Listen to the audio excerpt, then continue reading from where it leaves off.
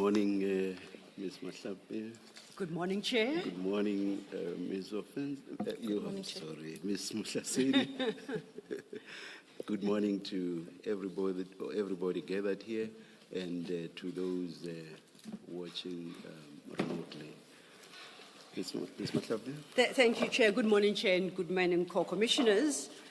For the record, Chair. Oh God, I said Ms. Mahlape. you did not even realize it. Well, it's because both are right, technically. Thank you. Thank you, Chair. Chair, today we intend to lead two witnesses. And our witnesses today will be on the theme of political interference. Our first witness is in the box, Major General Anthony Gopal. Just to place his testimony in proper perspective, I would like to remind the commissioners that General Mkhwanazi, during his testimony in dealing with matters of political interference, he does so from paragraph 243 to 251, and he specifically references the incidents that General Gopal had with the minister in this regard. The commissioners will recall that General Mkhwanazi tendered an annexure MK21, being the affidavit that the Major General had deposed to in an ongoing investigation. So he comes here today to confirm in part the contents of that affidavit and what General Mkhwanazi attributed to him at the time. Major General will be led by my learned friend, Ms. Muslasedi. We are ready to proceed, and I believe that the witness is ready, Chair. Thank you. Thank you. Good morning, General. Good morning, Commissioner Chairperson. Thank you. Will you be swearing or affirming? I will take the oath, Commissioner. Thank you. Do you swear that the evidence you are going to give is the truth, the whole truth, nothing but the truth? If so, please raise your right hand and say, "So help me God." So help me God. Thank you, General. Thank you, Chair. Good morning, General. Good morning, Councillor. Good morning. Before we start, can I confirm that you have two white files in front of you? That is correct, Chair. That's correct. They should have your name on the spine. One file should contain your witness statement, and the second file should contain an annexure bundle. Do you have that? I confirm that, Commissioner. Thank you. Could I ask you please to go to the file containing your witness statement? I am there, Councillor. Thank you. And if you go to the last page of that file, that should be page 11. Can you confirm that that's your signature at the bottom right corner of that page? I confirm that, Chairperson. Thank you. Please then confirm that this is your statement for purposes of the evidence you will give before the Commission today. I confirm that, Chair. And that you confirm the correctness of its contents and that you stand by them. I confirm that, Commissioners. Thank you, General. Remaining in that same file, could I ask you please to turn to page 1 of your witness statement? I am there, Councillor. Thank you. And we are then under the heading Introduction at paragraph 1. Could you please tell the Commission about your role in the SAPS with reference to the contents of paragraph 1?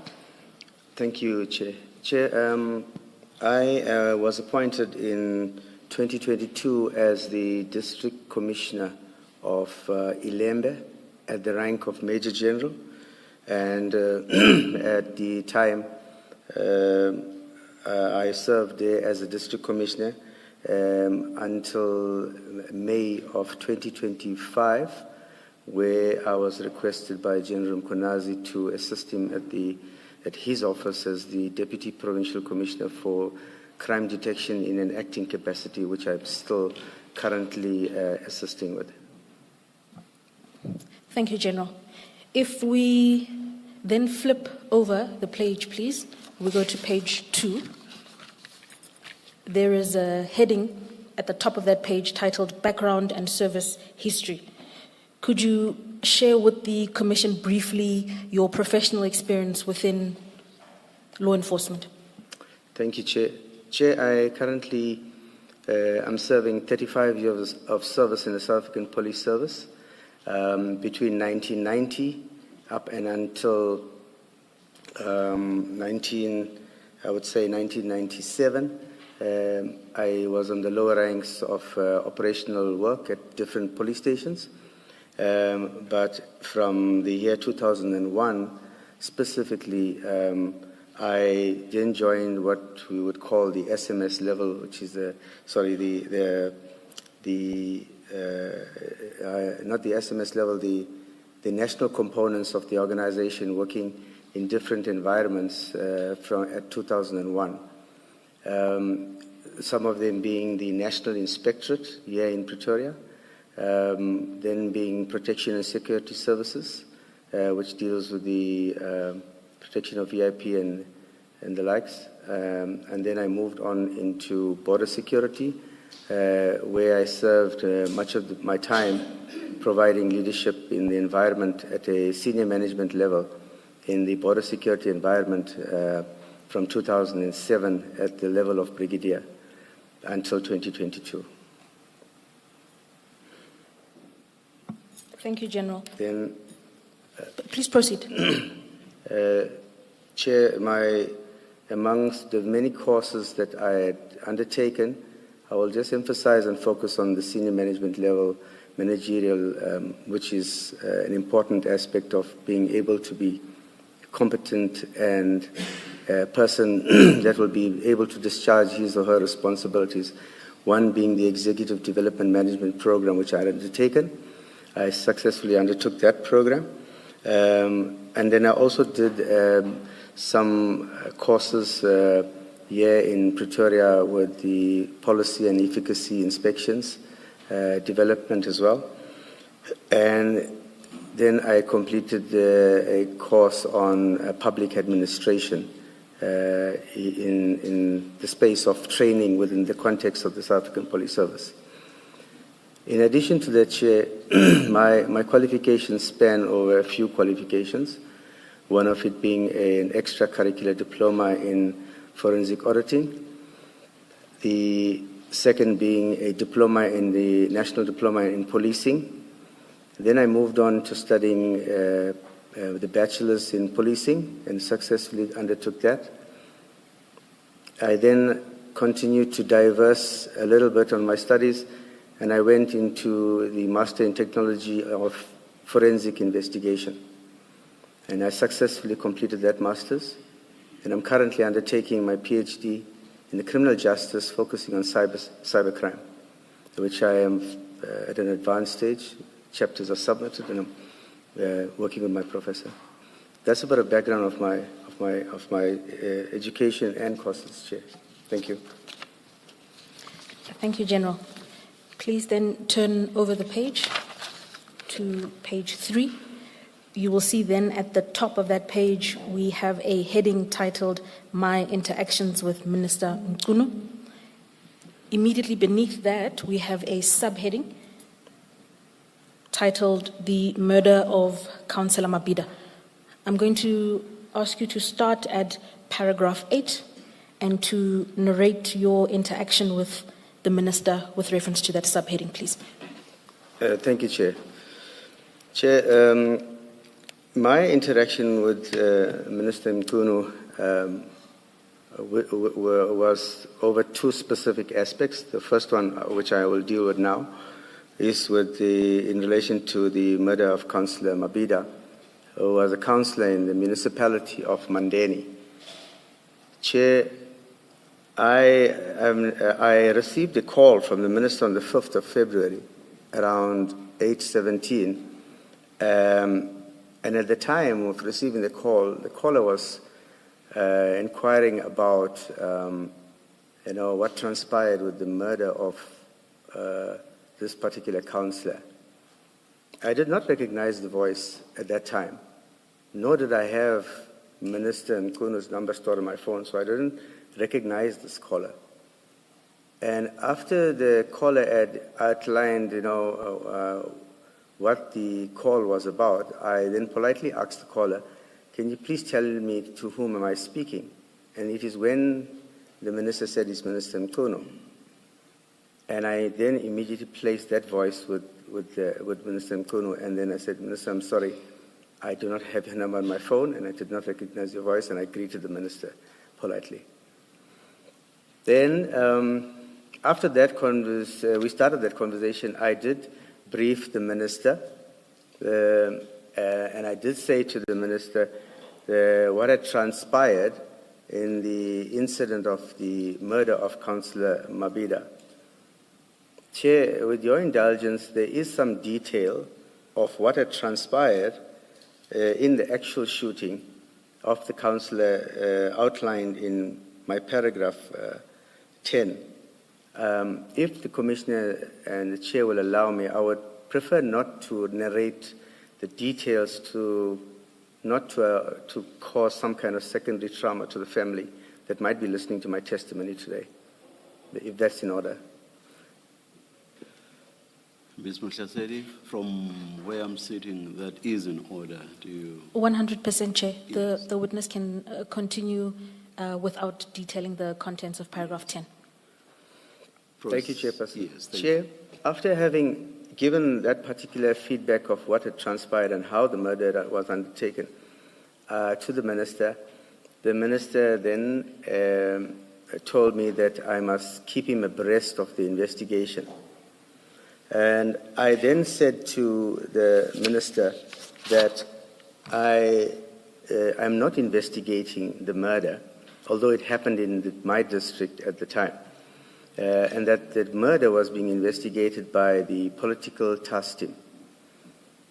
The minister then asked me... You mean the political killings task team? Commissioner, maybe I'll put it to you this way, Chair. Yes. At the time, now for the sake of public record, everybody is calling it in its full the political killings task team. At that time, it was just referred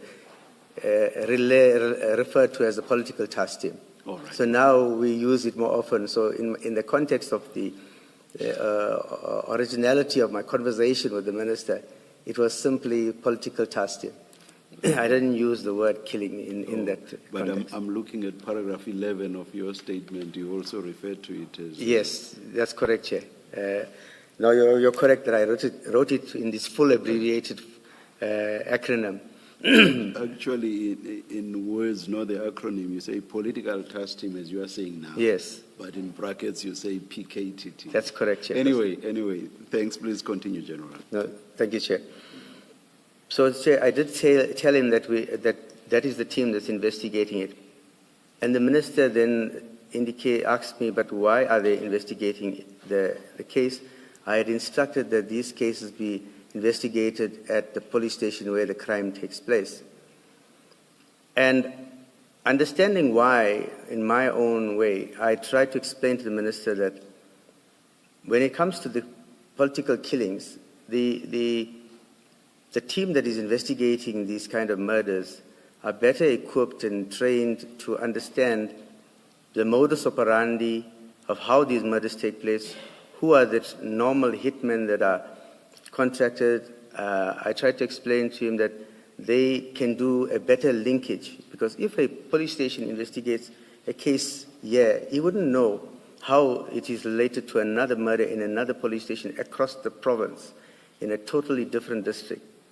So it made easier sense for better investigation to apply that kind of centralization of these dockets for investigation. The minister didn't respond to my response when I told him that. General, my apologies, General. Perhaps before you continue, in paragraph 12, the first sentence there, you indicate that the minister inquired why the task team was investigating the murder, and then you say, as he had given a clear direction that all political killing murders must be investigated at the stations. What did you understand that direction to be a referral to at that time? Chairperson, I had absolutely no understanding of what the minister at that time was referring to, a clear direction, and to whom and to where. He just simply said that you must understand, Chairperson, I'm receiving a call for the first time in my life from any minister. So I'm not going to be the one to question the minister about what direction you're talking about, where did you give it, and what context. So it is just as it is. I've narrated the story, Chair. Can I just ask, good morning, General. Morning, Chair. Before this call, in this particular part of your call with the minister, had you ever become aware of an instruction that political killings must be done at the district level or the station where they occurred? Chair, the first time I came to understand about some kind of contention around this issue of the political task team and the minister was when I viewed and watched the portfolio committee where General Mkonazi was narrating a story about the political task team. It is the first time I had viewed or got to hear about some aspect or contention, because at a provincial level, this was not a topic for us. It was not in our space or sphere of discussion in our span of control. I hope that brings... Just to clarify, to be clear for the record, this discussion this explanation by General Mkwanazi that he's referring to is at the March 2025 parliamentary appearance. That is correct, Chairperson. Committee. Thank you. Thank you, Commissioner. General, you can continue your evidence. You were dealing with the contents of paragraph 12 and 13. Thank you, Chair. Chair, so having given that explanation to the minister, that they better understand, the political task team understands the patterns of how to these crimes and how to investigate them. The minister then, like I said, then thanked me for the feedback, but he still asked me if there's any development, I must keep him abreast. So that's how our call had ended. My call had ended with the minister. Thank you, General. Could I ask you to please turn to your annexure bundle? To please go to page 10 of your annexure bundle.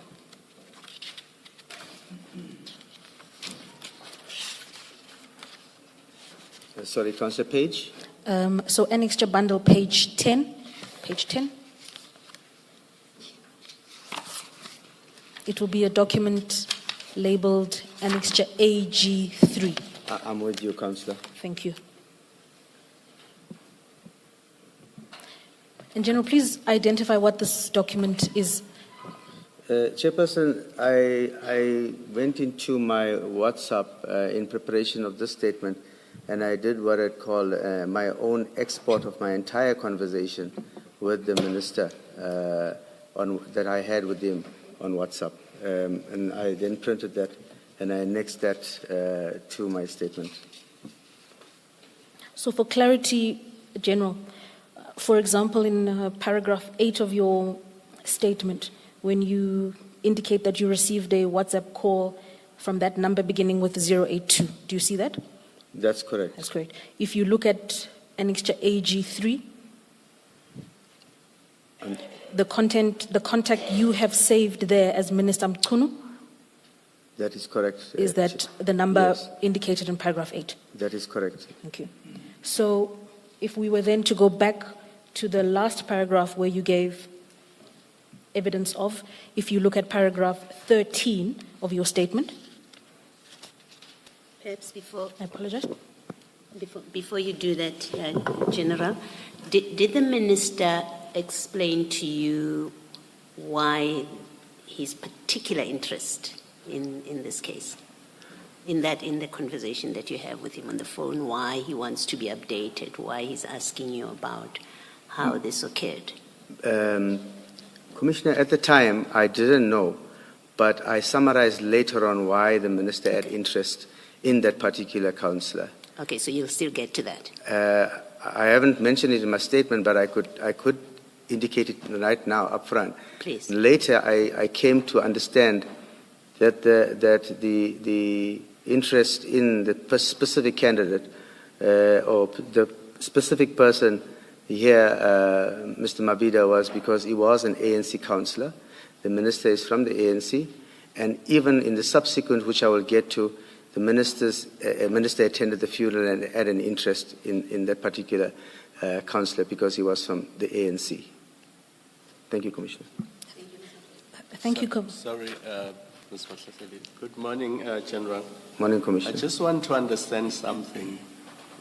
Where did the minister get hold of your phone numbers, and how did he know that you are the person to speak to if he wants to know more about this case? I'm just curious to understand how the connection started, and out of all the people, he decided to call you and speak to you.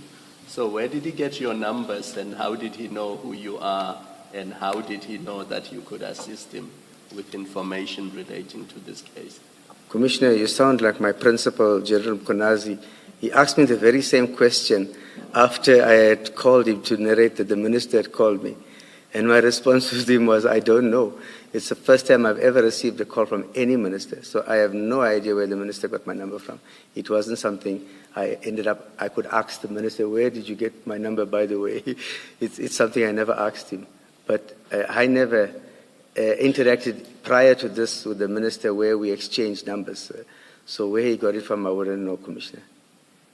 Just out of interest, were you the investigating officer in the case, or were you the station commander of the station where the case was reported? I was just trying to understand why the minister would contact you and ask you about this case. Commissioner Kumalo, I was the district commissioner. Mandeni Police Station is one of the 10 police stations that falls within the district under which resorted under my command and span of control. So the 10 station commanders in the district reports to me. Mandeni is one of those stations. Councillor Mabida is a person who died in Neoni Police Station, which is also under my jurisdiction as in the Ilembe. He is a councillor in Mandeni municipality, but he was murdered in the Neoni policing precinct, which is still under my control as a district commissioner. So is it safe to assume that he could have inquired and somebody would have directed them to you? I would say so, Commissioner. Thank you. General, was this the first political killing, in your recollection, the first political killing within your area since the minister was appointed? To my recollection, Commissioner, I think it was, yeah. Okay, thank you. Thank you, Commissioner. General, just to tie up on our previous point, if you have regard to paragraph 13 of your statement, please. That last sentence there reads, my call with the minister on the 5th of February 2025 was 8 minutes in duration. If you then have regard to page 10 of your annexure bundle, the page where we were before. Yes, I'm with Are you you. there? And if you have a look at the fourth line from the top. That's correct, Commissioner. Chair, the 8 minutes is consistent with the WhatsApp export chat that reflects the 8-minute conversation I had with the minister on a WhatsApp call. And General, as we continue to work through this particular interaction with the minister, we'll just have reference to this extraction from the data from WhatsApp. But I would ask you then to turn to paragraph 14 of your statement. Thank you, Chair. And continue from there. Chair, so later the same day, the minister, I WhatsApped the minister with an update because I had received some information regarding possible suspects that came to my attention. Now, this particular information, when it came in, it was about an arrest that was made, not specifically for the councillor's murder, but it was suspects that we had arrested on a possession of unlicensed firearm, which the local investigators at the police station had picked up in the interviewing the suspect that he may be related to the murder of the councillor. I messaged the minister, but then I realized, okay, maybe we must see the investigation through before I could have given that as a possible suspect, and I then deleted those messages to the minister. So, General, the update, was it in what? Did it consist of 4 texts? Because I see 4 deletions. So I didn't get the question, Commissioner Chair. I'm saying in paragraph 14 you refer to an update, singular, but in AG 3, page 10, I see 4 deletions. So did the update consist of 4 texts? That's correct, Chairperson. All right. Thank you, Chair. Thank you. General, following on from the Chairperson's question, please then continue from paragraph 15. Thank you, Chair. So, Chair, on the 5th of February, after I had spoken to the Minister, I then called General Mkunazi to give him an indication. Our protocol, Chair, is that within the South African Police Service, in the context, is that no man is unto himself. You have a chain of command, and you follow that chain of command. You're appointed in the context of the chain of command. So when somebody out of your protocol contacts you, communicates with you, you will have to inform your principal that I have been communicated by a particular individual, and this is the context of the conversation. In this instant, I then, in due respect to that protocol, called my principal, who is Lieutenant General Mkunazi, and I praised him of the telephone conversation between myself and Minister Nkunu. Chair, it is similar to the very same question that Commissioner Kumalo had raised earlier on, where General Mkunazi asked me, but why will the minister be calling you? Do you know the minister? Have you met him before? How does the minister have your number? And my answers to him was similar to the earlier, that I don't have a personal relationship with the minister. I don't know him. I don't know where he got my number from. It's the first time I've received a call from a minister, not just from Minister Nkunu, from any minister in the South African government that calls me directly and speaks to me. So I've never had a conversation with the minister before. Then that conversation, after outlining that to General Mkunazi, I then updated him also with what was transpiring in the meantime with regards to the suspect, and I then indicated to him that I have communicated with the investigating officer of the task team that we may have a possible suspect that they may want to come and interview in the case that they are carrying, because the one we are having is just for unlicensed possession of firearm.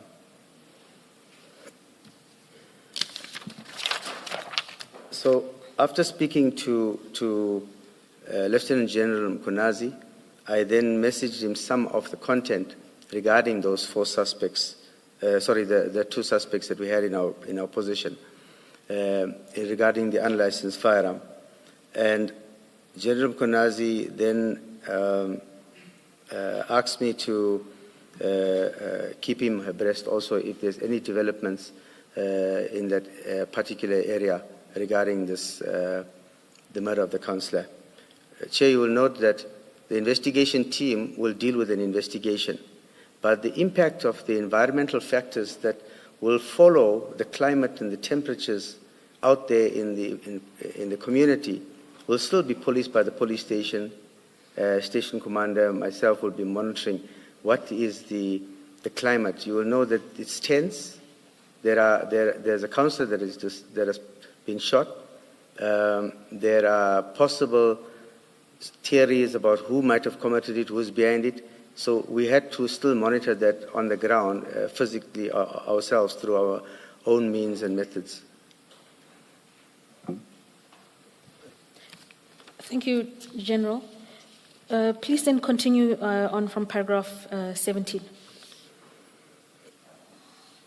Chair, on the 7th of February, I called Minister around 0837 and I gave him an update that the suspects are making their court appearance related to the unlicensed possession of firearm. And we have not dealt with them in terms of anything else except for the unlicensed firearm. So I indicated to him that there is a court date that these accused are appearing on, but this is the suspects now that are possibly going to be linked to the murder of the councillor, and that once they appeared for the unlicensed firearm, they will then subsequently be processed by the task team, who was going to go and then address them on the murder related to the councillor. Chair, the arrest of the suspects in this incident, I must say, was undertaken by the public order policing on the same night of the murder on a routine patrol, where they had stopped, and during the search of these suspects, they found them with firearms. And when they had brought them to the station, it is the local detectives, in trying to understand where does the firearms come from, where they're coming from, and the investigative techniques of investigation, they then uncovered that it is possibly linked to the murder of the councillor. General, before we turn to the next page, just to clarify, could I ask you to have regard to page 10, again, of your annexure bundle? If we go back to the initial telephone communication you had with the minister, that is the fourth line from the top on the 5th of February. Are you there? Yes, Chair. Okay.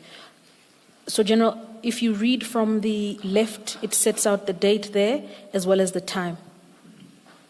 You're talking about the fourth entry? The fourth entry, that's correct.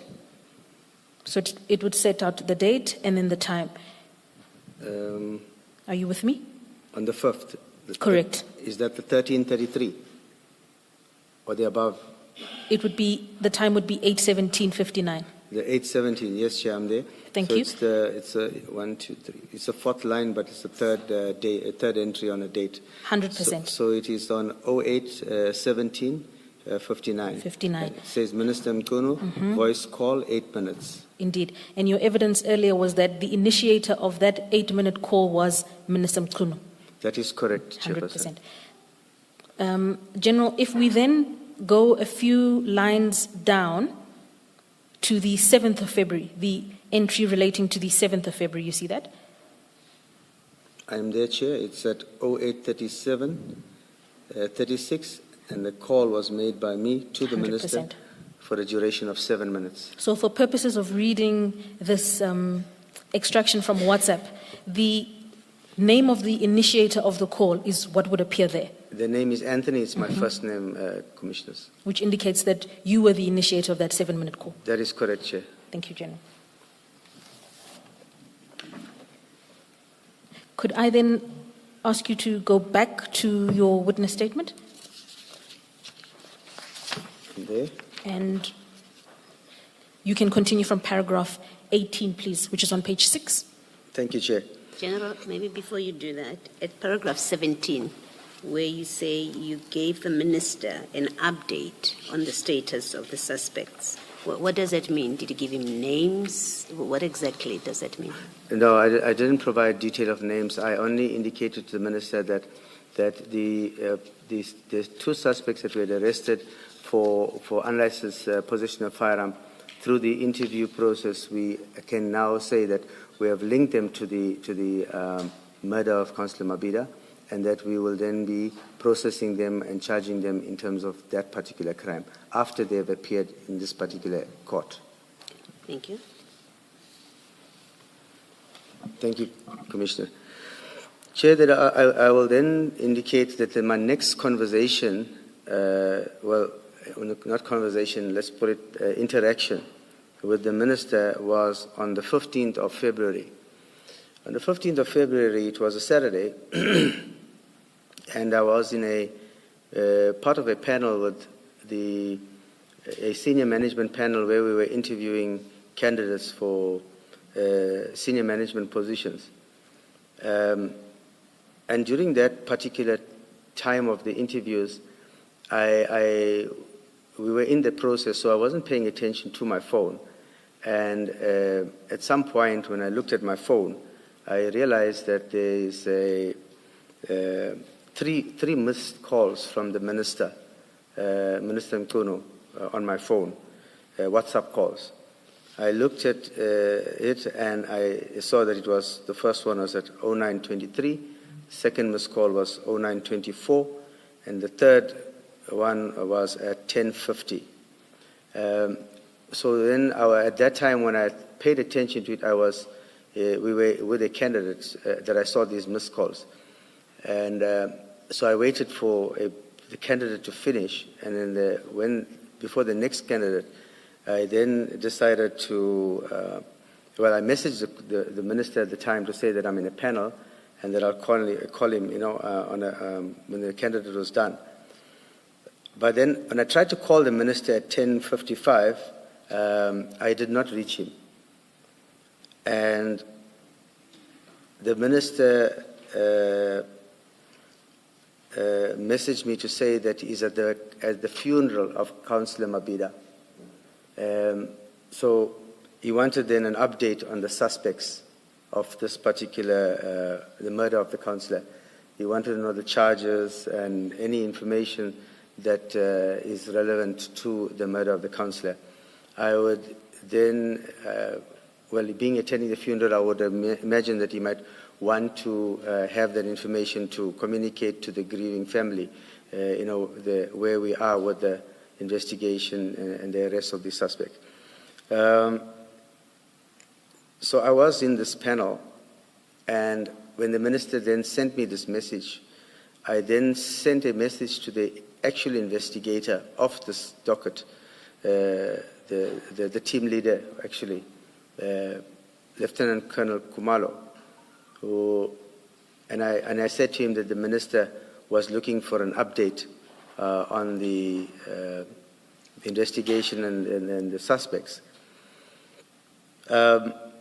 Chair, the investigating officer then messaged me to indicate that he will update the Provincial Commissioner on where they are with the investigation, and that if the Minister wants any further updates, he can contact the Provincial Commissioner.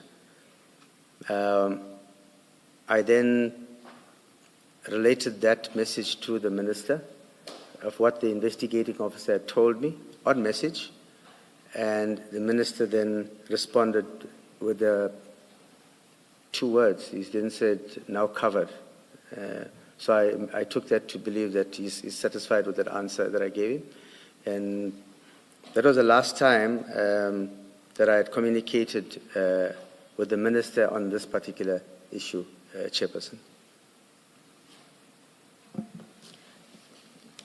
General, with reference to paragraph 19, previously upon receipt of queries from the Minister, you'd agree that you'd responded to his request for information or updates. Is that so?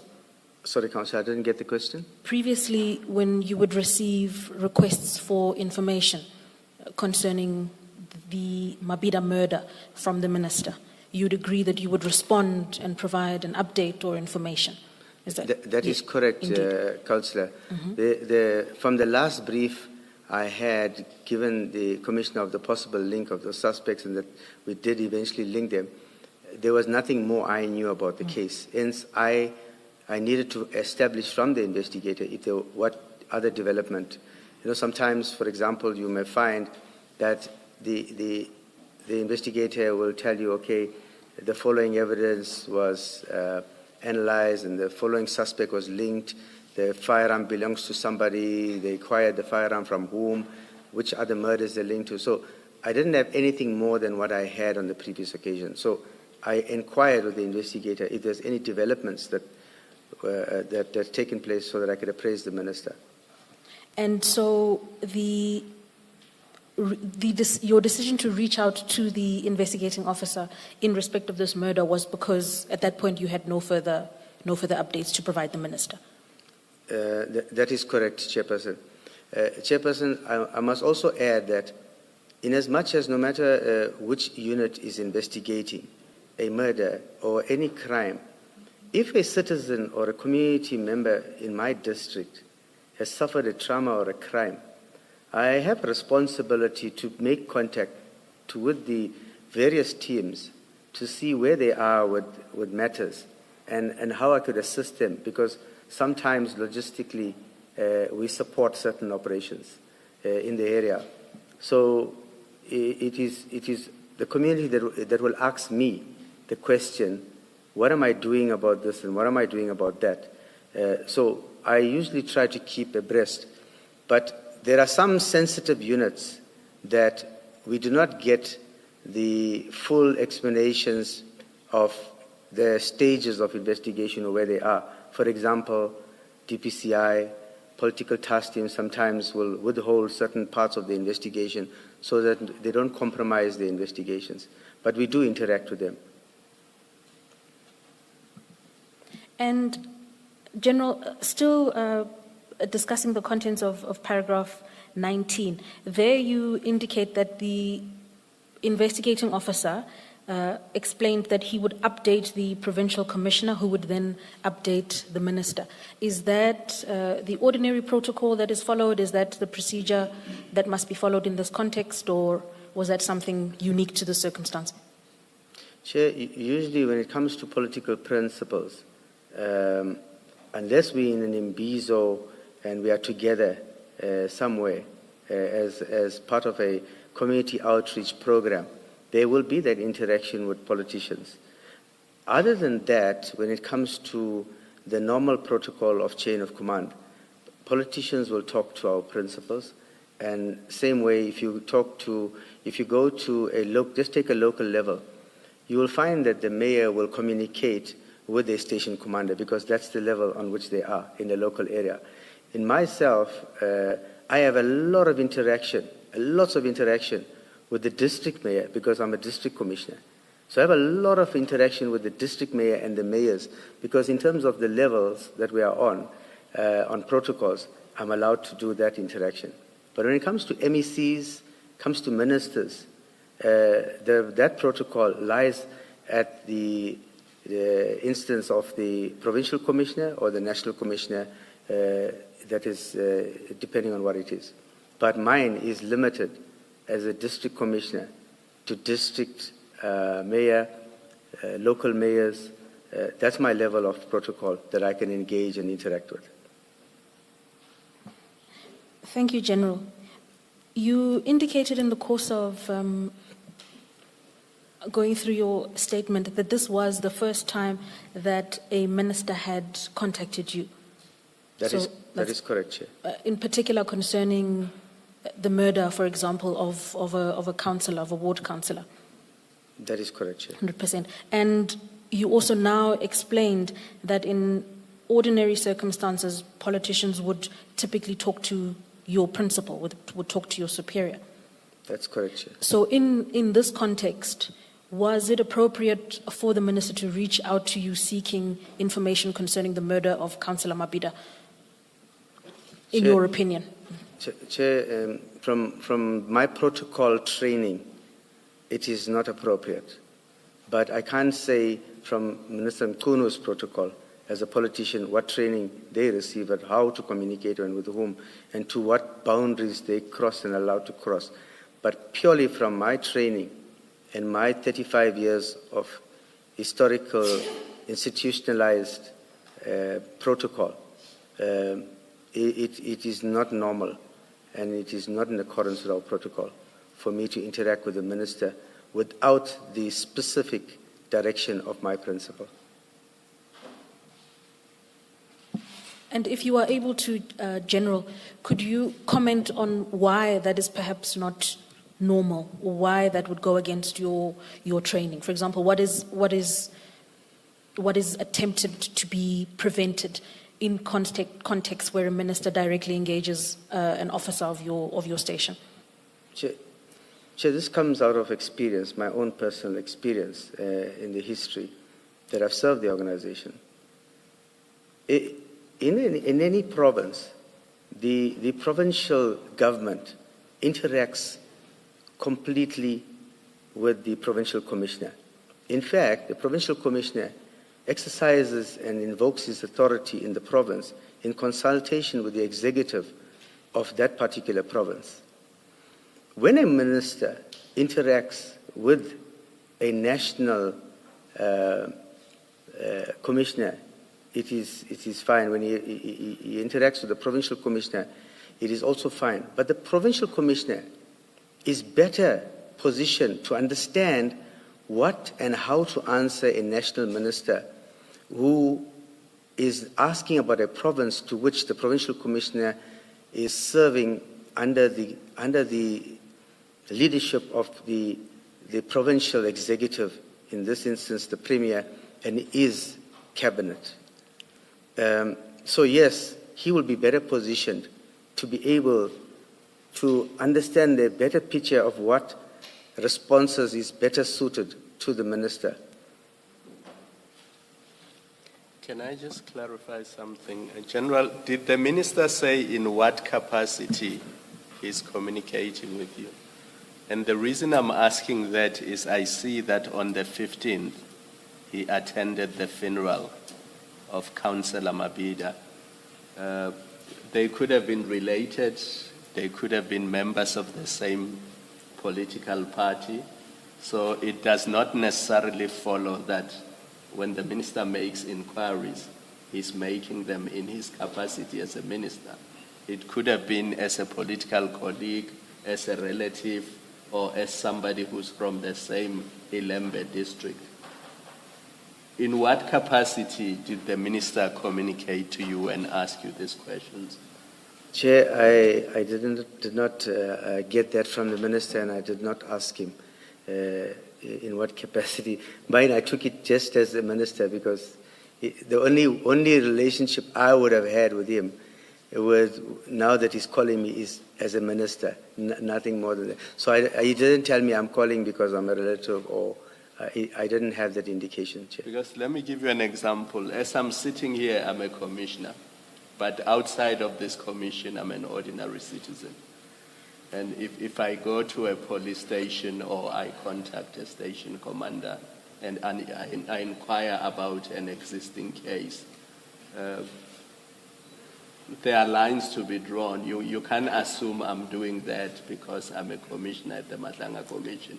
I could be doing it as an ordinary citizen or as somebody who lives in a particular area who's interested in what's going on with a particular criminal case. Commissioner, that's why earlier on I said that later on I could only summarize that the interest could have been because the Councillor Mabida was from the ANC. So it's possible that it's because he's a comrade, because he's a relative, but I didn't get that clear from the minister as to what was his specific relationship, whether it was just fulfilling an office duty as an office bearer of the ANC, or as a minister, or as a relative.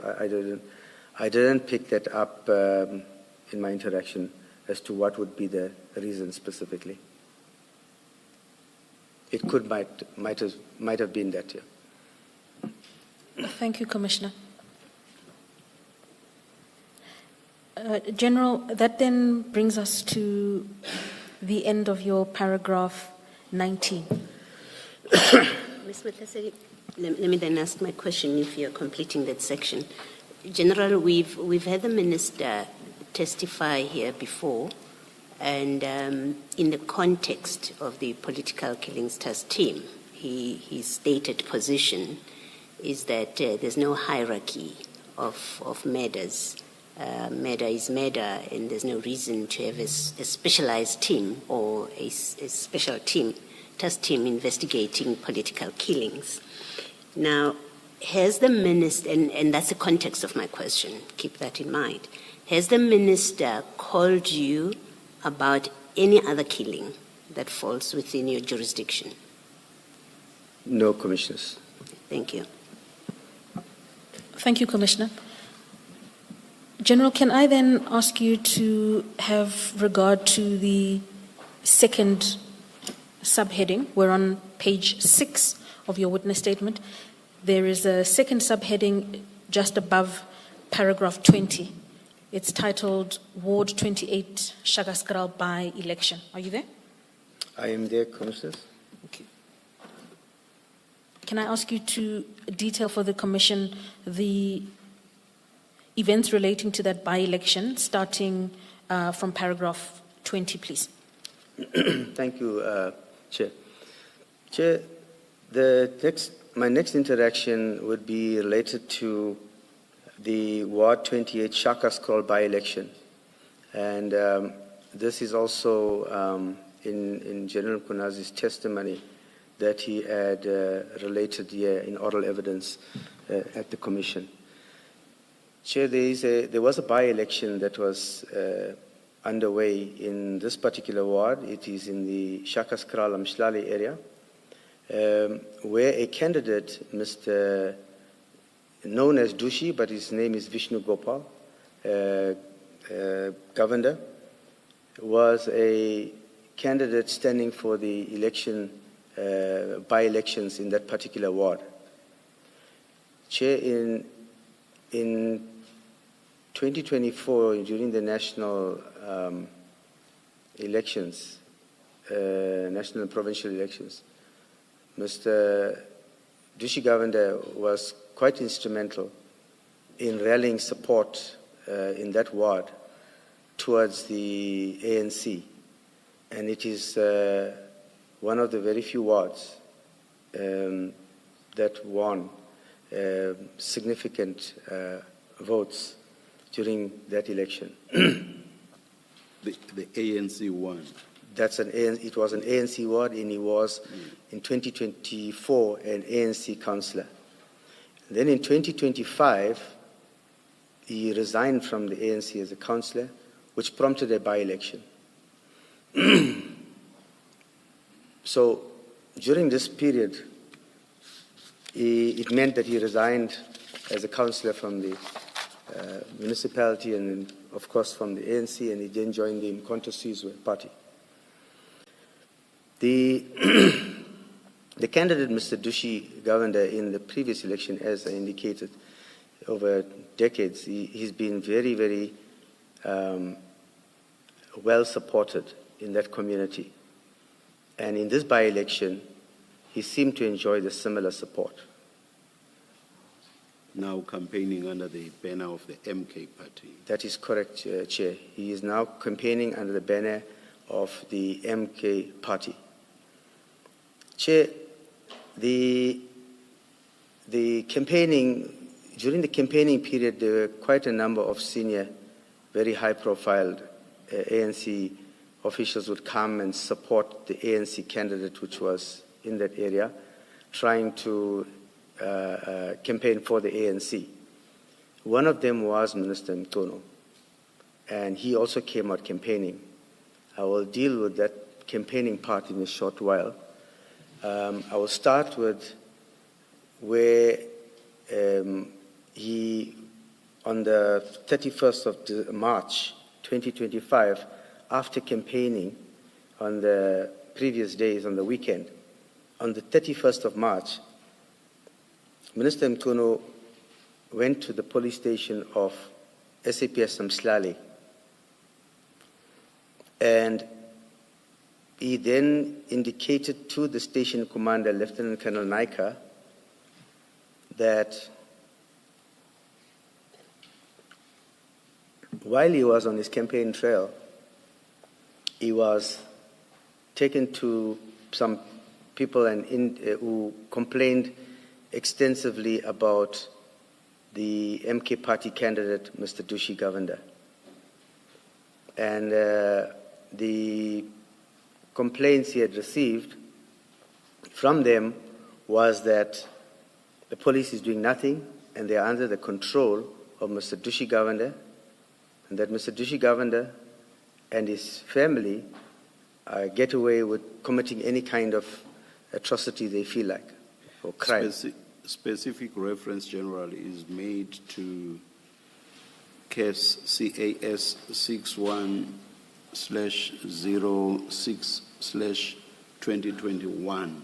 That is, yes. What was that case about? that was a case of an housebreaking and theft case where he specifically told the station commander that he'll be returning to the police station in the afternoon at 1500 hours, and he wants the management to bring that docket and explain to him why Mr. Dushi Govender has not been arrested. Who had laid a charge in respect of this matter, and who was the suspect? Chair, in this particular case docket, a complainant was, it's in my notes, and I didn't put it in the statement. The notes are made of the meeting that the minister had. The complainant was a member of the public, and the suspect in this particular case docket was the son of Mr. Dushi Govender, and not Mr. Dushi Govender himself. So that was a housebreaking and theft case. So in the morning, basically, he tells the station commander, minister says to the station commander, I'm coming back at 3 o'clock. Have your management ready. Bring this docket.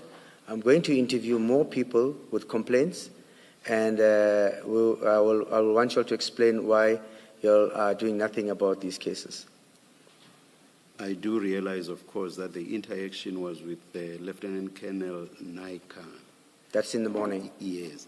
Did you ever get to understand why the minister was making all these inquiries? Commissioner, I'm coming to that part of my statement where, after that conversation, Colonel Naika called me and indicated that what had transpired. She also sent me a message in relation to that.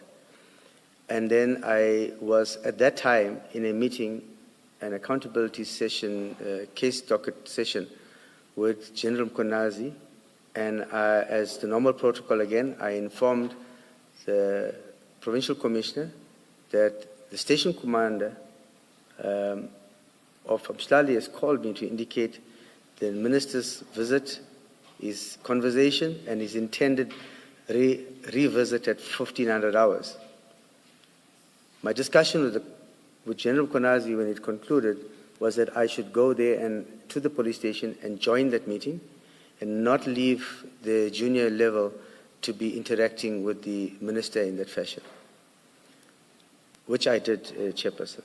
I then proceeded to the police station, and it's where then I found the minister, Minister Mkunu, with a few of the ANC officials in the office of the station commander. All of them were clad in ANC regalia. They were clad in ANC regalia, and they were in the office of the station commissioner. I greeted the minister and his colleagues that were with him. I greeted the station commander and the management that was there, and I took a seat at that table. And then I indicated to the minister that... when you say they were all clad in ANC regalia, does that include the minister? That includes the minister, Chair. For ease of reference, in my annexure, there is a picture that was taken with the minister on that day outside the police station in that particular regalia. To assist you, General, that picture is on page 6 of your annexure bundle. It's AG2. Thank you, Chair. Chair, this picture, I must contextualize it. It wasn't a picture that was taken out of official.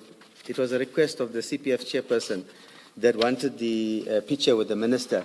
And then the minister didn't want to be alone.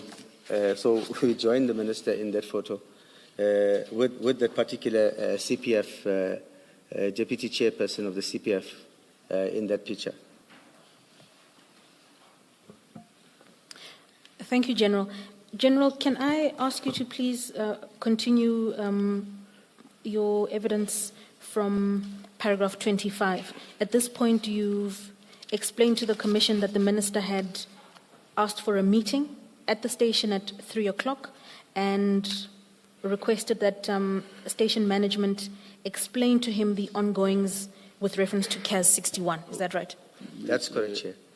Chair, when I had arrived, as I indicated, I did see the Minister, and I did now introduce to the Minister that one will recall that my previous interaction with the Minister was as a district commissioner of Ilembe on the previous incident.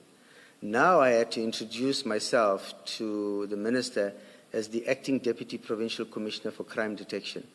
So I then introduced myself in my new acting capacity as to what brought me there. The station commander was, the acting station commander, Colonel Naika, was also in the room because the station commander was on vacation leave at the time.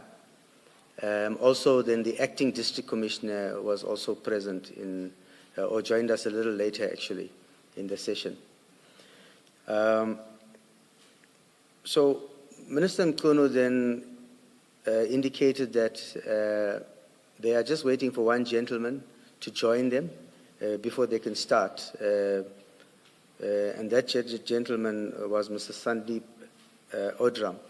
He was also an ANC comrade. So after a few minutes has passed, I think the Minister decided to start the meeting without him, which we did, and Mr. Odram subsequently joined while we were in the meeting. But the Minister then starts to narrate that he went to different houses or community members, and in particular there were 3 different instances that he narrated complaints against the candidate that is standing for elections, Mr. Dushi Govender. The Minister was of the opinion that the community has a sense of frustration that we are doing nothing about Mr. Dushi Govender and his son's behavior. My notes, as the Minister was outlining it, I have made reflection on my notes, which is part of my bundle, which... Let me assist you, General. Your notes, a typed version of your notes, my apologies, appears on page 4 of your annexure bundle. The handwritten version is AG1, beginning on page 1, but the typed version of that meeting would be on page 4. Yes, Chair. So my handwritten version and my typed notes are there. So there was I will not mention the names in my notes for the sake of protection of those complainants in those matters, but there were persons that the Minister referred to that were complaining about Mr. Dushi Govender, and they narrated certain cases also. Chair, at the end of this entire session with the Minister and Mr. Sandeep were also narrating certain frustrations against this candidate, I then pointed to the Minister that firstly, there's CAS 61, we gave him a feedback to say that in that case docket of 61, housebreaking, which the Minister specifically asks for, the suspect is not Mr. Dushi Govender, it is his son. And it's not that we didn't arrest the son, we arrested the son in this matter. In this particular matter, there were other accused with the son that was arrested. And the matter was taken to court, and the prosecutor then declined to prosecute the son in this matter. It's because in the complainant's version of a statement, The complainant never saw the son, but heard voices, and she associated the voice with the son. So I cannot I don't know more than what was in the mind of the prosecutor, but that's the reasoning that was provided in the case docket. So that matter was withdrawn or declined to prosecute. So I gave the feedback to the minister on that particular docket, and the minister was then not happy with that. He says, why will the prosecutor decide in that particular way? There was also the same son who was charged for murder. And the context of the murder was where he drove his vehicle into somebody after an argument. And the court gave him a suspended sentence with community service. The minister then wanted to know why the court gave such a lenient sentence. And again, I responded to the minister that is prerogative of the judiciary. We cannot question the outcomes of hearings or trials and the sanctions and the verdicts. The court is the only place one can take one's recourse to. So the minister then indicated he will raise this issue with the Minister of Justice in his own interactions with him. I then indicated to the minister, in relation to the complaints that he was citing with the assistance of Mr. Odram, that we would really like to get to interview those particular persons, open cases if we need to, and get a report on or complaint if they are complaining about police inefficiency, so that one could assist in attending to it in a formal and constructive manner. The minister in that meeting agreed that Mr. Odram will provide that report to the station commander. I must say, Chair, to date, we don't have that report. And we've not been given access to the people that they were complaining about. Then, I also then wanted to indicate that during my interaction with the acting station commander, even prior to this meeting, on the date on which Minister Nkunu was campaigning, she did send me on text message, on WhatsApp, indicating to me that Mr. Odram took the minister to 3 specific places or to houses for people to complain about the candidate, Mr. Dushi Govender. So, my response to her was that if the minister asks you any questions, take note of that and indicate to the minister that we will respond appropriately to those concerns. At that time, it was concerns. So we'll report. And I didn't realize the minister was going to come the following day and then call a meeting. So we thought, I asked the station commander acting at that time to just take note of it, and then we will get to respond to that. And General, just a question of clarification. If regard is had to your paragraph 28 of the witness statement at the bottom of page 8. Yes. That reference there to he in the first sentence. The minister inquired why he was given a suspended sentence for murder. That's a reference to who exactly? I think, Chair, the minister was given an impression by Mr. Odram and the colleagues that were here with him that it was Mr. Dushi Govender that was charged for murder. And then I had to indicate to the minister that it was not the Mr. Dushi Govender, it was the son. So the he I'm saying is, when I referred to this paragraph, by then I had already clarified to the minister, so I was just referring to the son at this point. And so just to be clear, those complaints that you recorded in your notes at page 4 of your annexure bundle, those complaints in fact were related to alleged criminal conduct on the part of Govender Junior and not on the part of Dushi Govender, as... Chair, yes, the complaints, to their understanding, it was against Dushi Govender and the sons, but when you go into it, you then realize it's not Mr. Dushi Govender, the candidate that was standing at the by-elections, it was against the sons. Thank you, General. Sorry. Am I hearing you to refer to sons, plural now? Mr. Dushi Governor has a few sons. Oh, all right, all right. I'm asking specifically because I thought throughout you were referring to just one son. Now No, he has quite a few sons, problematic sons, Chair, very problematic sons. He has 3. Yeah, very, very problematic. I can say to you that because whilst Mr. Dushi Governor is not... We should not get to the any, personal, yeah, and I'm not any going into detail with regard to them being problematic. Yeah. Well, Chair, I say that with no contradiction simply because Mr. Governor himself calls me and he tells me to please come and lock his sons up. He calls me. So that's why I say it with no contradiction. He calls me to say he's now fed up of this one and it's fed up of that one. Please come and arrest him. So that's why I say it without contradiction. And did you arrest them, General? Chair, we did.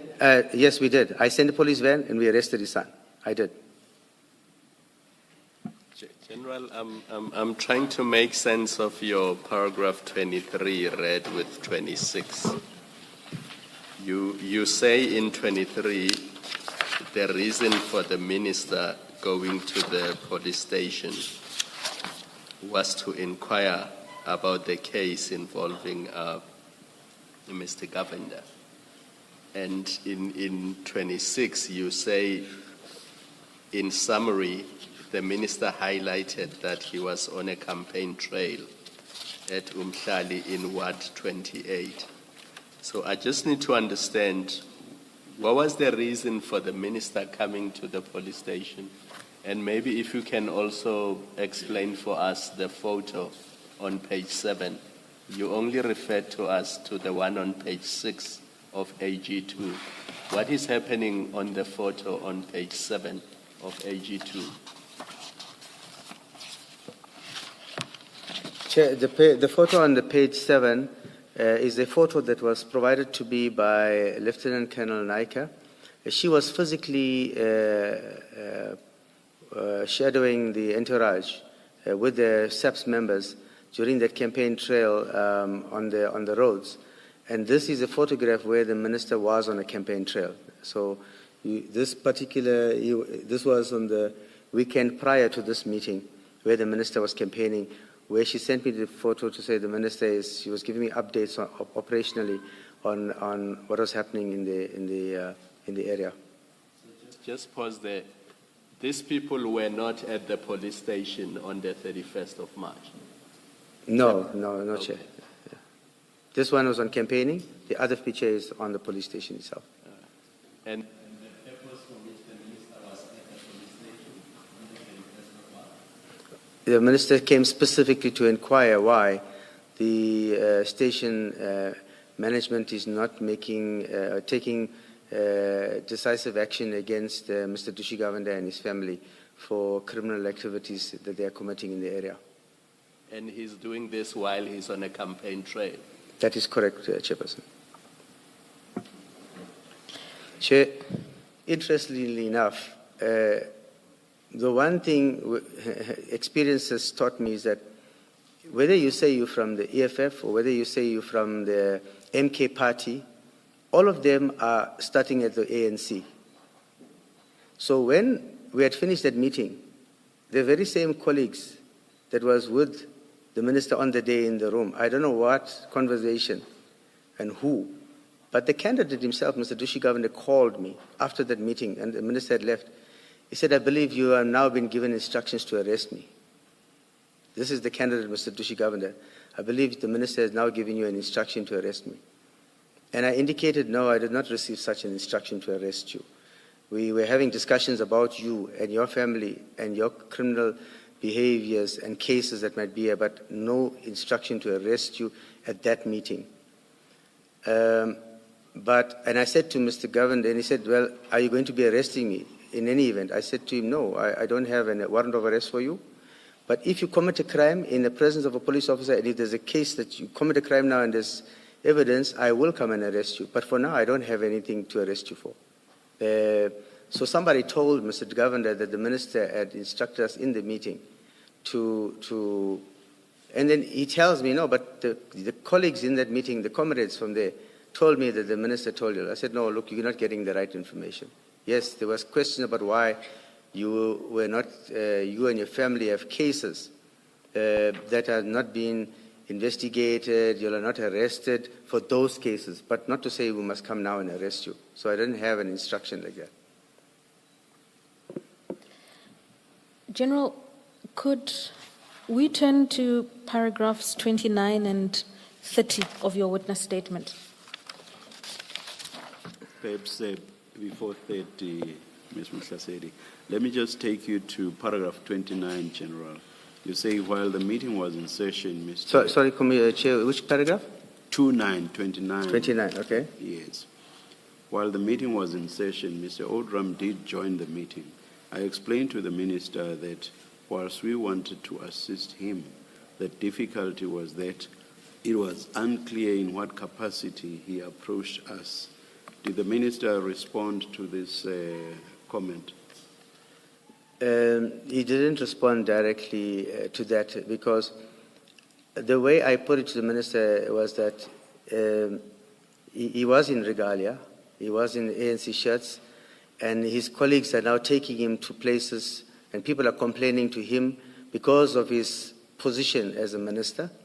And now as a minister, he has that role and title that nobody can take from him.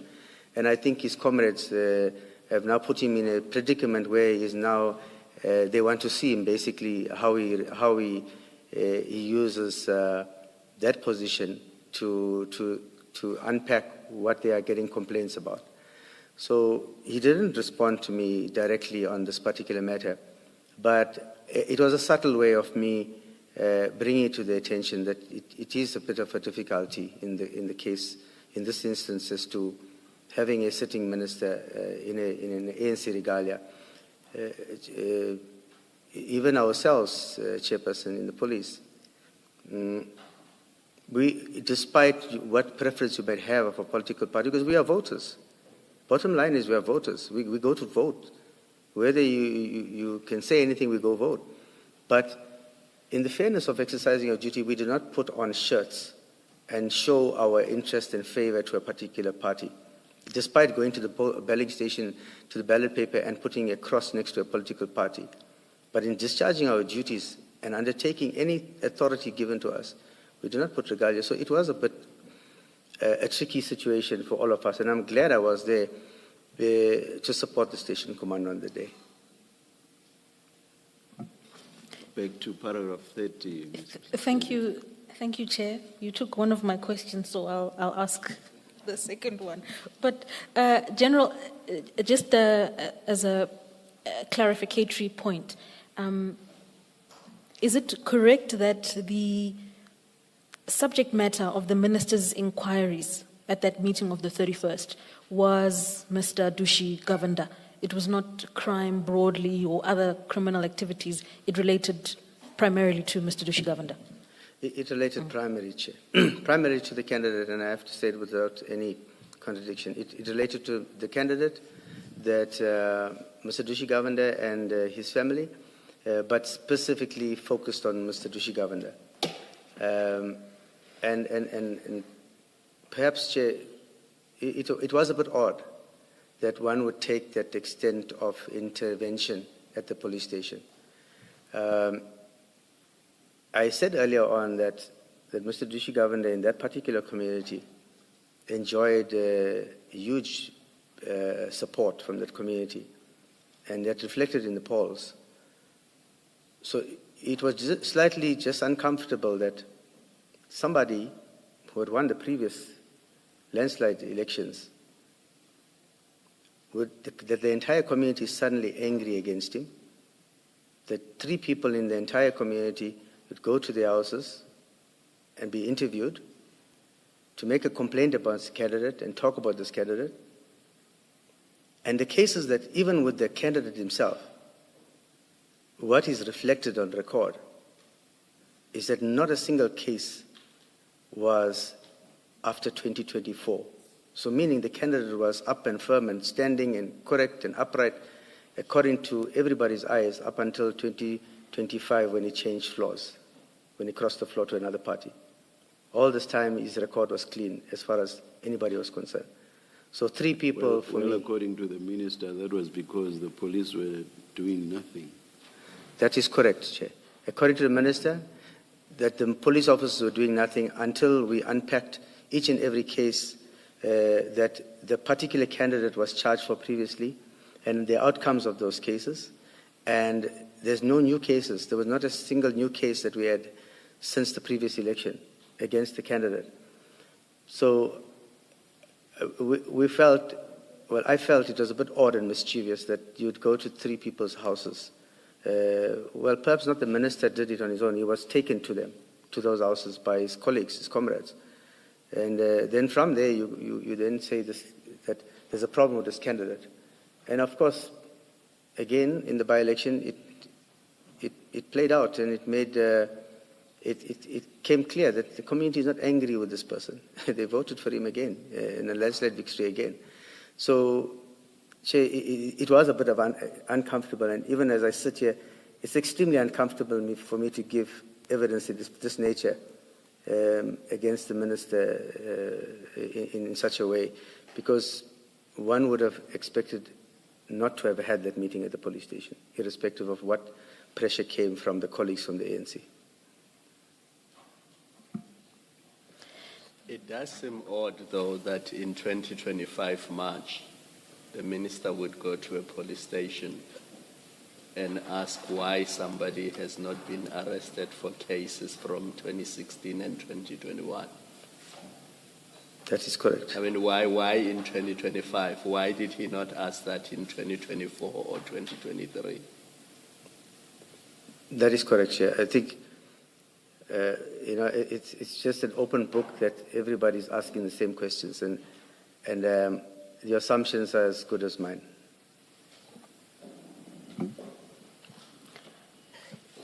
General, as I understand it, the significance of your referencing that or mentioning that the minister and the people with whom he was were wearing ANC regalia and T-shirts, the significance of it is he was not in the discharge of ministerial functions. He was campaigning. He was on the campaign trail for a candidate of the ANC. Am I correct in that understanding? That is correct, Commissioner. And I think it's something that becomes difficult for us as officials to navigate. Now, I'm a general, and I had to navigate through that. I had to go to the assistance of a station commander. Yes. A constable would not navigate. He will comply. Yes. In an ordinary day. Yes. He will not navigate through that. Yes. So it becomes quite a bit of a challenge that sometimes office bearers on a political level put us through as government officials. Yes. So in short, what you're saying is he was in ANC regalia carrying out campaigning and therefore ANC activities, and yet used the power of his ministerial office to get a meeting with the station commander and with the management of the station and to ask about dockets. That's correct, Chair. But I must be also quite open-minded to the fact to say that if any political party came in regalia and they didn't have a designation of power on them, they could walk into a police station and complain about the candidate, and we would have given them the same attention in their regalia. The complexity here is that it's the minister. Yes. Well, even with that scenario, would you, it being any other political party, would you bring the docket, as you say in paragraph 23, the minister had asked for a specific case docket to be brought in the afternoon. Would you share that with an ordinary member of the public, the contents of a docket, and discuss the specifics of a case that's in a docket? I would not. I will summarize. I will not give them the detail that I ordinarily gave the minister. We gave him more detail of information. Chair, all this information on individuals in a private, these are private people. Yes. All this information we gave to the minister purely because he's the minister. Yes. If somebody walked in there, I would have given them audience, but I will summarize it to tell them, I have looked into this docket. My answer to them would be, I've looked into this docket. Your basis, your argument does not stand. What I may advise you to do is take a recourse with the public prosecutor in this docket, Yes. but not with the police. I'm satisfied with the extent of investigation that was done and the outcome of the investigation, which took it to court. So your recourse would be with the prosecutor and the NPA. That's the answer I will give you as a normal walk-in. But because it's the minister, the portfolio of the candidate, the history, the background, the profile, it's not entitled to a walk-in.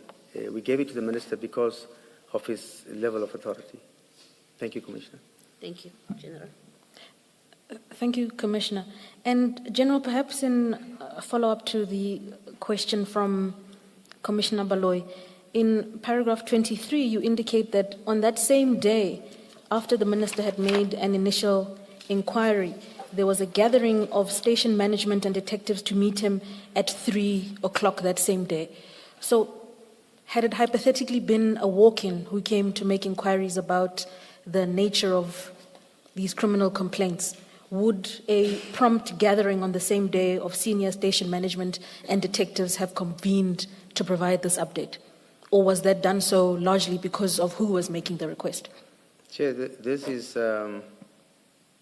totally at the instance of the minister, this meeting. It's not a planned meeting. There was no meeting planned with the management. The meeting was called at the instance of the minister. Thank you, General. General, to tie up your evidence... If I may. General, just in the light of this last conversation that you and I had, just to be clear, can a member of the public come to a station? Well, can, because it's humanly possible to do, but I'm just trying to understand about how things work. I walk into a station and ask, I want a meeting with managers, and would you concede to that if I ask for that? Well, let's put it in this context here. If you want a meeting of that nature from a walk-in from the public where you want all the whole management, you will not get such a meeting. You may get an interaction with the investigator of that particular case, but you will not have the ability to order a meeting with the entire management in the afternoon just about your case. But you may get a feedback on your case that you are inquiring about. Thank you, Commissioner. General, you were at paragraph 30. With reference to the last sentence in that paragraph, you indicate that upon conclusion of the meeting and having answered his questions, that is the minister's questions, you requested that the minister provide you with an official report on these complaints and details of the cases so that you can investigate and properly report back to the office. Are you able to please explain to the Commission what was the purpose of requesting this report? What did you seek to achieve with it in light of the fact that you had answered the questions posed by the minister at this stage? Chair, my understanding was the minister, Mr. Odram, that was there, was a third party. They were relating versions and narrating stories. For us to establish whether the complainant is actually a complainant and the person is actually complaining, you have to get to that complainant, you have to get to that person. So we wanted the report with the full details, contact details, and names of the person, and I even suggested to them that they could even go with us, take us to those people. So that was the purpose of our requesting the report.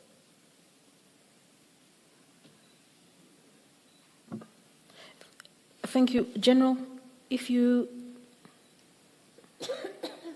then turn to paragraph 33 of your statement, that's a reference to the picture attached as Annex to AG2. We've already gone there. That's correct, Is that right? Chair. And at paragraph 34, you detail an interaction you had with Mr. Udram on the 27th of March. You see that? That's correct, Chair. Can you speak briefly to that interaction, please? Chair, this was prior to the campaign trail of the minister. So the minister's meeting was the 31st, and then the prior to that, on the 27th, I received a call from that very same Mr. Udram that came later on into the meeting. Well, Mr. Udram called me to say to me that there was an ANC caucus where Mr. Dushi Govender was discussed, the candidate himself. And the caucus had taken a decision that they will lay a complaint with the minister when he's coming to do his campaign trail, and that they will indicate to the minister that Dushi Governor is a problem in that community, and that the police is doing nothing about arresting Dushi Governor. So he said he's just giving me a heads up, and I must prepare myself that the minister might ask me questions about why we're not arresting Dushi Governor. Thank you, Yeah. My apologies, General. Chair, just to note that it's now 11 o'clock. Let us continue to the end of the witness's testimony. Thank you, Chair. Please continue, General. My apologies. So he gave me the heads up, and that's what led me to then proactively asking one of the captains, the detectives in the station, to draw a profile for me for Mr. Dushi Governor, and we did that. And that particular profile outlines these previous cases, and it then clarifies that there's no fresh in that report. There's no new cases that we have against Mr. Dushi Governor. So having received that report, and on the day of the campaign trail, Chair, ordinarily if there's activities in my district, even when the president was there, I was there, and I was walking around when they did the visit. So when there's a senior person visiting the district, we would normally make ourselves available for those kind of operations. But on that particular day, I was unfortunately committed to a personal prior commitment, so I could not go to those operations that was taking place during the campaign trails. And I then said to the station commander to send my greetings to the minister, but I also messaged the minister to say to the minister that I apologize for not being there personally during his visit to the district, but of my personal commitment. And I then indicated to the minister that there was some kind of chatter that was going on with that candidate. But this is the profile of the candidate, and there's no new cases against the candidate. Something to that effect, Chair. I assume you are referring to page 10 of AG3, the entry or your text against the 30th of March 2025 at 10:52:49. That is correct, Chairperson. It is 10. Where you say, yes, sir. You say, "Good morning, Minister. Greetings to you, sir. My apologies for not receiving you at Ward 28 this morning. I'm in Shongweni today with a personal commitment." And you can see then, Chair, the subsequent message immediately after that. I refer to the minister, to the local branch may raise concerns. I'm now referring to the conversation of that heads up that Mr. Odram gave me about that. So I'm giving the minister that they may raise some chatter around this candidate. Yeah. Thank you, General. Thank you, Chairperson. General, you indicated that you had requested an SAPS official to draw you a profile of Mr. Dushi Governor. That is correct, Chair. Okay. That would have been Captain Chetty, as per paragraph 35. Is that right? That's correct, Chair. Correct. And if I ask you to turn to page 14 of your annexure bundle, page 14 of your annexure bundle, annexure AG5. Thank you, Commissioner. I'm there. I confirm that. You confirm. And you indicate that that is an extract of your chats with Captain Chetty. Is that right? That's correct, Chair. Chair, my appeal to you, of course, if there's any need for public, there are other conversations regarding other cases that are part of the chat, but not necessarily related to this particular instance, and one would not want it to be part of the record. We would, of course, redact them, Chairperson, in addition to the telephone numbers and other personal information.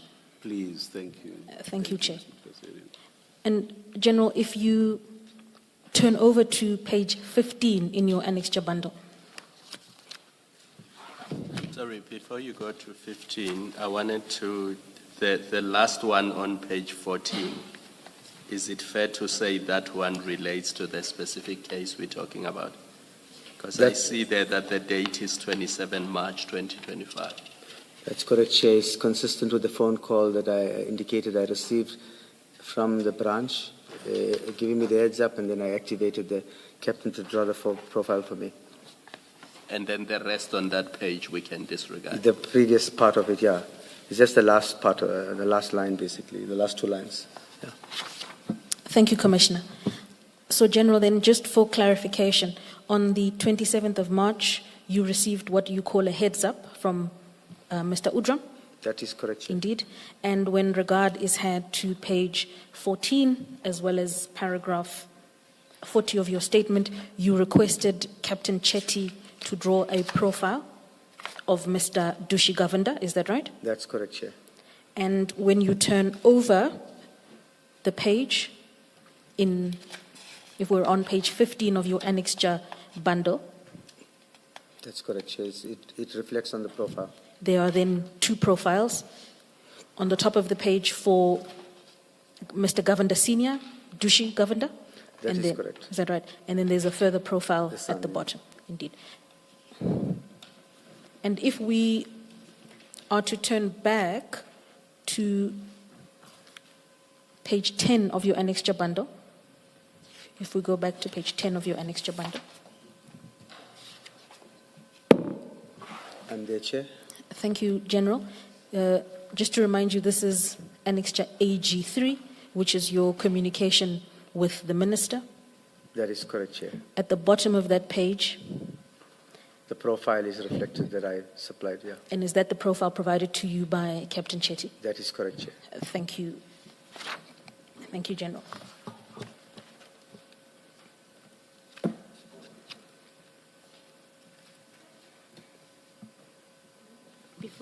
Before you leave this annexure, page 10, General, just in sequence, I would like to understand the sequence of time and dates between this annexure and your statement.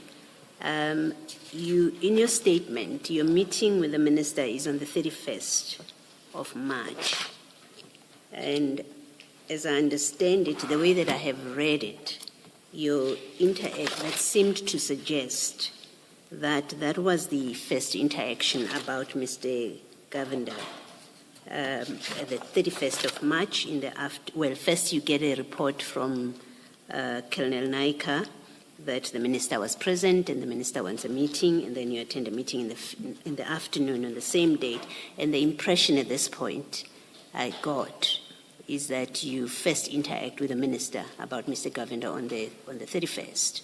But if you look at page 10 of your annexures, you already on the 30th of March are speaking to the Minister about the local branch having raised concern on a candidate.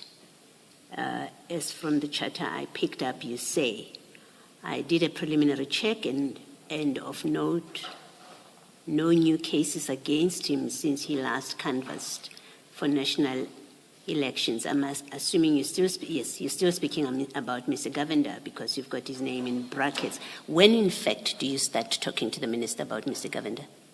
Chair, so the heads-up call that I got from Mr. Udram was on the 27th, and the Minister's campaign trail was on the 30th. So on the 27th, when I got the heads-up, it's the same 27th that you see is consistent with the chats with Captain Chetty, where I actioned him to draw me the profile, which he then supplied to me. That profile, I only supplied it to the Minister on the 30th, which is on the day of his campaign trail, when I said to him that you may pick up chatter from the local branch. And subsequently, I gave him the profile of the candidate to substantiate why I'm saying there's no new cases. Then on the 31st, post the campaign trail, the day after is when the Minister arrived at the police station, and where we then had a specific discussion around CAS 61 and the rest of the complaints that the Minister was referring to. I guess my question is, At which point, and why are you speaking to the minister about Mr. Govender on the 30th? At which point did the minister raise Mr. Govender with you? If he did, at which point? And if he did not do that before the 31st, why are you discussing Mr. Govender with him on the 30th? Chair, that was out of the conversation that Mr. Odram had with me on the 27th. So I remember I said I wasn't going to the campaign trail. Now, already in my mind, the minister is going to be given a narrative that the police is doing nothing about somebody in that particular campaign, and that particular station falls under my span of control. So meaning that if the station is doing nothing, it means the district commissioner is also doing nothing. So to preempt or to how do I put it, to say to the minister, we are aware that the local branch will raise the issue of this candidate, and this is our understanding of the candidate, proactively so. But he never asked for it at that point. If the minister were to come here and say to us, you started the Govender communication or discussion with him, he didn't initiate it, you initiated it, he would be correct then? He would be 100% correct. Yes. And for someone who has a concern about the role of this mixed role of the minister, you know that he's on the campaign trail. Yes.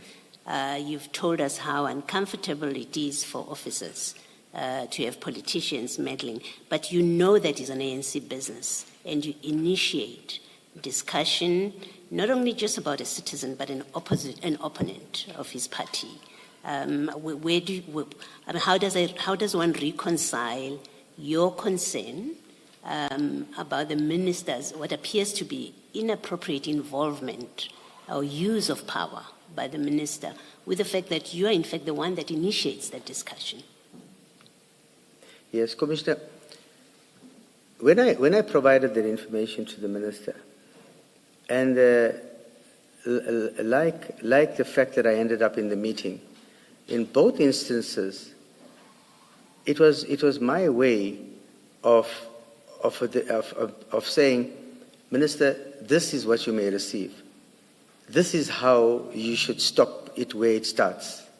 When I gave the minister that profile, mine was to arm the minister when he picks this up, because it is quite clear that the ANC comrades, they were going to initiate the conversation to taking the minister into something that will create this blurred line. And in my mind, it was to say to the minister, this is how you should answer the ANC colleagues, that there's this matter with this candidate, there's nothing new, let's leave this thing alone. That's how I understood my providing that detail to the minister, was almost like an early warning to say, don't get into that conversation. And you were speaking to him on the 30th, in what capacity? As minister or as a minister, or campaigning member of the ANC? As a minister. So you were also conflating his roles then? Sorry, Commissioner? You were also conflating his roles, because on the 30th you speak to him as a minister, and then in the meeting of the 31st you say, we don't know what capacity you are in here, when in fact on the 30th you are communicating with him as a minister. Well, I'm just confused, but I think more seriously concerned that you seem also to be confused about how to use your role. You use your role to provide information about a candidate, opposing candidate, to the minister, and then you say, but the minister is misusing his role, his power of office by seeking information about a candidate, when in fact you gave him information about a candidate in exactly that capacity. Yes, Chair. Well, my conversation with the minister at all given times will always be with the minister. It will be with nobody else. It wouldn't be in his capacity as anyone else other than the minister. That's the only relationship I can have. Other than that, I wouldn't have a relationship with the minister. And when you speak to him on the 30th, so that when his comrades or his branch raises these issues, he can deal with it. You expect that discussion would be happening within the political context, right? Within his college, yes. In the course of campaigning. That's correct, Chair. And you see nothing wrong with saying to him, you as an ANC member, I'm the police, when you as an ANC member, when you speak to your comrades, this is the information about the candidate. And I'm sorry, I'm just confused about your own position here. You see, Commissioner, I think that's why I said earlier on, as an official, the conversations one would have, one would try to not be overly expressive of what wants to say, especially with the minister, because you don't want to overstep at the same time, but you also don't want to find yourself in a space where you are party to something that you ordinarily should not be part of, in the sense of when you look at that particular meeting, that meeting should not have taken place. It wasn't supposed to have taken place. Ordinarily, if a minister visits the station, we will have a notice. It comes from his office even to the National Commissioner or to the Provincial Commissioner. There's a secretariat that coordinates that. There's a template given to us to prepare a presentation, and the focus area is directed to us, to what we must brief the minister or senior person visiting. Ordinarily, that's the process. Yes, I don't have a difficulty with the meeting of the 31st and your concern about it. It's actually a shared concern. And I can see the confusion that you would have been sitting with at that meeting on the 31st, whether you're speaking to the minister or you're speaking to an ANC leader. I can see that problem. But what I have a difficulty with is the 30th, that it seems that you, using your office or your position as the police, you go and involve yourself or involve the office, in fact, in something that has absolutely nothing to do with your office. You speak to the minister to say, when you speak to your comrades about an opposition candidate, here's the information about it. I do have a difficulty with that, and especially that you initiated this. I note that, Commissioner. Thank you, Commissioner. General, if you have a look at page 10 of your annexure bundle, still AG 3. You there? Thank you. At the bottom of that page, you've indicated that that's where you shared with the minister the profile of Mr. Dushi Governed. Is that right? That's correct, Chair. Right. And can I ask you to turn to the sentence just above the sharing of that profile? Do you see that? Beginning, I did. Yes, Chair. Indeed. And that's, would you like to read that sentence into the record, please? Just read it. Thank you, Chair. The entry is dated 25/03/30 at 10:59:27. It's from myself. It says, Minister, the local branch may raise concerns on candidate as from the chatter I picked up. I did a preliminary check, and of note, no new cases against him since he last canvassed for national election. Thank you, General. And you indicated earlier in your evidence that you relayed that information to the minister on that date. The words you used were proactively or as an early warning. What was your intention of sharing that? What do you think you were trying to achieve by? I guess, Chair, my intention was to subdue any kind of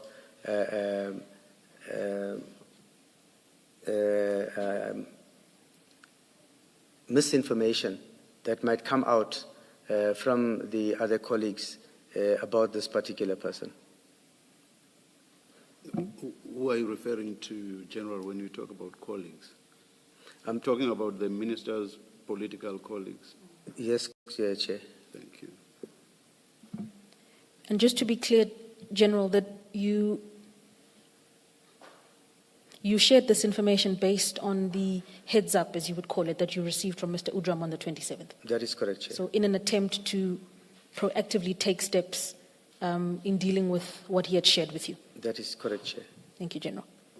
Leaving then your annexure bundle, could I take you back to your witness statement? We are still on page 9, where you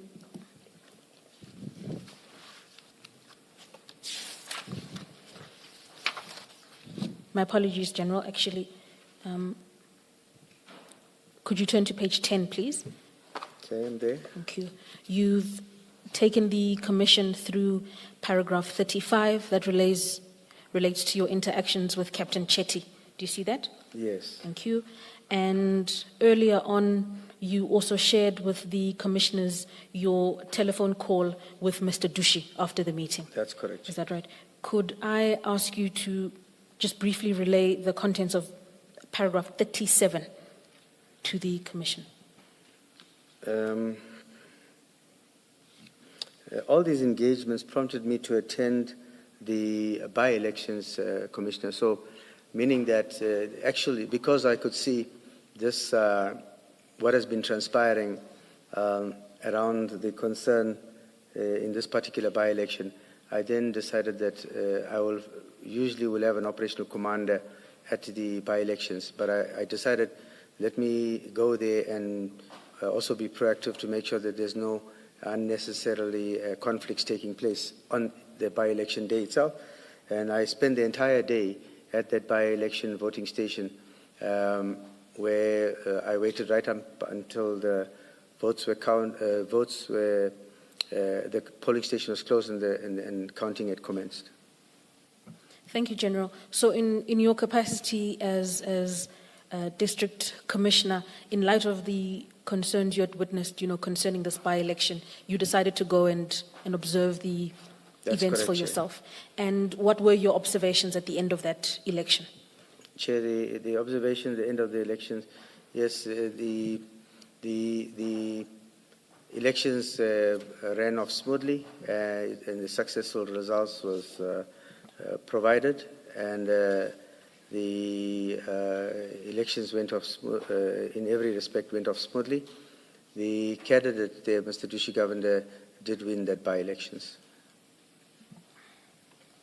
Thank you, General. Chairperson, unless there are further questions,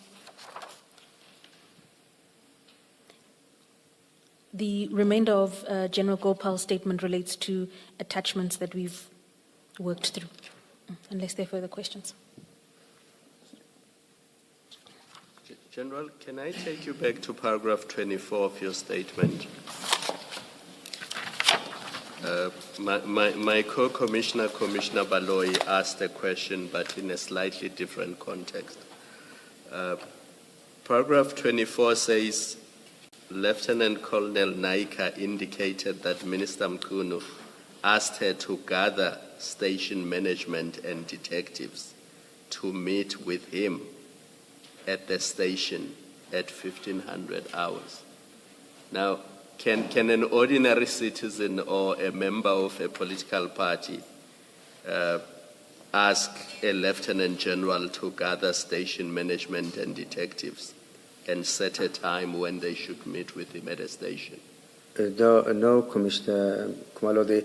The normal political party representative or even member of the public cannot summon the entire management to a meeting. They would say no. They would say no, yes. So the only reason they could have acceded to this request is because it was the minister asking. That is correct. And they regard the minister as their boss. That is correct, Chair.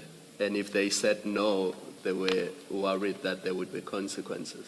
Yes, Chair, of course. And just remind me, in this station, there are 3 photos usually. In every police station, there are 3 photos hung up. Who are the people in those photos? Chair, the first photo will be for the minister. The President of the Republic. President. General Masemola.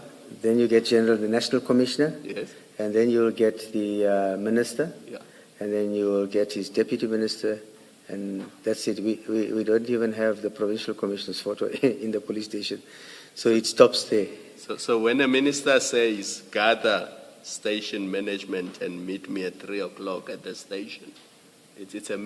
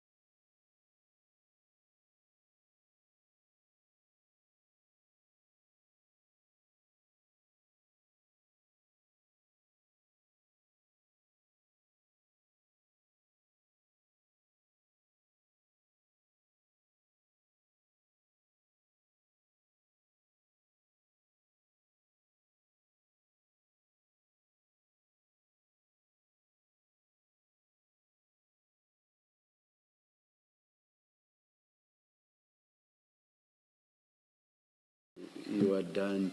Thank you very much. Thank you, Chair. Thank you, Commissioners. Thank you. Let's adjourn and return at 10 to 12.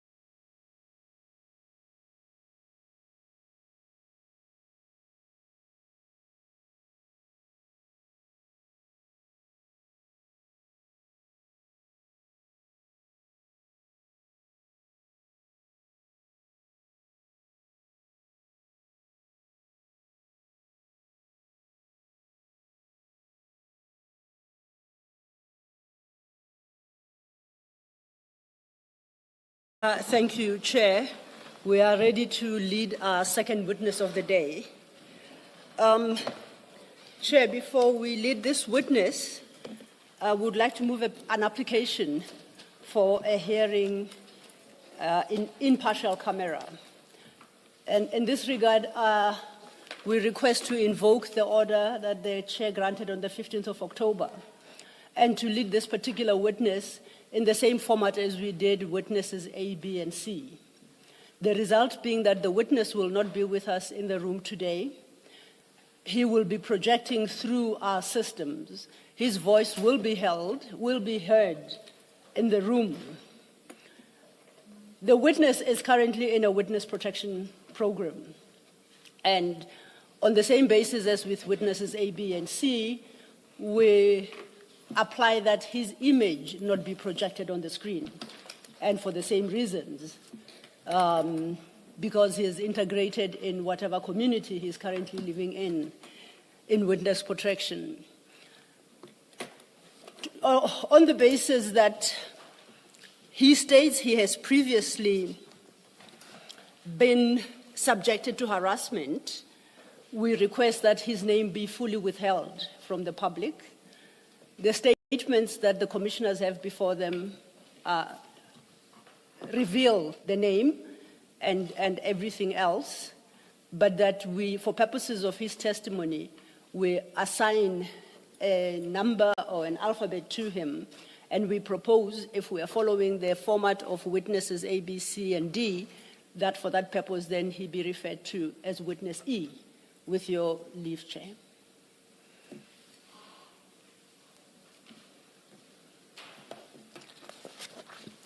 The application is granted and, Thank you, Chair. an order similar to those in respect of the witnesses you've mentioned is made. Thank you, Chair. Thank you. We are ready. Witness E, or witness, can you hear me? Please unmute yourself.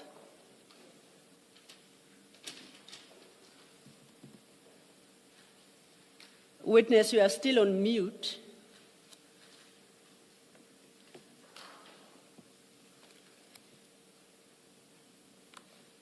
He was able to unmute himself during the test. I don't know if he's experiencing new technical challenges. Witness, can you hear me from the auditorium? If you can, please unmute yourself and confirm you can hear me and see me on your screen.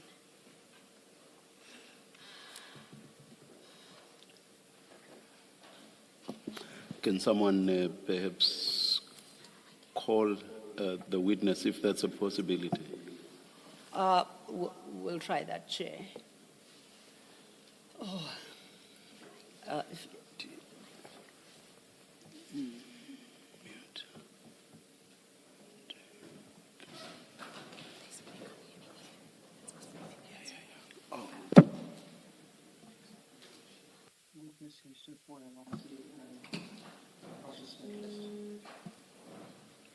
Chair, the report back we get is that they can't hear us, and for the moment it would appear that witness E has logged off, perhaps to reconnect and see if he can hear us. Perhaps let us again. Agenda. Yes, and For 5 you'll minutes. let me not indicate a time. Let me not commit You'll myself just, to it, yes, yes. you'll just let us. Indeed, we shall. Apologies Thank you. for this. Thank you, Chair.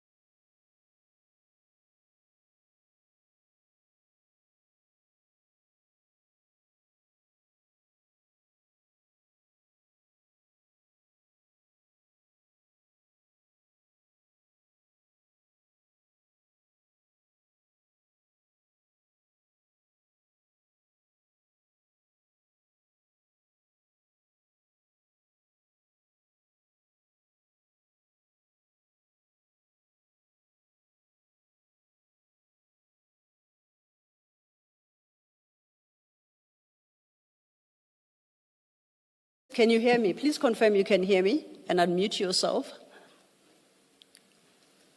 Yes, I can hear you. Oh, thank you very much. Witness, I moved an application before the commissioners to permit your testimony to be delivered in this format, which is a virtual hearing, partially.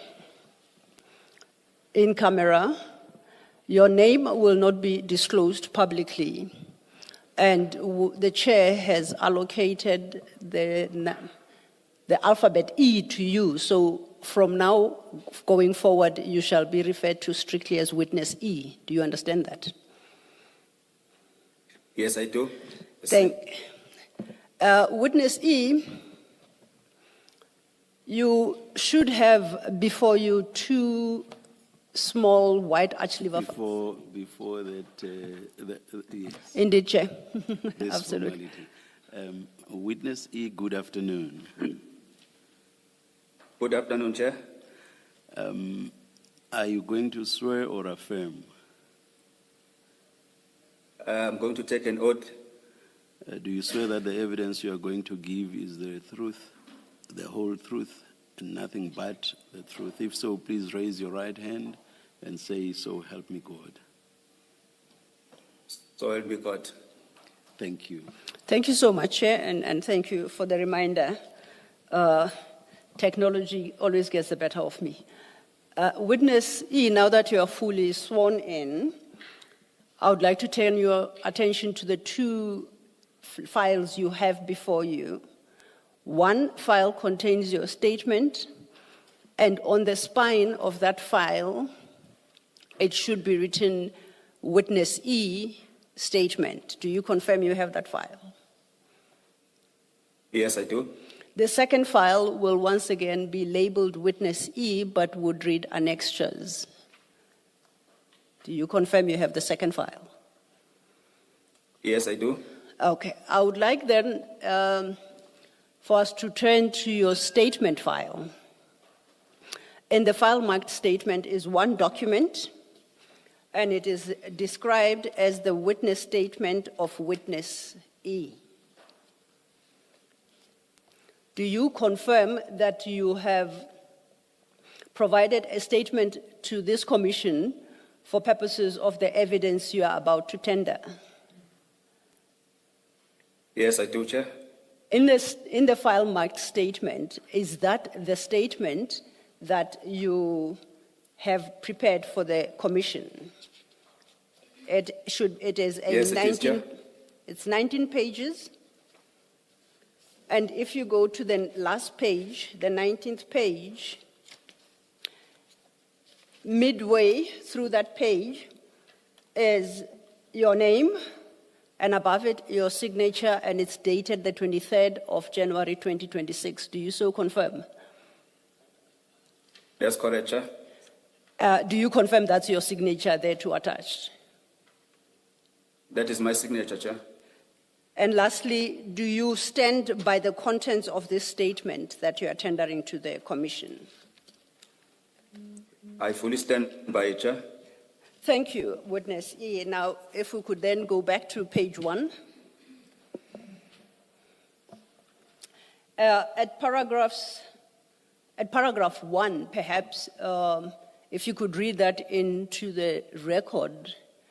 And once again, to remind you, please don't read out your name and don't read out your parcel number or member number. Thank you. Paragraph 1 reads as follows. I am an adult male constable in the South African Police Service attached to crime intelligence in KwaZulu-Natal. Thank you. And just to confirm that your paragraphs 2 and 3, your paragraph 2 confirms that to the best of your knowledge, the facts you depose to in this statement are true and correct. Is that so? Yes, that's correct, Chair. Your statement has only one significant heading besides the introductions, which is what we have just read through. And that heading is cited as my interactions with Minister Mkunu. and that starts at page 1 of your statement. Is that correct? That's correct, Chair. Before we get to that part of your statement, I would like to refer you to your annexure file, and in particular to annexure WE2, which should start at page 4 of your annexure file.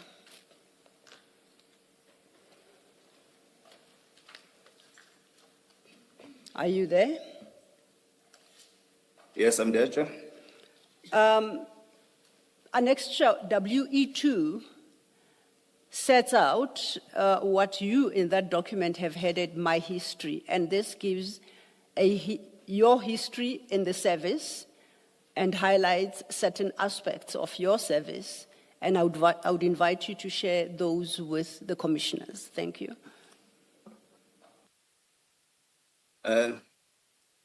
If I can go to my history, Chair. I am a seasoned undercover operative. I can say for 19 years, but in the SAPS for 14 years. I started my career in the SNDF, whereby I joined the SA Army Intelligence in the year 2007. In the year 2012, I then left the Army and I joined the SAPS in the year 2012. Since then, I joined the SAPS Crime Intelligence. Up until now, I'm still a member of Crime Intelligence. Thank you.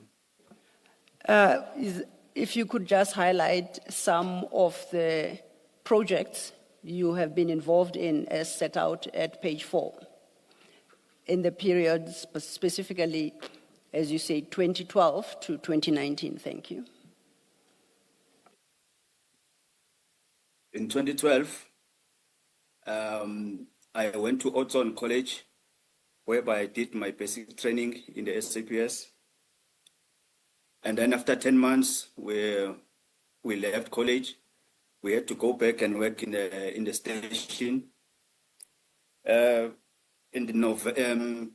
December 2012, when I was back at the station, I was then approached by the members of Crime Intelligence in a unit called MDOC. In 2013, I then started to get involved in covert projects and covert operations of the Crime Intelligence. So in the year 2013, I did my first project, which was a drugs project. It was a project of cocaine that I did in 2013. Then in 2014, I did another drug project, which was a heroin project. In 2015, I did a stock theft project. In 2016, I did an ATM bombing project. 2017, I did a cash in transit project. And again, in 2018, up until 2019, where I was then enrolled in the program. Thank you. I note that with reference to the projects you undertook from 2013, in respect of each, that as you have read out, you note that most wanted suspects or all suspects, as the case may be, were arrested in the projects that you were involved with. Am I reading that document correctly? That's correct, Chair. Now, if we turn over, leaf to page 5, yes. Maybe before you do that, at item 6 in 2017 up to the year 2018, can you just confirm what you say there? I didn't hear you mention it.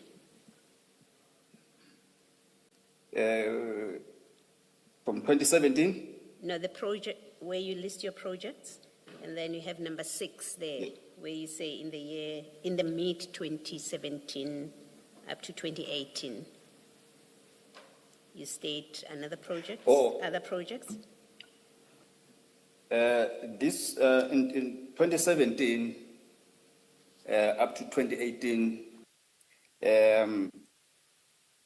it was a cash in transit project, but that cash in transit project ended up being involved in some political killings. But maybe I will deal with that as we continue with my testimony. But I think, Chair, you will get a sense of what I'm talking about there at paragraph 6.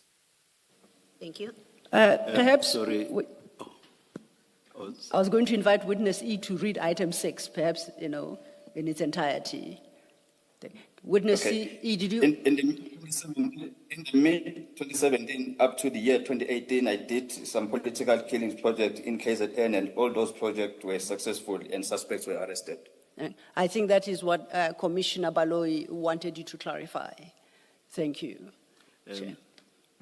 Witness E, just before the itemization, your itemization from 1 starts, you say in the subs I did several undercover projects which were all 100% successful. And in respect of, I think, all, you say the suspects were arrested. You say nothing about convictions. Is there a particular reason why you don't mention convictions? Chair, it's my language. This arrest, it includes convictions. None of the suspects that were in my projects, in all the projects, are outside. Most of them are in prison. Those who are not in prison, they are dead. So no one is outside who was part of the project. All the projects, that 100% comes from there. Thank you, Chair. Thank you, Witness E. Thank you, Chair. Thank you, Witness E. I was then inviting you to the next page, page 5, where before I go there, your page 4, item 7, you reference your projects in 2019. And at page 5, the second paragraph, you then set out what has happened to you or where you've been since 2019. Would you care to read that statement into the record, please? If you can put up the number, Chair, I'm getting lost between 4 and 5. So, we are at page 5. At the top of page 5 is the last end of the sentence that starts at the bottom of page 4. You see that? Yes, I can see, Chair. Then immediately thereafter, there's a paragraph that says, I have been. Oh, I've been to the program since 2019 as I'm a compelled state witness in a high profile political matter case. I was once investigating in 2017. So if then we understand you correctly, since 2019 you've been in a witness protection program because you are a witness in that particular case. That's correct, Chair. Thank you. With that background then, can we turn to your statement starting at page 1? Under that main heading you have as my interactions with Minister Mchunu. If you could perhaps deal with paragraphs 4 and 5 for the commissioners. Thank you. Paragraph 4 of my statement, Chair? Yes, of your statement, Witness E. Oh, apologies, I forgot perhaps to tell you, let's go back to your statement file. Okay, thank you. Thank you. My interactions with the minister were initiated by him in the late December 2024. On paragraph 5, on Saturday, 7 December 2024, I received a call from a cell phone number that I won't mention. I received this call on my cell phone that I won't mention as well. The phone number of the incoming call reflected on my phone in my Truecaller app, that is S. Mchunu Home. When I answered the call, the person on the other end of the call said to me, do you know who you are talking to? My response was that I have no idea who it was. Then the person responded by saying, this is your commander, Minister of Police, Senzo Mkhunu. I was surprised to receive a call from the minister, but at the same time, I was shocked and also excited that I received a call from a minister of police. On this number, because of my because my cell phone number was highly restricted. I'm saying this because outside of a closed cycle in the law enforcement, only few people have got my number, and the other people who might have my number or who does have my number is the Office of the Inspector General of Intelligence. Was this the same number you used before you went on witness protection? No, Chair. It's a new one. Oh, thank you. Thank you, Chair. And you say this number is highly restricted. You state that outside of a closed circle in law enforcement, only persons within the Office of the Inspector General of Intelligence had my number. When you make that statement, are you suggesting that you did not expect the minister to have that particular number because he is not part of the groupings that you have described in your paragraph 5? Yes, that's correct, Chair. At that time, I did not expect that call. I did not expect that call at that time because it's very hard to get hold of me. But the reason why I'm mentioning the Inspector General of Intelligence is because there was an engagement between myself and an Inspector General of Intelligence with the matters relating to what has been happening in KZN. So the engagement started in 2021 and in 2022. I think that my number, the people who interacted with me, they do have my number. So that's why I thought to myself that it might be one of them. But I'm not saying it's them. But I thought to myself it might be one of them. Thank you. Thank you, witness. Understood. From page 6, from paragraph 6, you then deal with the conversation or the detail of the conversation you had with the minister on the 7th of December 2024. If you could then take it up from your paragraph 6. Thank you. In paragraph 6, it's when the minister said to me, he heard a lot about me and that I have an information about the killing of Mr. Cindy Somakaka and other ANC councillors in KZN. And he further said that to me, he heard that I have information about the SAPS crime intelligence officials who were involved in the planning and killing of Mr. Cindy Somakaka. I then asked the minister, where did he get that information? But in his response, he said that will be the topic for another day. He did not reveal. Please continue. Thank you. Please continue from your paragraph. In paragraph 7, he then asked me as to what happened leading to the killing of Cindy Somakaka. And I informed him about what happened. And in particular, he asked me, who are the SAPS officials who were involved in the planning and the killing? And I told him who are those officials and what was their role in the killing of Magaka.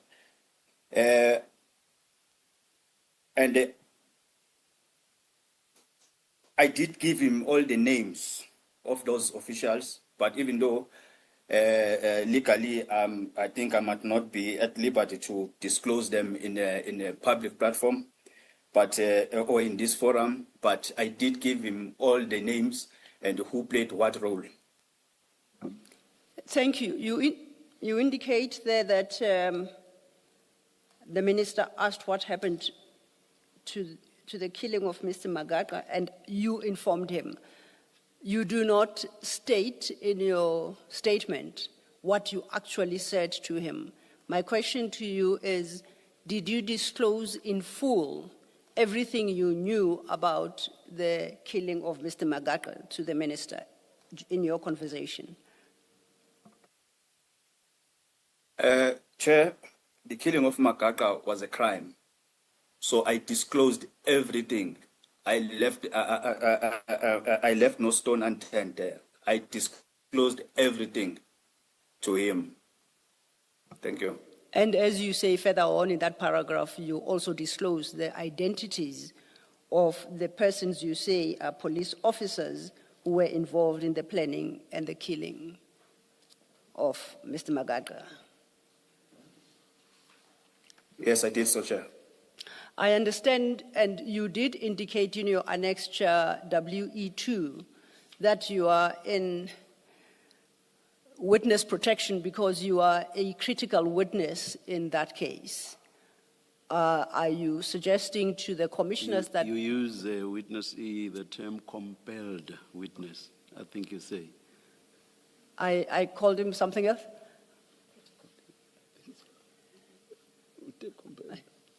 You, I must have forgotten within seconds. Mr. Law, my apologies. No, I think, is it critical that they... I think you said critical. Yes, and it's because in his annexure Yes. 2, WE2 at page 5, Okay. he says, I'm a compelled state critical witness. He called himself a critical witness. Okay.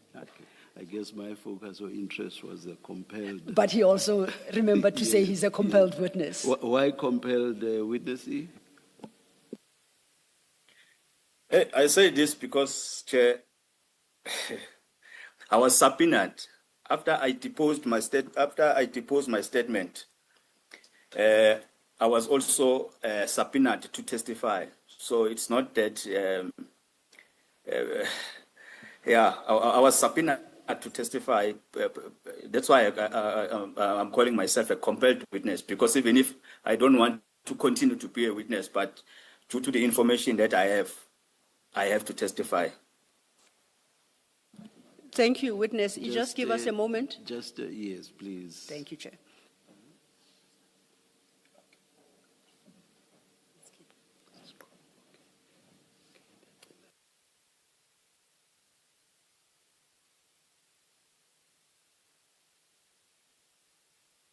Let's continue. This meeting is being recorded. Thank you, Chair. Advocate Silo, can I just clarify something with witness E? Yes, Commissioner. Good afternoon, witness E. Afternoon, Commissioner. Without disclosing your identity, when the minister first contacted you on your cellular phone, did you get the impression that he knew who you were? In other words, he knew your name and your rank as a police officer and what you do? Commissioner, at the time I didn't know, but now I know, because I did my own investigation after that, and now I know that he knew. But as the time goes on, maybe I can, as I'm proceeding with my evidence, I will disclose where I got the information. But he knew, and I think he knew starting from September 2024. Yes, and as you do so, please be mindful not to disclose your identity. Okay, thank you, Commissioner. Witness E, you might not see me because I don't have a machine in front of me. It's Commissioner Baloyi. You say in paragraph 5, in paragraph 6, he further, and this is what you say the minister says, he further said that he had learned that I have more information about SIP's crime intelligence officials who were involved in the planning and killing of Sindiso Magaka. Now keep that in mind. In paragraph 7, you then say, in particular, asked me who the SAPS officials were who were involved in the planning and killing, and I told him. I confirm that all these individuals are indeed police officers.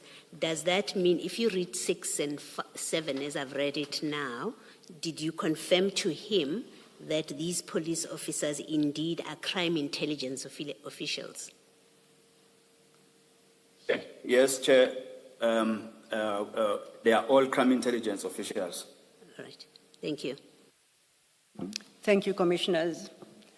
And based on how you have worded your paragraph 7, I take it you are not inclined to disclose the nature of the information you shared with the minister at the time, because these are matters you are yet to testify to in court. Am I correct? That's correct, Chair. Witness E, why did you feel free to share this information with the minister?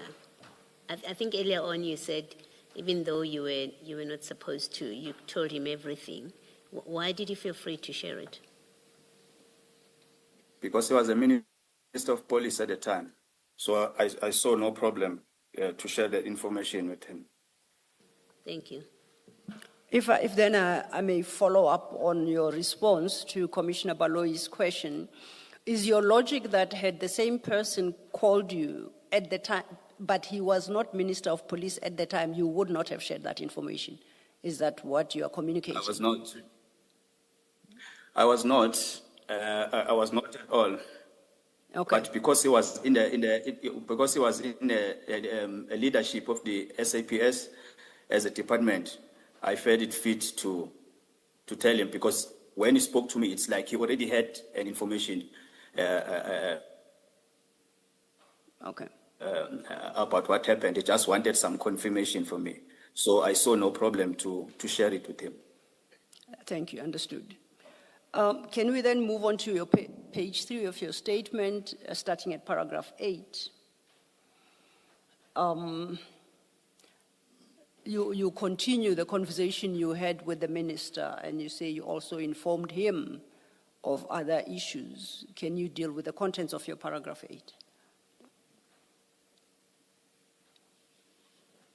At page 3. Before I deal with paragraph 8, Yes. Chair, you will forgive me. I used, in the previous questions, I used compelled and critical in one sentence. So you will forgive me.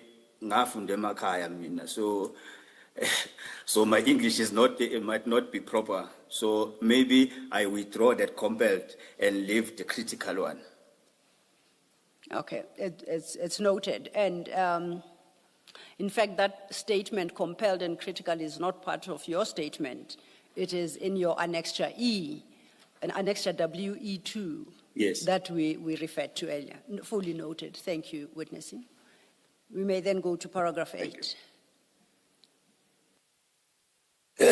In paragraph 8, I told the minister, I also informed the minister that I discovered the plan to assassinate Cindy Somagaga in July 2017, prior to his assassination taking place. After hearing about the assassination plot, I reported this to my superiors. My superiors are the same officials that I've mentioned in the previous paragraphs, the same names that I gave to the minister. In addition to informing them about the assassination plot, I also propose some steps that we can take as the police to prevent the murder or to save Makaka's life. And they did not want to listen to me, even after I gave them steps that we can take. So Minister Mkhunu further asked me whether... Just Witness E? Just a minute, Witness E. Yes. When you heard about the plot, were you also told who the people that would carry it out were? Chair, at that time, I was told by the killers, the shooters, the shooters, the ones that pulled the trigger. They are the ones who told me that in the next 2 weeks' time, we are being hired to kill Mr. Magaqa. So we had 2 weeks to stop the murder.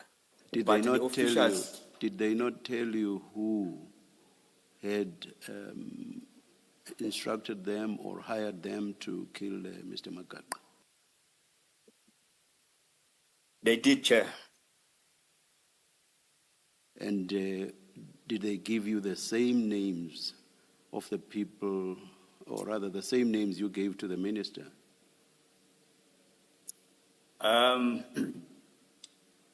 Even though, Chair, I won't go deep to the case of Magaqa, but I can just give you an idea No, of how this information. It's a very simple question, Witness E. Yes. Did they give you the same names you gave to the minister? The names that I gave to the minister are the officials who assisted the killers. Not the officials did not hire the killers to kill Magaqa, but they assisted the killers. So Okay. the people who hired the hitmen. Let me ask the question differently.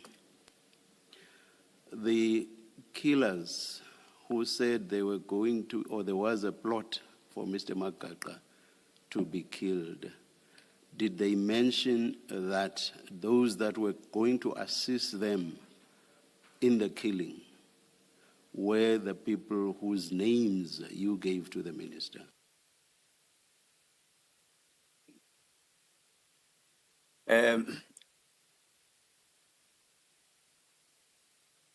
I hear your question, Chair, and I want to answer this question, but I want to answer this question in this fashion. One of the killers is late now. He was an informant handled by us, by our office. I saw that in your Which is the Office of Crime Prevention. Just a minute, just a minute, Witness E. I saw that either in your statement or in one of your annexures. I saw that.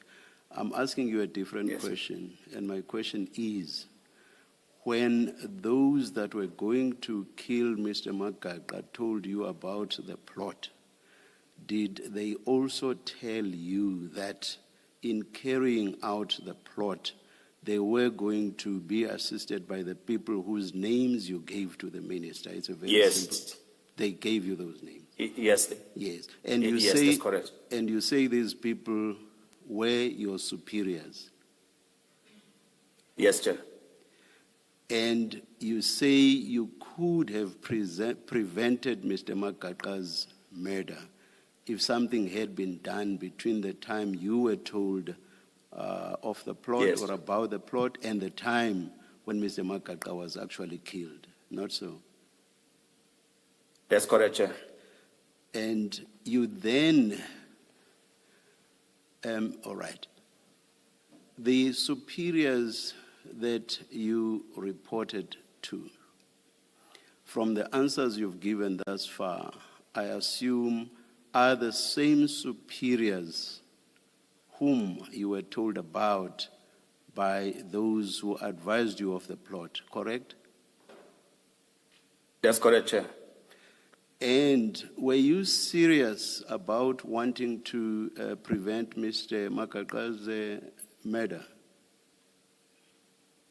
I did everything in my power, Chair. Were you serious about wanting to prevent the murder? I was serious, Chair. And you report to the very people whom you've been told are going to assist in the murder? They are very senior, Chair, in KZN.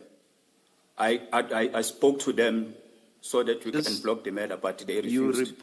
You report with a view to preventing the murder, and you report to the very people whom you've been told are actually going to assist with the murder.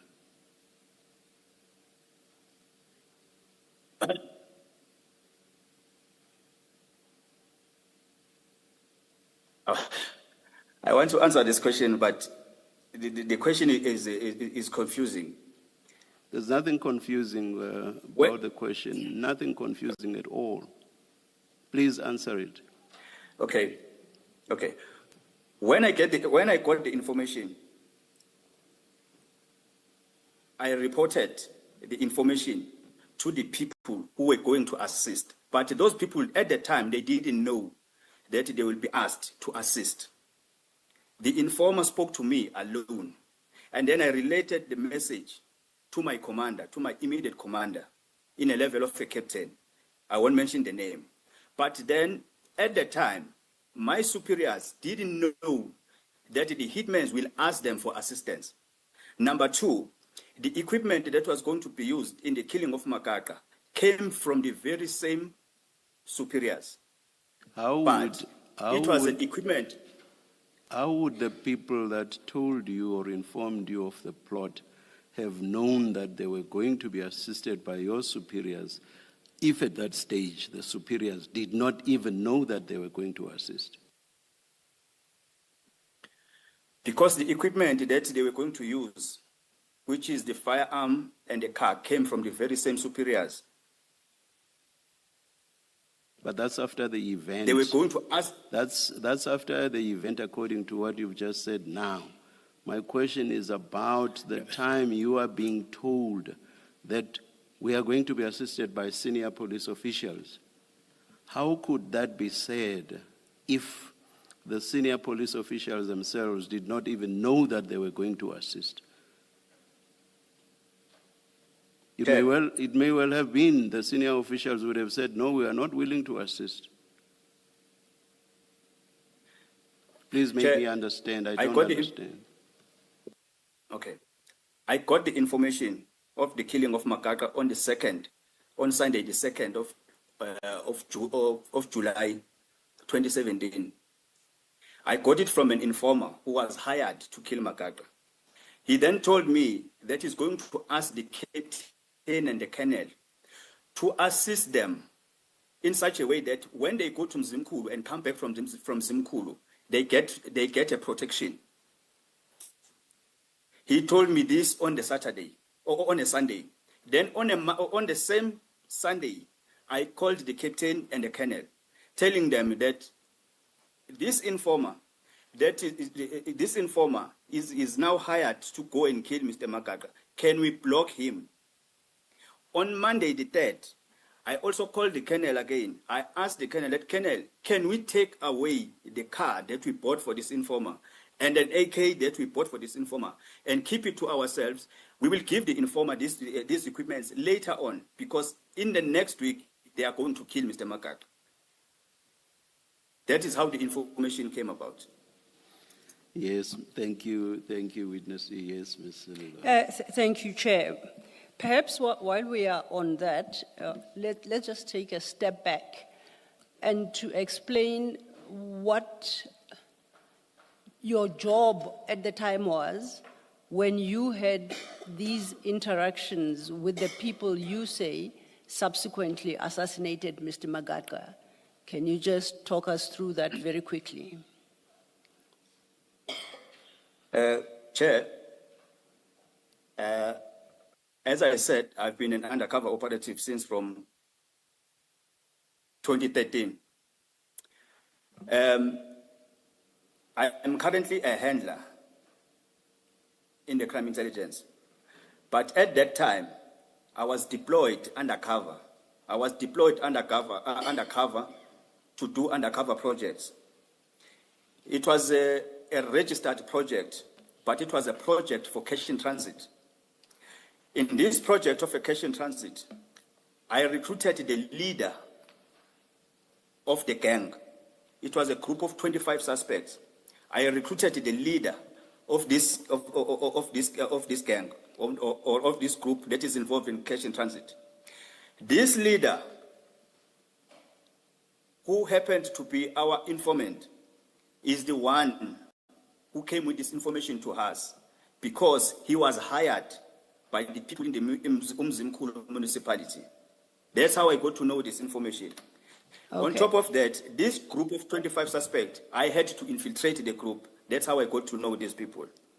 Okay, then if I understand you correctly, you say you had been deployed as an undercover agent and you had infiltrated this group out of which then came out the would-be assassins. Is that a fair summary?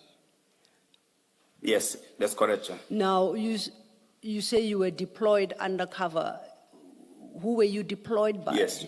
Who were you deployed by to this, what you By the call very a same project? Sorry, let me just finish. Who deployed you to act undercover to what you now call a registered project? The very same officials that I gave the names to the minister, the very same officials that provided the vehicle and the firearm to that was used in the matter of Makaka. And these are the people at your paragraph 8 you refer to as your superiors. Is that so? That's correct, Chair. I'm clarified, thank you. We're still at your paragraph 8. You have dealt with communicating the assassination plot to your superiors, and you indicated that they failed to do anything to halt their assassination. You go further then to talk about what Minister Mkunu next asked you in the same paragraph. Can you take it from there? The minister asked me if Lieutenant General Khumalo was also involved in the planning and the killing of Sindiso Makaka. And I explicitly informed the minister that General Khumalo was not involved.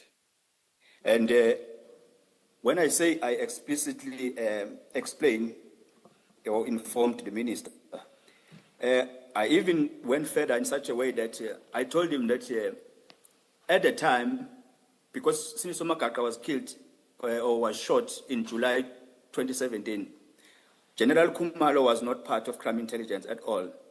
He was not even in KZN. And General Khumalo was not the division commander of crime intelligence. A person who was acting at that time, because we didn't have a permanent division commander, it was General Jacobs. And in KZN, the person who was the provincial commissioner, it was an acting provincial commissioner, which was General Langa. So General Khumalo was not involved at all when it comes to this plot and the killing of Makaka. Okay. Please proceed to your paragraph 9.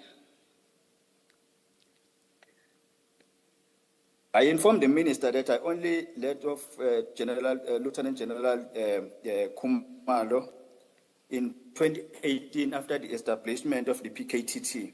But at that time, General Khumalo was still a brigadier. And then he was appointed as a leader of the PKTT. I informed the minister that in around 2018, I went to the office of the now retired General Chiga. General Chiga was the provincial head of crime intelligence in KwaZulu-Natal at the time. I then reported the matter to General Chiga of what happened to Mr. Makaka and the involvement of these officials. And then General Chiga then asked me if I can depose a statement. And I said, yes, I can do so. Then it's when he said he would speak to General Khumalo to arrange a team that will come and take a statement. And then after that, both of them, General Khumalo and General Chiga, they came to an agreement that I must be enrolled in the program. And in 2019, indeed, I went to the program. If I could just take a step back, where you talk about going to the office of the now retired General Chiga, you said it is 2018. In your statement, you've got a specific month. I think it's important you mention both the month and the year.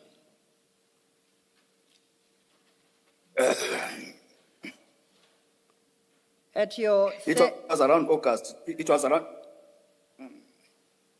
Go ahead, sorry. It was around August. It was around August 2018. It was after the establishment of the PKTT.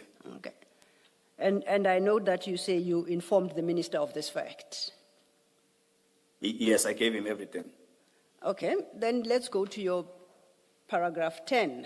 After you have informed the minister of all these facts, We are still at your page 3, paragraph 10 at the bottom of the page. Yes, therefore, I made it clear to the minister that not only was General Khumalo not involved in assassination, but that I only came to know of him later on. I only came to know of him later on. Excuse. And if we then could turn the page to the next page 4, starting at paragraph 11, if you could take it from your paragraph 11. I since learned that after my meeting with General Chiga and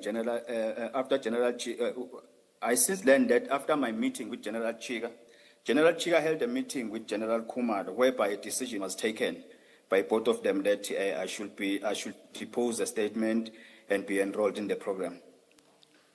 And for the record, firstly, did you depose to such a statement? Yes, I did. And is this the time you then went into the witness protection program you said you are still a part of today? That's correct, Chair. Okay, we then move to your paragraph 12, where you say the minister had engaged with you on other issues. Could you deal with the content of your paragraph 12? The minister asked me what are my grievances in the workplace. And my response to him was that due to my stay in the program for 7 years, I am sitting in one rank for 14 years, whereas my other colleagues whom I trained with were getting promotions and being moved to the next ranks, but myself, I was always being overlooked with my experience and my contribution. The minister then informed me to write my grievances in a form of an email and send them to him. He provided me with his email address, as stated there, and then he further asked me if Minister Brigitte was also involved in the assassination of Makaka, and my response to him was that no, Minister Brigitte was not involved. And at that time, he was not even a minister of police, so he was not involved. He was not involved at all. I see that the email address you say the minister provided you is his official parliamentary. It's got a parliament domain. Is that correct? Yes, that's correct, Chair. Okay. Then let's go on to your paragraph 13. After the call with the minister, Mkhunu, I then contacted a friend of mine who happens to be a lawyer to seek just an advice pertaining the call that I had with the minister. The friend of mine advised me that I should write my needs and grievances, and that I send the email to Mr. Mkhunu. But at the same time, he said I must also send the very same email to the National Commissioner. My friend also provided me with the National Commissioner's email address because I didn't have it at the time. And who was the National Commissioner at the time you were directed to send an email? It's a current National Commissioner, which is General Fani Masamula. After you were provided with the second email address, what did you do? You take up that conversation from your page 5, paragraph 14? On Monday, the 9th of December, 2024, at about 11:53, I sent an email to Minister Senzo Mkhunu to his email address, and at the same time, I also sent it to the National Commissioner, General Masamula, in the email that was provided to me in paragraph 4. And in that email, I was setting out the details of my experience in the SAPS and my contribution and all that. That can be the email is attached as We1. Before we go to We1, just to correct for accuracy, you stated that you send the email to the minister and to the email address provided you in paragraph 4. That can't be correct. It's at paragraph 13, right? You're referencing General Masemola's email address. Oh, yes. Okay. Just wanted to It's clarify page 4, that. paragraph 13. So. Okay. Okay, thank you. So then you refer us to WE1, Annex WE1. That's the first document in your annexure file, starting at page 1. It's quite a lengthy email. And in line with your requests to the commissioners that you not divulge some of the details pertaining to the criminal case that is still to be held. This particular document provides significant or makes significant reference to those facts. Is that correct? That's correct, Chair. And these are the facts that you would prefer not to be publicly disclosed at this juncture? That's correct, Chair. Now, with those restrictions, what would you like to particularly highlight to the commissioners from this annexure WE1?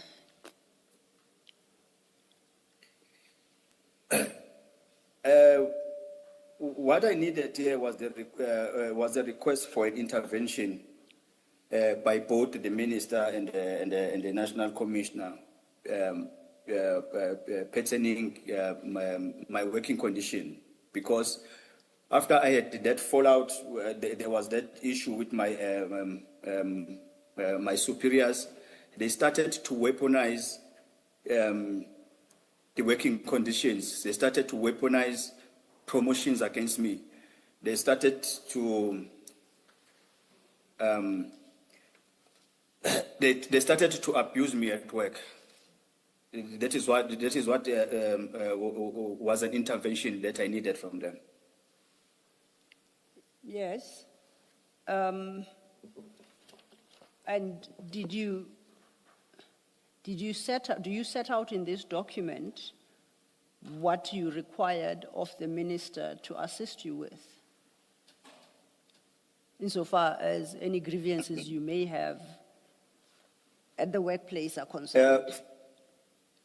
Firstly, I started mentioning about my contribution starting from 2013 in all those drug projects, all those cash in transit projects, and all those ATM bombing projects. And then if I skip my history there, I will start whereby I said I need to emphasize that each project I've worked never had less than 20 most wanted suspects and dangerous suspects. And I must also state that in 2017 alone, I arrested over 100 dangerous suspects in KwaZulu-Natal with 100% convictions. Some are currently serving years in prison, and some were killed by the Special Task Force during the confrontation with the police, during our takedown operations. But not even a single suspect in our project or in the project where I was involved as an undercover operative is still outside, not even a single one. I also mentioned that the turning point of my career started in 2017 after I blew the whistle by exposing the rot and the corruption that was happening within Crime Intelligence KZN, especially in undercover unit, which is called MDOC. I also mentioned there, what does MDOC stand for? And then I reported what Crime Intelligence apologies, Office. witness, what does MDOC stand for? MDOC is a crime intelligence unit, which it is called MDOC. MDOC means multi-dimension organized crime. Thank you. It's a yes. Thank you. No, please continue. Thank you, Yes, Chair. thank you. You may continue. Witness E, you were at Annex WE1, page 1 of thereof, and we had just dealt with the issues you had in relation to MDOC. What happened here, I reported the senior crime intelligence officers to former acting division commander, which were commissioner, which was General Jacobs. But with regards to General Jacobs, I must point it out that I didn't communicate with him directly, but I communicated with him via the provincial head.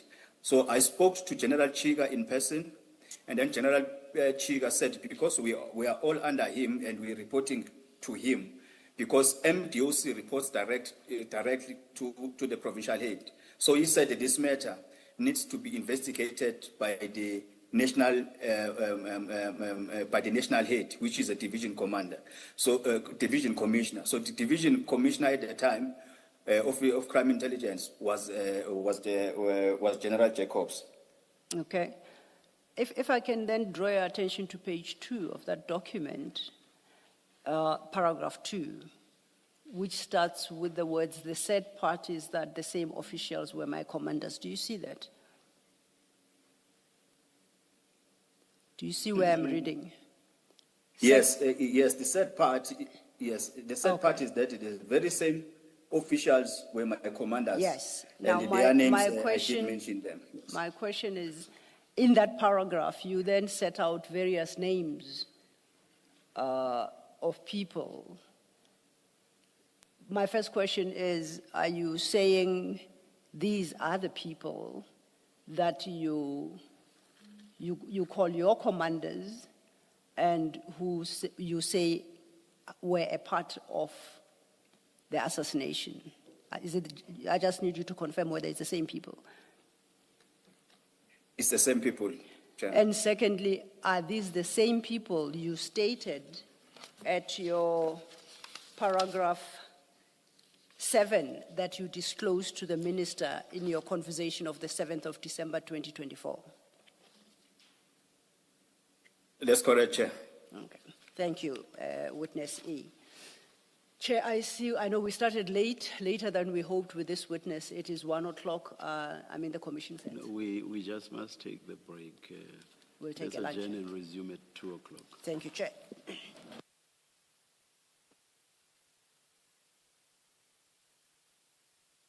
The recording has stopped.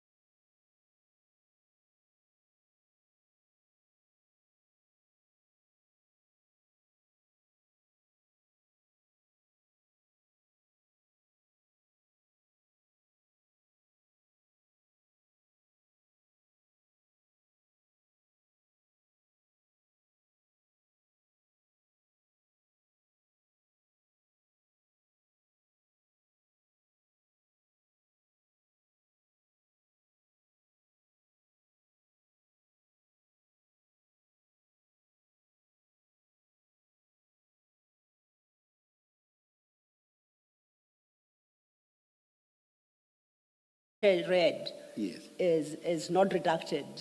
The rest, The rest but is. I was. All right. All that is redacted, and I would Okay. prefer him not to. Let me stop where I But am. My interest is there. My interest is in every step.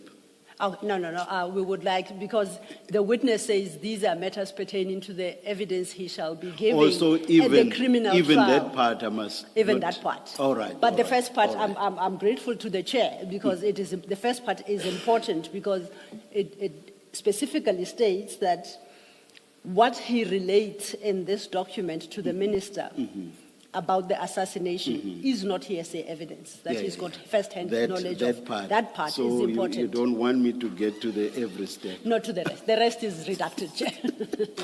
But my interest was how far does the every step go to Mr. Makaka or not? All right, I'll leave it. Thank you so much, Chair. Witness E, you are at the paragraph I had directed you to, and I think the Chair correctly points out the paragraph before. As you are working on a redacted version, I fully am appreciative to the Chair for pointing it out. I think the first sentence of the previous paragraph is important. So if you could just read that sentence without reading the redacted part, then we can go to the paragraph I directed you to. Do you understand? Yes, Chair. I Please go said ahead. here, I must emphasize that this is not a hearsay evidence. And when you say that, is that in reference to the facts you have set out pertaining to Mr. Magaka's assassination as you set them out in that document? Is that what you say is not hearsay evidence? That's correct, Chair. Okay. Then if I can direct you to the next paragraph, that then starts with the words, they started to target me. They started to target me to be assassinated and even told me that they will never give me any promotion and they want me dead because I'm a threat into their career. I won't mention the name of the person who said that because it has been redacted. Yes. That is when I went to the Durban High Court to get a protection order against the officials. After that, I was then enrolled into the program. That protection order, I got it in 2018. It was just after I started engaging. May I request you, Witness E, to refer to the program in full, Witness Protection Program? Oh, yes. Yeah, there are a few Yes, times Chair, there are a few times when you just refer to program. A reader may Yes. not necessarily know what program. Thank you, Chair. I'll do so. Thank you, Witness E. You may continue. If you are done with that paragraph, then the next one is you skip this short paragraph after that. It's the one after starting with my only grievance. My only grievance to the national officials is that all my commanders in KZN are the officials mentioned above. And if ever I have to move to the next ranks, it's them who must process and facilitate it. But they don't do so because they told me that they'll never do it. And they want me dead than alive. Now, please proceed. In 2018, when my junior colleagues were promoted to the next rank due to years of service, I was left behind by the same officials. And again in 2022, when my junior colleagues were moved to the next ranks due to years of service, I was again left behind by the same officials. Yes. Continue. I am now appealing to the national officials to rescue me by moving me to the next ranks because in KZN, I was told by the same officials that they'll never move me up since I exposed them. And perhaps then lastly at page 3, if you could read the penultimate paragraph into the record. This is the paragraph before the last one, which reflects your specific request. The second paragraph from the bottom, I request. I request the national officials to intervene within 30 days of this stage, which is the 9th December 2024. And further to this, me and my legal team, we will have to take this to court because I believe I'm being abused for being a whistleblower within crime intelligence, and I'm being punished by the same officials for that.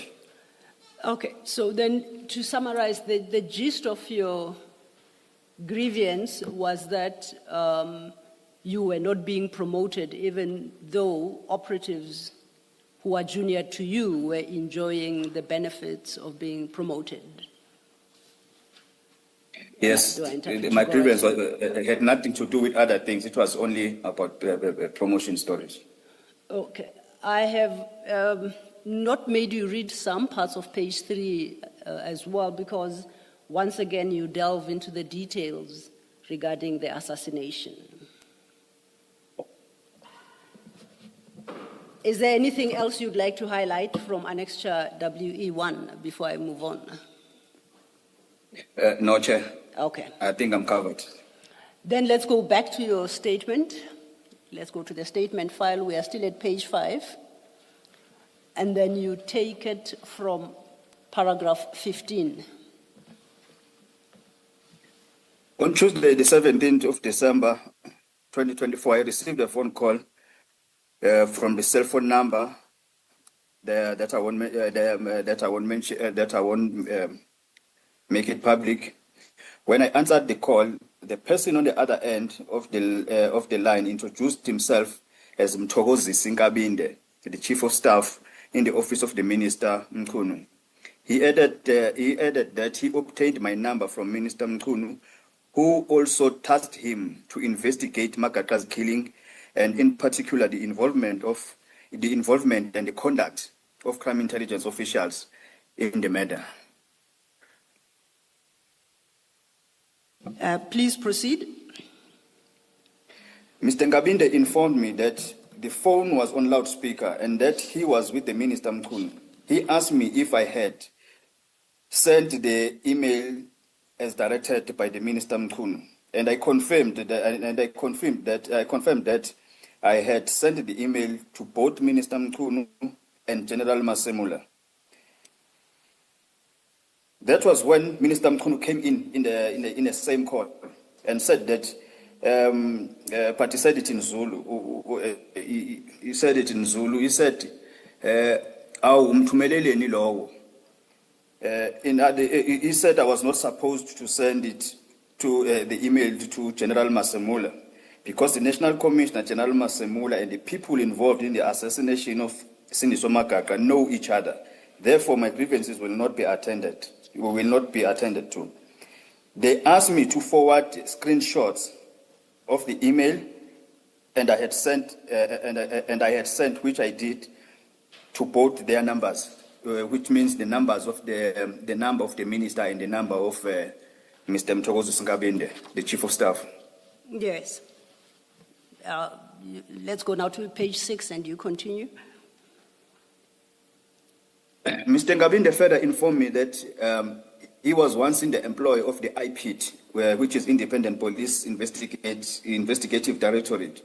And he once heard that former Minister Pegitele and the Lieutenant General Kumalo were also involved in the assassination of Sindiso Magaka. I informed him that the two were not involved. I was then instructed by Minister Mkhunu and Mr. Ngabinde to send the same email to Mr. Ngabinde. And Mr. Ngabinde gave me his email address as ngabindecm@saps.gov.za. Now, when you say the same email, is it the email that we went through that you've attached as WE1, which you say you had sent to the Minister and National Commissioner on the 9th of December 2024? Yes, that's correct, Chair. Okay. You may go to your paragraph 18. Sorry, can you just clarify On the same something? day, I forwarded... Witness E, just a moment. Witness E, is it your understanding that the minister did not receive the email you sent on the 9th of December? Why would he be asking that you send it again? He told me that he has not seen that email, so he asked me to make screenshots of that email and forward them via WhatsApp to him. Then I did so. Then after reading, I believe after reading those screenshots, and then it's when he asked that the next emails I must not send them to him, but I must send them to the chief of staff. And the chief of staff gave me his email address. Then I started sending everything to the chief of staff. Thank you, Commissioner. Thank you, And, Witness E. You may continue.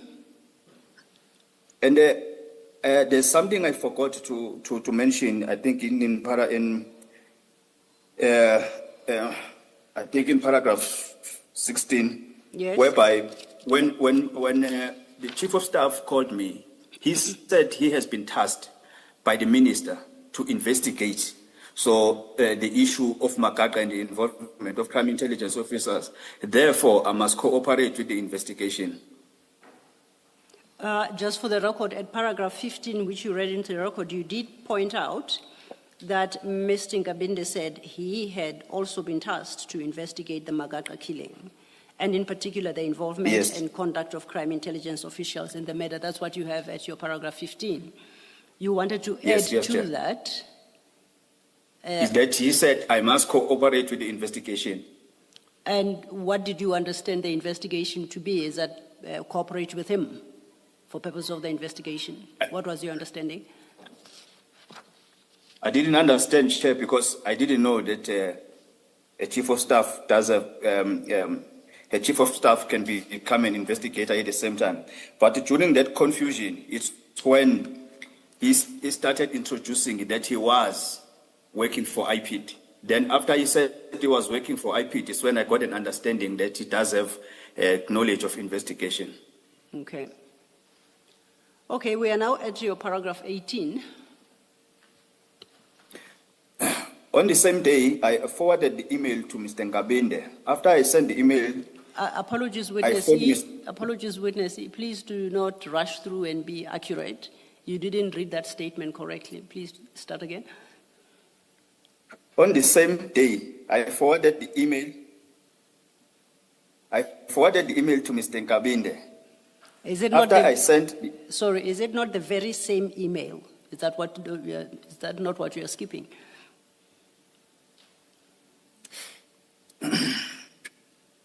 My copy of your statement reads, on the same day I forwarded the On the very same day. same email. no, it's not the very same. It's not the very same. Advocate Silo, Yeah. the statement that we have reads exactly As as he the has it. witness read it. Okay, then I possibly, I might be a version out. Okay, the commissioners have your version, so let's work on your version, Witness E. Okay.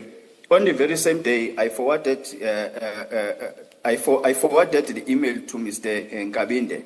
After I sent the email, I phoned Mr. Ngabinde on the same number that he phoned me with, informing him that I had sent the email. Mr. Ngabinde stated that he didn't receive the email and gave me an alternative email address, and he said it's his personal email address to resend the email. Mr. Ngabinde also advised me to rewrite the grievances, and the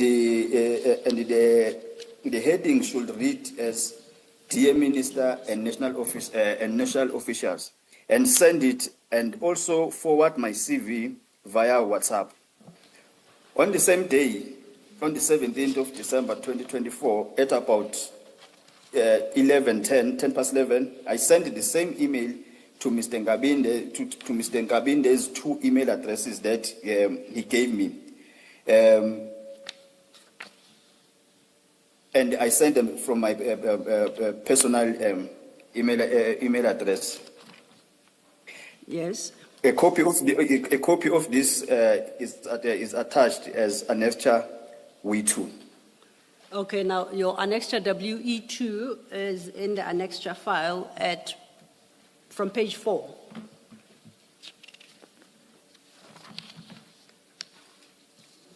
Have you located it?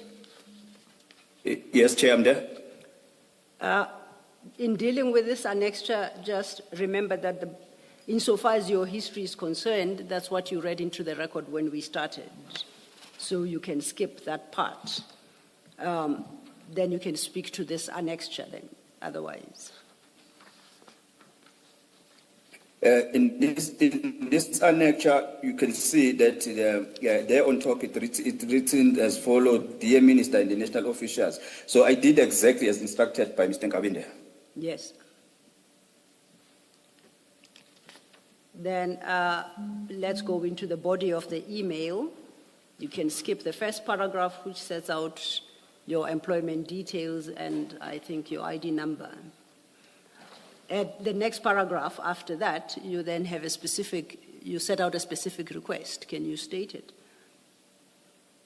I said I request an intervention by the national officials and my employer in my work abuse and unfair treatment when it comes to promotions.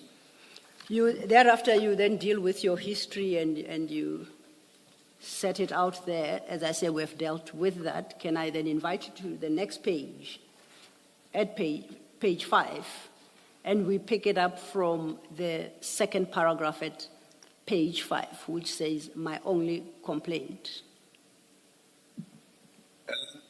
The complaint is simple. In 2018, when my junior police officers were moved to the next ranks, due to years of service, even excluding successes, I was overlooked and sidelined by my employer. Again, in 2022, there was another national instruction for mass promotions for junior police officers to the next ranks due to their years of service, excluding successes, but I was once again overlooked and sidelined by my employer. These promotions... Go ahead. These promotions were for the motivation and the well-being of police officers so that they can perform well in their duties. Please proceed. I am on a witness protection program with full pay as a police officer. I get all benefits like all police officers in the country, including bonuses when due, and I get full medical aid services from PolMed. For the fact that I get these benefits mentioned above, it means I do qualify to be a police officer, and therefore I do qualify to receive all benefits of police officers, including being moved to the next ranks, like all my other colleagues at work. If you can read the first line of the next paragraph then. My only complaint is about the promotions, which are long overdue. So let me just test my understanding. If I understand you correctly, in this email, you made it clear that you accept that although you are on witness protection program, it's with full pay, you get all your benefits, including medical aid, and that your only complaint relates to your being overlooked for promotions. That was your sole complaint. Do I understand you correctly? That's all, Chair. Now, at the last paragraph of that email, it reads, with due respect and humbleness, I request my employer to attend to my grievance by moving me to the suitable rank and consider my experience, my contribution, my successes, and my years of service. End of quote. Did I read that correctly? That's correct, Chair. My question to you is, was your request attended to, and were you, insofar as lack of promotion is concerned, any time between then, when you generated WEU2, and today, as we sit here today? It has been left hanging. It has not yet been being addressed. Okay. It has not yet been addressed. Okay, then let's get back to your statement. We are now on my reading at your paragraph 19 of the statement, page 6. It's about...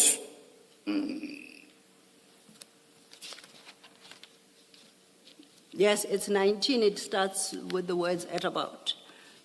At about 2 o'clock, I contacted Mr. Nkabinde on his number, with my cell phone number, asking him if he had received the email that I've sent, and indeed, Mr. Nkabinde confirmed that he did receive the email. Okay. And then let's continue to paragraph 20. Shortly after Mr. Nkabinde and the minister confirmed the receipt of the email, I saw an article in the Sunday World newspaper reflecting my conversation with the minister about Mr. Makaka murder, but with some facts distorted. This article is attached as WE1A, bracket A, in brackets. I noted that some facts were distorted because during May 2021, the Office of the Inspector General of Intelligence had initiated an investigation into the involvement of crime intelligence in the murder of Sindiso Makaka.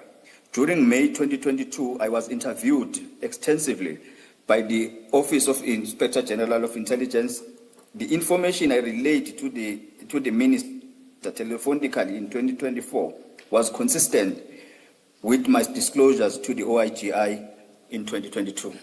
Now, that annexure WE1 bracket A is in your annexure file. Starts at page 3.1. Can you locate it? Yes, I'm there, Chair. And what about this article you say reflects your conversation with the minister? Are you able to highlight some aspects, of course, without providing any details pertaining to Mr. Magaga's assassination? If you can check the Chair at the second paragraph, Sunday World says, Sunday World can today exclusively reveal that an undercover operative who says he initially recruited Magaga's would-be hitman to be an informer has penned an explosive affidavit to the police minister. First of all, there's no affidavit that I've ever sent to the minister. It was an email and a conversation telephonically and those screenshots. There is no affidavit. Exposing how the then 35-year-old politician was ambushed and shot on July 13, 2017 with resources from crime intelligence. Now, I see this article is dated 13 January 2025. At the top there of the article above the picture. Do you see that? Yes, that's correct, Chair. Dated 13th January 2025. It then proceeds to give detail of what this supposed affidavit is supposed to have disclosed regarding the assassination. And that is at page 3.2. Do you see that?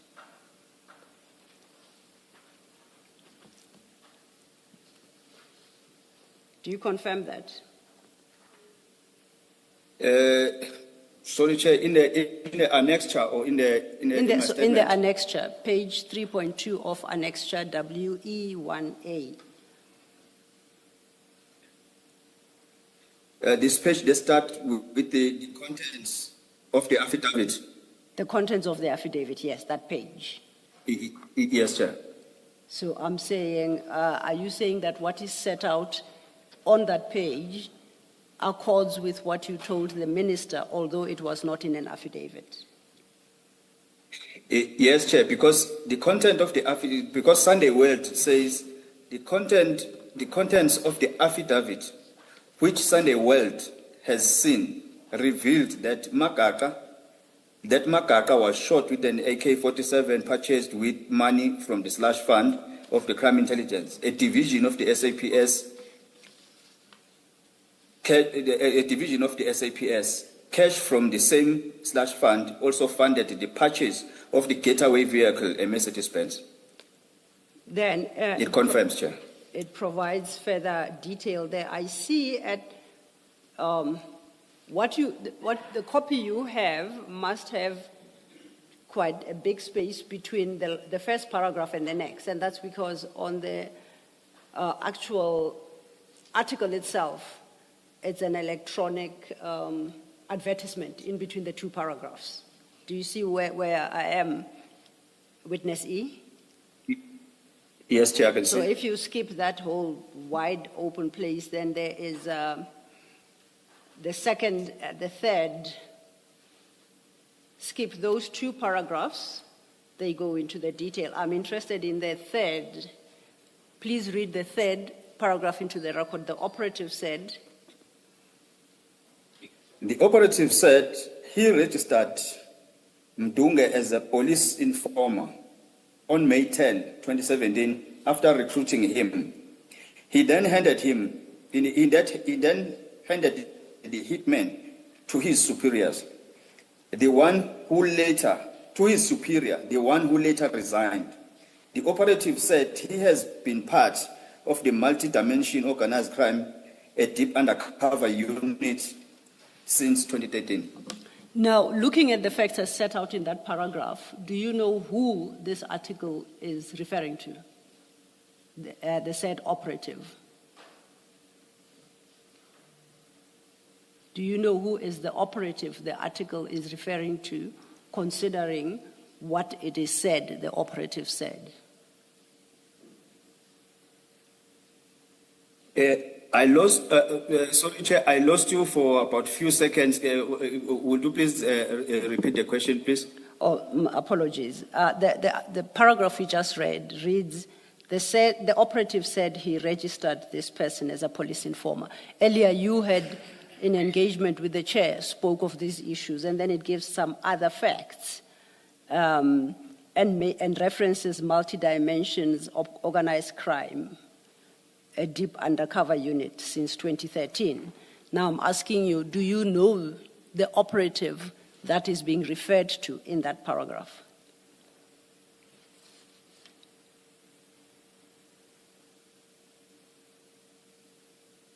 Did you hear the question? Chair, I lost you again. I think it's the network here, but can you just, I hear the other things, but the last question, if you can just repeat only the question itself. Okay, I'll try a shorter one. Who is the operative referred to in that paragraph? Do you know? That is witness E, Chair. That is witness E, you said? Yes, Chair. Okay. In other words, yourself. It's myself, Chair. Then the rest of the article deals with other issues we don't necessarily have to go through, but they are in large part consistent with the contents of Annexure WE1. I would like to refer you now to your statement again from paragraph 21, having read Annexure W1A. You take it from after you saw this specific article. After seeing the article, I then phoned Mr. Nkabinde and asked him why he leaked my email to the newspaper. And he said he didn't see the newspaper. He said he didn't see the newspaper article. I then said to him that I will never send anything to him, as it was directed by the minister that I must send things to Mr. Nkabinde. After the call that I made to Mr. Nkabinde, I received a call from Minister Mchunu with his cell number. It was a WhatsApp call. Minister Mchunu said to me that he had been informed by Mr. Nkabinde that I was accusing him of leaking my email to the newspaper. I indeed confirmed with the minister that I know for the fact that the only people I sent the email to, other than General Masemola, were Mr. Nkabinde and him, the minister. And as such, only the minister or Mr. Nkabinde who had acknowledged of my email. Minister Mchunu that indicated that he would speak to Mr. Nkabinde. Still on the call, Minister Mchunu was still insisting that General Khumalo was behind the assassination of Makaka.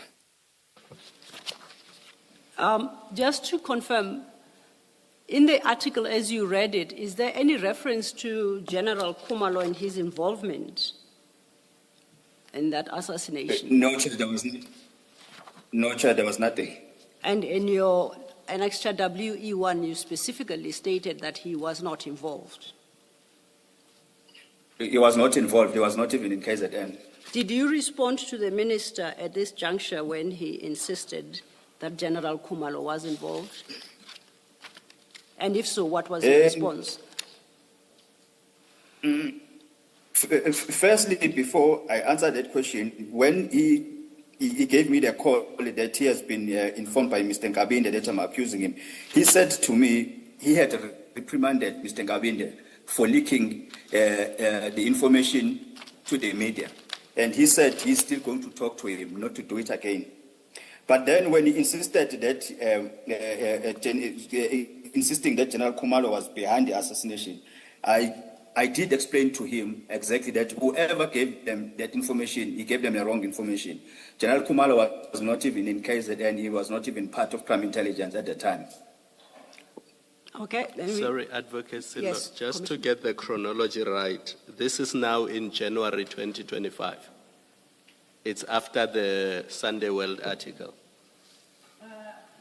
Yes, Chair. So what we are discussing in paragraph 21, where the minister still insists that General Khumalo was behind the assassination, this is after you had seen the 13 January 2025 article. That's correct, Chair. Thank you. Thank you, Commissioner Khumalo. Witness E, that takes us to your paragraph 22 at page 8. Maybe before that, Ms. Sil- Commissioner Baloyi has a question. Yes.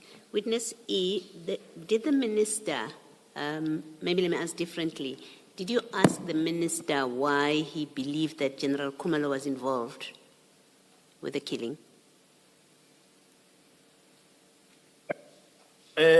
I did not ask him because even in December, when he started saying General Khumalo and former Minister Cele were involved, I said no, they were not involved. But it was Mr. Nkabinde that came in that same conversation, that he was once at the IP and he heard that former Minister Cele and General Khumalo were involved. So I think in my mind at the time, I had an impression that maybe Mr. Nkabinde got that information from IP, but that information was a false information.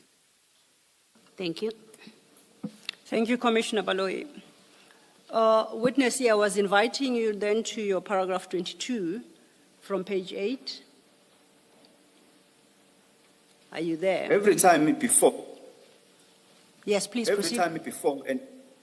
Every time before and after the court appearance of the court proceedings of the Makaka's case, the minister will call me and demand an update of the court proceedings. When I looked at the volume of calls that I was receiving from the minister, I felt that the pressure was too much to handle. Therefore, I contacted the investigating officer in the Makaka case, and I informed him that the calls from I informed him about the calls from the minister. I also informed the IO that the minister alleged that someone informed him that General Khumalo was involved in the assassination of Siniso Makaka. Furthermore, I requested the IO to discuss the situation with General Khumalo. The investigating officer also advised me not to block either the minister or Mr. Nkabinde, but to play along with them so that I will know what their aim was and or intentions.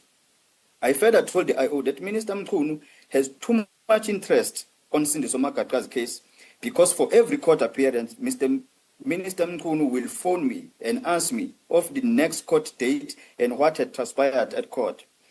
But he doesn't attend court hearings. I also informed the IO that I also informed the minister of the date that Mr. Ngengwa is the Mr. Ngengwa who has since been convicted for Makaka's murder and sentenced to 25 years imprisonment, was going to plead to the murder of Sindiso Makaka. I had requested the minister to be in court attendance for him to see the good work that the team and I had done. But to my surprise, the minister was never in attendance. Now, In what? addition to this, I can say that Yes, please proceed. in Go ahead. addition to this, I can say that this was because the former minister Cele, he used to attend each and every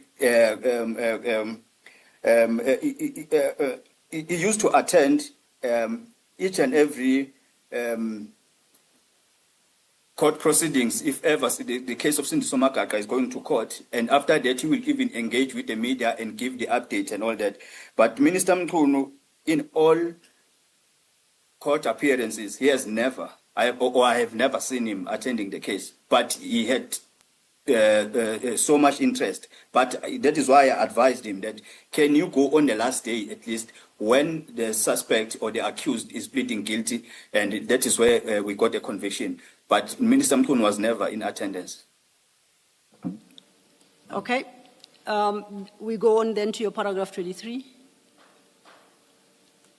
On Thursday, the 3rd of April 2025, at about 7:57, I sent an email to Mr. Nkabinde to his email address, the SAPS address, as to follow up on the initial email that I sent to the office of the minister on the 17th of December. This email is attached as annexure WE3. That annexure WE3 is in your annexure file from page 6. Have you located it?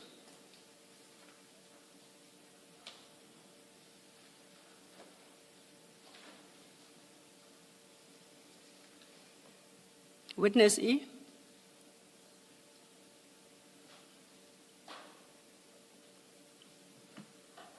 Witness E, can you still hear me?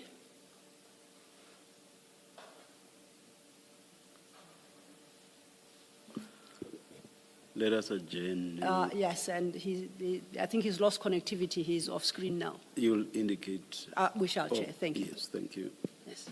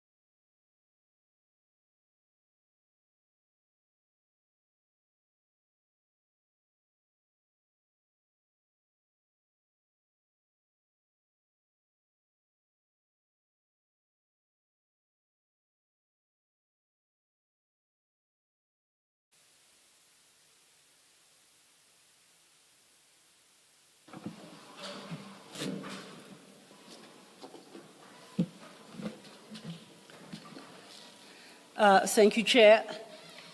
I think Witness E has re-established connectivity and we're ready. Witness E, please confirm you can hear me still. Yes, I can hear you, Chair. Thank you. We're ready to proceed. Thank you, Chair. Witness E, you had dealt with your paragraph 23 where you introduced annexure WE3. Do you recall? Yes, I confirm, Chair. Okay, I had referred you then now to your annexure file and located annexure WE3 at page 6, which is where I had asked you to turn your attention to. Yes, I'm there, Chair. I see this, I see it's an email from your email address as you have provided in the statement. It's addressed to Mr. Nkabinde CM at the subs.gov.za email, and it's dated the 3rd of April 2025 at 7:57, correct? That's correct, Chair. Do you confirm that the first 3 paragraphs deal in large part with matters that you had highlighted in your previous emails? That's correct, Chair. Could you then deal with the fourth, fifth, and sixth paragraphs and just quickly read those into the record? As you were, to explain what you were communicating to Mr. Nkabinde?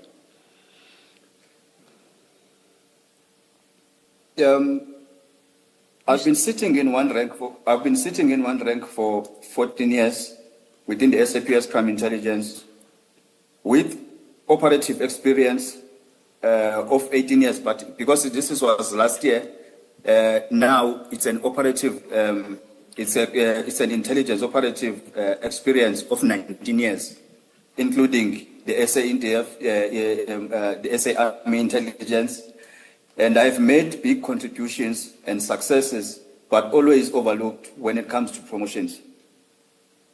Please continue. Read the next. I did receive the correspondence from the minister and also the chief of staff, Mr. Nkabinde, and I was promised that my matter will be attended to. Ever since then, I have never received any feedback or any updates with regards to my complaint. I would like to do a follow-up and receive an update on the progress and how far is the process of my previous letter. So then, this email being of the 3rd of April 2025, you reference in your paragraph 23 that it was a follow-up to your previous email, which is the 17th of December 2024. Are you suggesting that between the 17th of December 2024 until the 3rd of April 2025, you had never heard back from either the minister or Mr. Nkabinde, or both, about your grievance? In fact, I do believe that they have never done anything about my complaint since then. I have never received any feedback, anything. Okay, then let's turn back to your statement, because that will take us to the next event that you deal with at paragraph 24. Before you do that, Mr. On Friday the 4th. Witness E, Commissioner Baloyi wants to Witness ask. E, you, in WE3, in paragraph 3, you say last year on 9 December, after receiving a legal advice when it comes to labor matters, I wrote a formal grievance to the Minister in National Office. And the emphasis is on after receiving legal advice. Is that the advice you refer, and maybe look at your paragraph 13 of the statement and say whether this has anything to do with what you say in WE3? Para 13? Paragraph 13 of my statement, Commissioner? Yes. So in paragraph 13, you say, after the call with the minister, I contacted a friend who happens to be a lawyer to seek advice. Oh, yes. So what I'm asking, or what I'm seeking to clarify, is whether that paragraph 13 has anything to do with what you say in paragraph 3 of WE3. That's correct, Chair, because every time I need some advice, I always ask a friend of mine who happens to be a lawyer. He always give me a friendly advice about the issues that pertaining the law, whether it's labor or civil or criminal. He always advise me. Well, I'm asking to clarify because I understood that you wrote the letter about your grievances, the email, because the minister asked you, what grievances do you have? Put it down in writing. I understood that to be why you wrote the email you wrote with your grievances. But then you speak here in WE3 as having put down these grievances on the basis of legal advice or after receiving legal advice. I just want you to clarify that.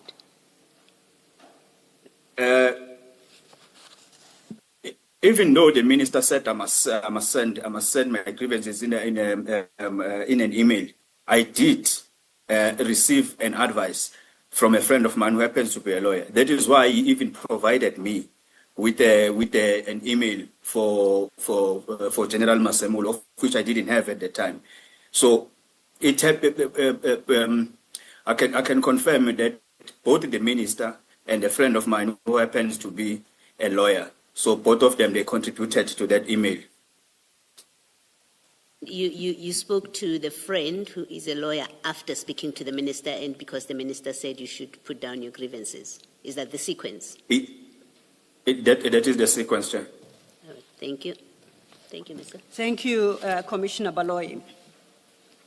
We are now witness E back to your statement, witness statement at page 9 at paragraph 24. On Friday, the 4th of April, 2025, at about 9:34, I received an email from setati@saps.gov.za acknowledging receipt of my email that I have sent to Mr. Ngabinde. This is attached as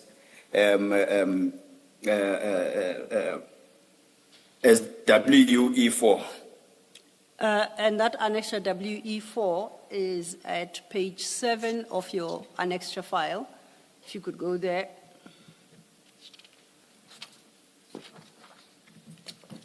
And I see it starts off with an email seemingly from you of the 17th of December 2024 at the bottom of page 7. Is that correct? That's correct, Chair.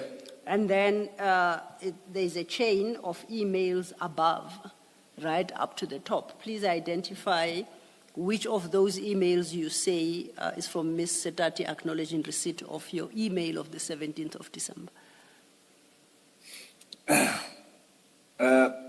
Firstly, I can see that on the 3rd of April, on the 3rd of April, Mr. Ngabinde wrote to Major General Sebola. He said, "Good morning, Major General Sebola. Please find below grievance for your further handling. Provide a report on the 10th of April, 2025 at 1500 hours. With kind regards, Mr. Cedric Ngabinde." And then that message, it was forward. I can see that it was also forward.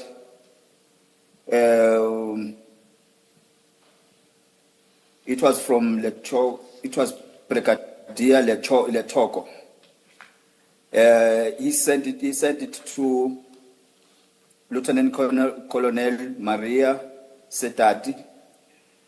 He said, "Colonel, this is more HR related.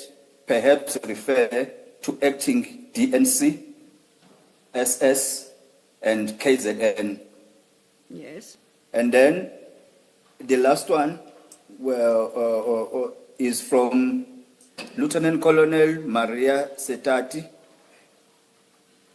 He or she forwarded that message. He then responded to me. He said, "Good morning," but he responded on Friday, the 4th of April, 2025 at 9:34. He said, "Good morning, your email is noted and hereby acknowledged. Respectfully, Lieutenant Colonel Setati. And on that point, the email reads that your email of the 17th of December is noted on the 4th of April 2025 and hereby acknowledged. Was there any further correspondence by Mr. Nkabinde or Ms. Maria Setati or whomsoever from the office of the minister regarding the issues you raised in your 17 December 2024 email? This email, Chair, on its own, it shows that ever since we spoke with the minister and Mr. Nkabinde, they have never attended to my matter. That is why you can see that this email of the 17th of December, Mr. Nkabinde only started to forward this message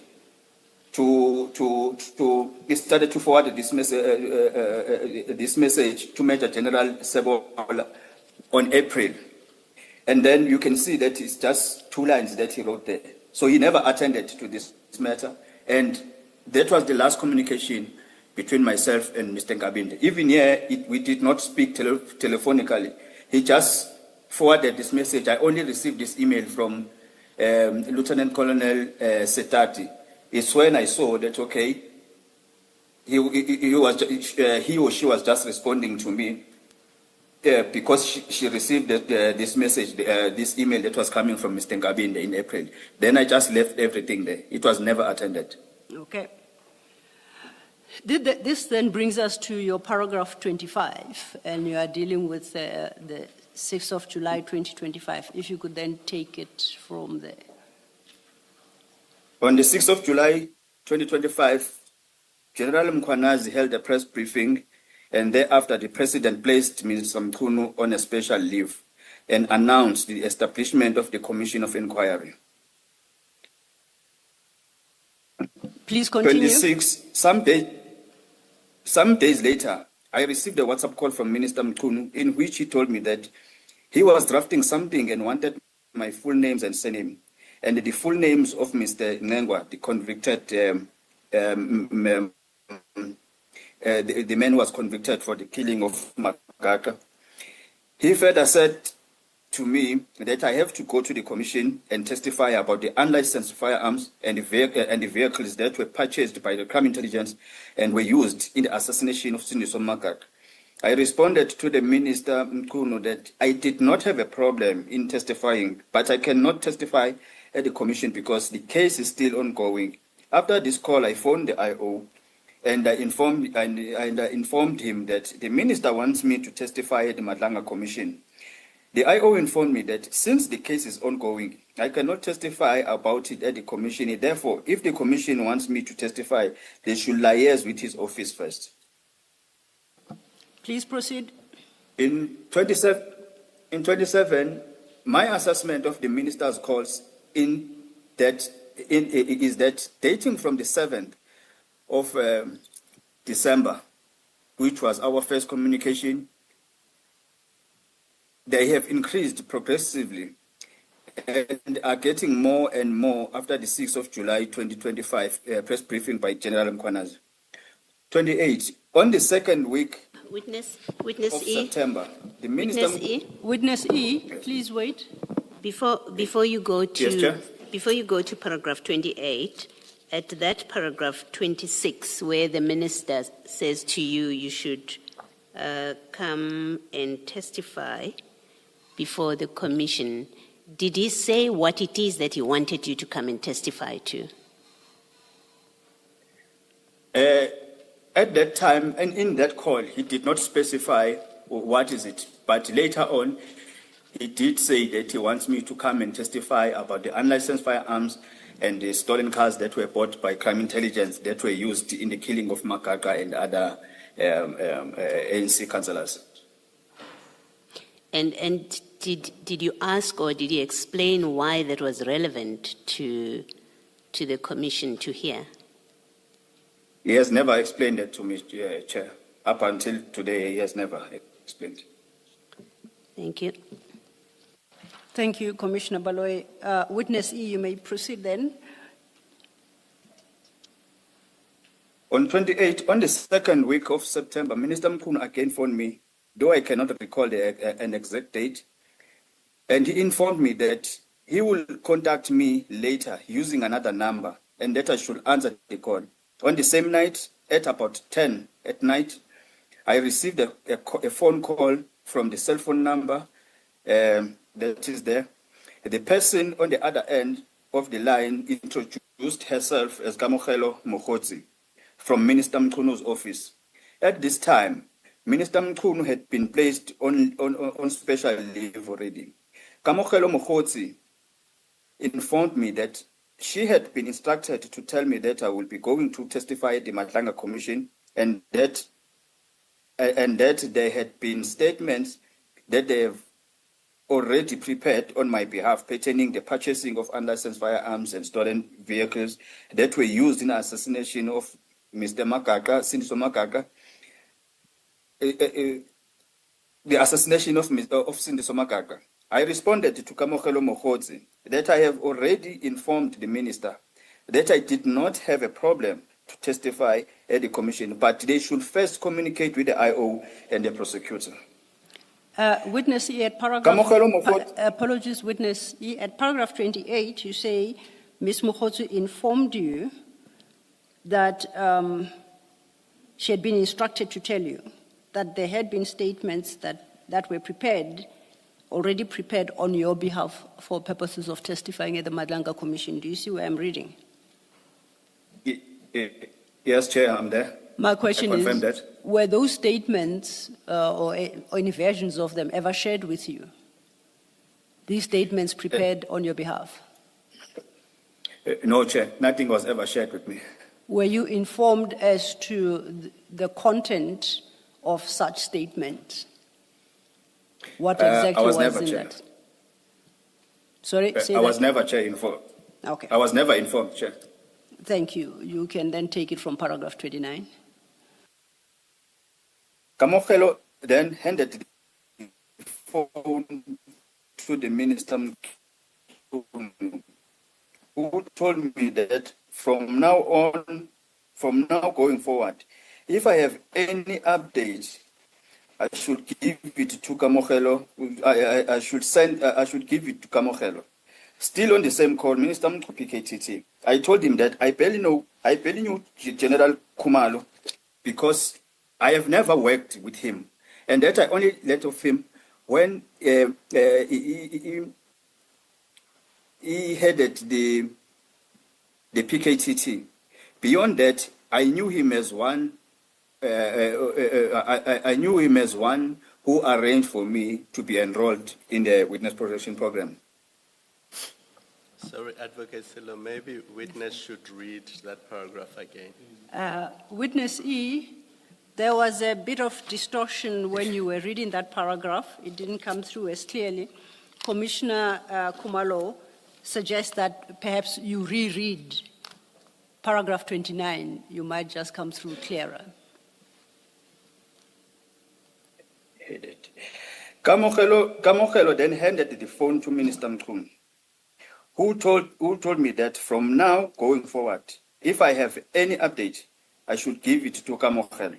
Still on the same call, Minister Mkhunu asked me if I had anything on General Khumalo and the PKTT. I told him that I barely knew General Khumalo because I had never worked with him, and that I only learned of him when he headed the PKTT, or when he was the head of PKTT. Beyond that, I knew him as the one who arranged for me to be enrolled into the witness protection program. Thank you. That was much clearer. You may proceed. The minister started pressurizing me regarding the PKTT. He asked me if I knew of any victims of the PKTT, or if I have any documents or reports that are damaging to the PKTT, and that if I have, I should send them to Kamogelo Mokgotsi. I informed him that I do not know of any victim of the PKTT because I have never worked with them. He then said I should look for the victims or evidence of people who were victimized by the PKTT, and should I find any, I should forward that information to Kamogelo Mokgotsi. Still in September 2025, I received further WhatsApp call from Kamogelo Mokgotsi on cell number that's mentioned there. Minister Mkhunu asked as to what the rank and the names of the Dlamini who was arrested by the PKTT. So this, if I can state it in that call, the call came from Kamogelo Mokgotsi's number, but a person who spoke on the other side, it was the minister. I informed the minister that I did not know who Dlamini was, but I will get his name and the rank. Thereafter, I received a WhatsApp message from the same number of Kamogelo saying, "And the number, please." And my response was that I will ask Mr. Ngengwa, to forward me his phone number. I then did some research and I found him as Bonginkosi Dlamini, a former police officer who's then convicted, and he is currently in custody awaiting for sentencing for crimes unrelated to the Makaka matter. Unrelated to the Makaka matter. I then requested for Dlamini's phone numbers from Mr. Ngengwa, who gave me the phone numbers via WhatsApp, and I forwarded the numbers to Kamogelo Mokgotsi via WhatsApp. Just pause there for a moment. In 32, Minister Mkhunu asked me how can he meet with the suspect. Witness E, please pause for a moment. Commissioner Baloyi. Commissioner.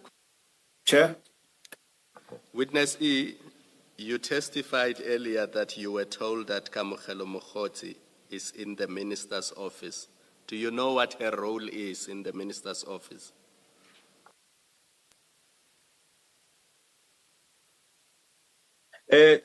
Chair, I know Kamogelo Mokgotsi from the media, but all I know is that she's a spokesperson in the police ministry. All right, thank you. Thank you, Commissioner Khumalo. Thank you. Witness E, you were then at paragraph 32. Minister asked me, and he meet with the suspect on Sindiso Makaka's case, which was Mr. Sibusiso Ngengwa, the already convicted one. I then informed him that he can contact Mr. Ngengwa through the IO or the prosecutor. I offered to give the minister the phone numbers of the IO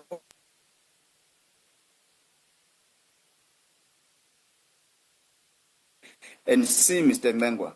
But I advised him that even if he went to the prison to see Mr. Ngengwa, the prison officials will notify the IO to be present during the interview, to be present during his interview with him, because he is now a state witness. The state witness is Mr. Ngengwa.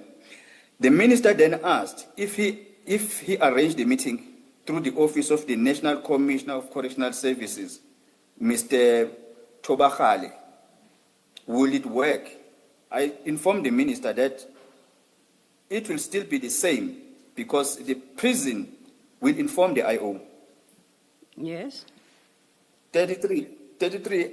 After all this, I then contacted the IO in the Makaka case and informed him that this was becoming too much for me because therefore I wanted him to talk to General Khumalo as the current divisional commissioner for crime intelligence. The IO then asked me if I could make a statement of what transpired between me and the minister, and I informed him that I was willing to depose of a statement. Before you...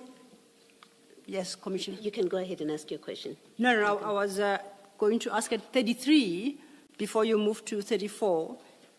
Did you, in fact, depose to such a statement? I did depose a statement and I gave it to the IO. Thank you. Commissioner Baloyi has a question for you. Thank you, Mr.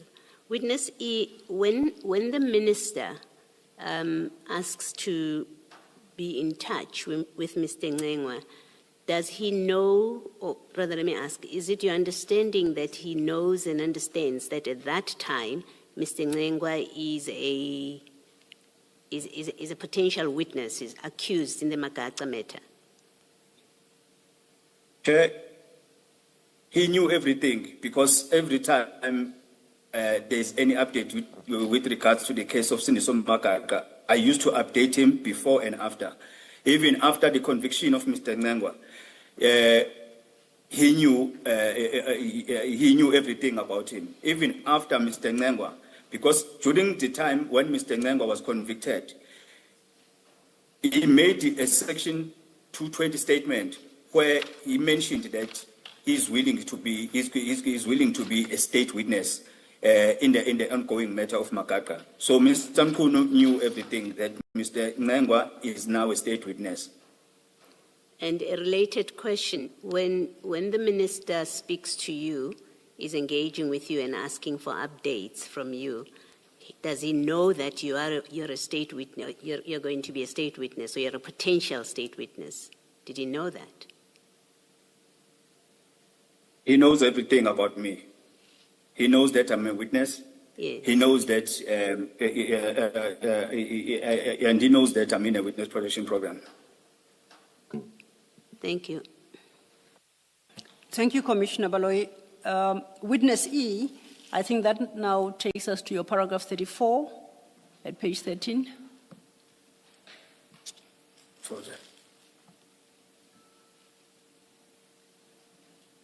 Your statement.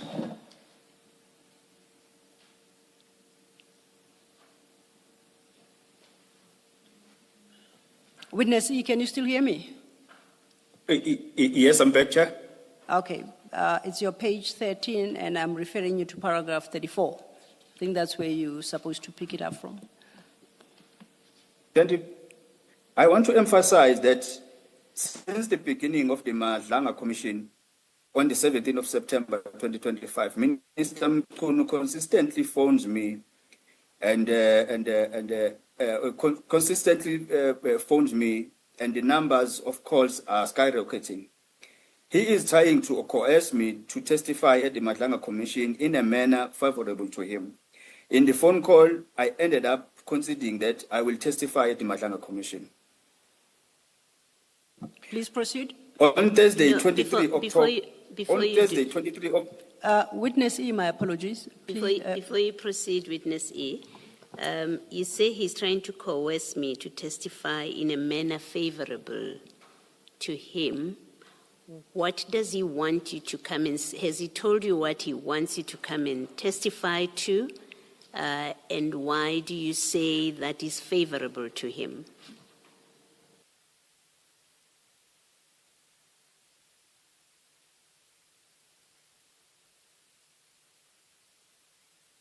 Witness E, you're on mute. Unmute yourself.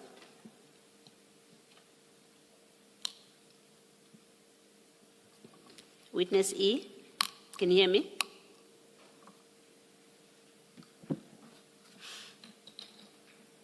Unmute yourself if you can hear me.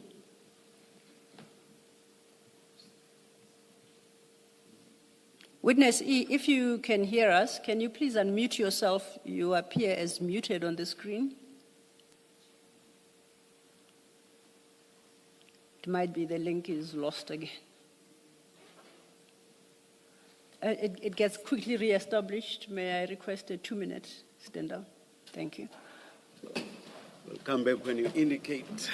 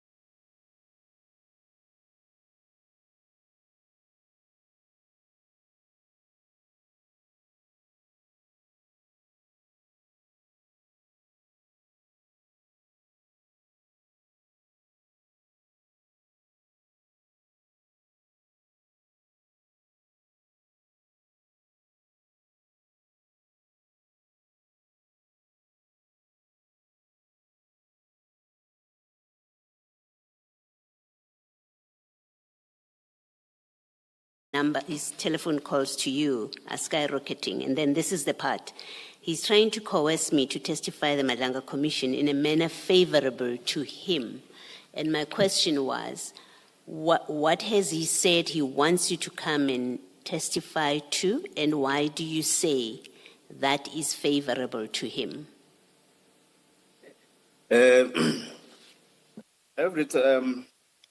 First of all, if I can remind the Commission, there was that time when the same Mr. Ngengwa was convicted to 25 years for killing of Sindiso Makaka. What happened is that the SAPS National Office issued a statement that was giving credits to the PKTT, saying the PKTT, they have worked hard, congratulations and all that. The minister phoned me after that, immediately after receiving the statement. He even forwarded that police statement to me. He said, read that statement. Then I read the statement. He then called me back. He said, have you read the statement? I said, yes, I've read the statement. He said, you see, they are saying it's PKTT that achieved this conviction, but they are not mentioning you. He knew that I was part of the people who achieved that, or who was participating in that conviction. But he wanted to say, I must come to the commission and tell the commission that it's not the PKTT that achieved that conviction, but it was myself who achieved that conviction. That is why I say it is. This is why I say in that paragraph that he was trying to recruit me to testify in a manner that is favorable to him. And when I talk about the calls that are skyrocketing, it's because every time when there's a commission and then there's a witness that is testifying, sometimes he will call me maybe during tea time and say, hey, Wendot, we are Bugada. And then if I say, yes, I'm watching, he said, okay, Bugada. So he used to do that almost every day when there's a witness that is testifying with the matters that relates to case, and he used to call me and make those comments. So that is why I talk about skyrocketing. Thank you, Witness E. Thank you. And I suppose, Witness E, you can tie that up. You don't have to read it with paragraph 30 of your statement.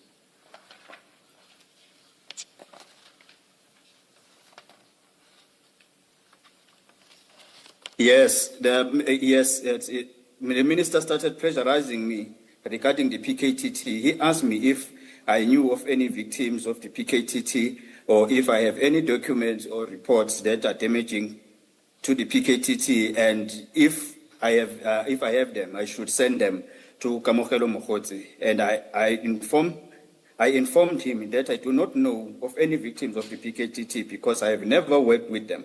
He then said that I should look for the victims and or evidence of people who were victimized by the PKTT, and should I find any, I should forward that information to Kamogelo Mokgotsi. You can see even there in paragraph 31, whereby he was asking me to look for this convicted criminal called Dlamini, who was arrested by the PKTT with the other matters that are unrelated to the murder of Makaka. For the fact that he was asking me to become that investigator now, to investigate and find the people and find that Dlamini, find Mr. Ngengwa's number, find advice from me, how can he get to prison and talk to this Mr. Ngengwa and all that. So that is why I mentioned the pressure. Thank you, Commissioner Kumalo. Witness E, that would then, on my reading, take us to your paragraph 35 at page 13. Can you pick it up? May you come again, Chair? Page 13, paragraph 35. That's where we take it from. Paragraph 35. On Thursday, 23 October, at approximately 11:49, I received a WhatsApp call from a cell phone number that is mentioned there. When I answered the call, the person on the other end of the line introduced himself as Minister Senzo Mkhunu. I can indeed state that from the voice, I can indeed state that from the voice, I immediately recognize that the voice is that of a Minister Mkhunu. On this call, he asked me if the Madlanga Commission hadn't called me yet. My response to him was that I hadn't received any call from them. Minister Mkhunu then told me that I will be called by the Madlanga Commission. He further stated that while giving evidence at the ad hoc committee in Parliament, he deliberately did not mention anything about me because in Parliament they are just playing politics, and that at the Madlanga Commission they deal with the law. Therefore, he will ensure that I am called to Madlanga Commission. Please proceed. After the call, I then checked the cell phone number that the minister used to call me. On that number, when I checked it, it was appearing in the Truecaller app that the number was registered under the name Linda Hlongwa. I do not know who Linda Hlongwa is. Please proceed. On Wednesday, 10 December 2025, at approximately 12:50, I received a WhatsApp call from the cell phone number of the minister. On my cell phone number, the call was from the Minister Mkhunu, who started demanding the statements that I deposed to the PKTT in respect of the Cindy Somakaka's case, including the statements that I deposed to the Madlanga Commission. He further indicated that he wanted me to depose to a new statement pertaining to the buying of stolen cars and unlicensed firearms by crime intelligence, which were used in the killing of Cindy Somakaka and other ANC councillors.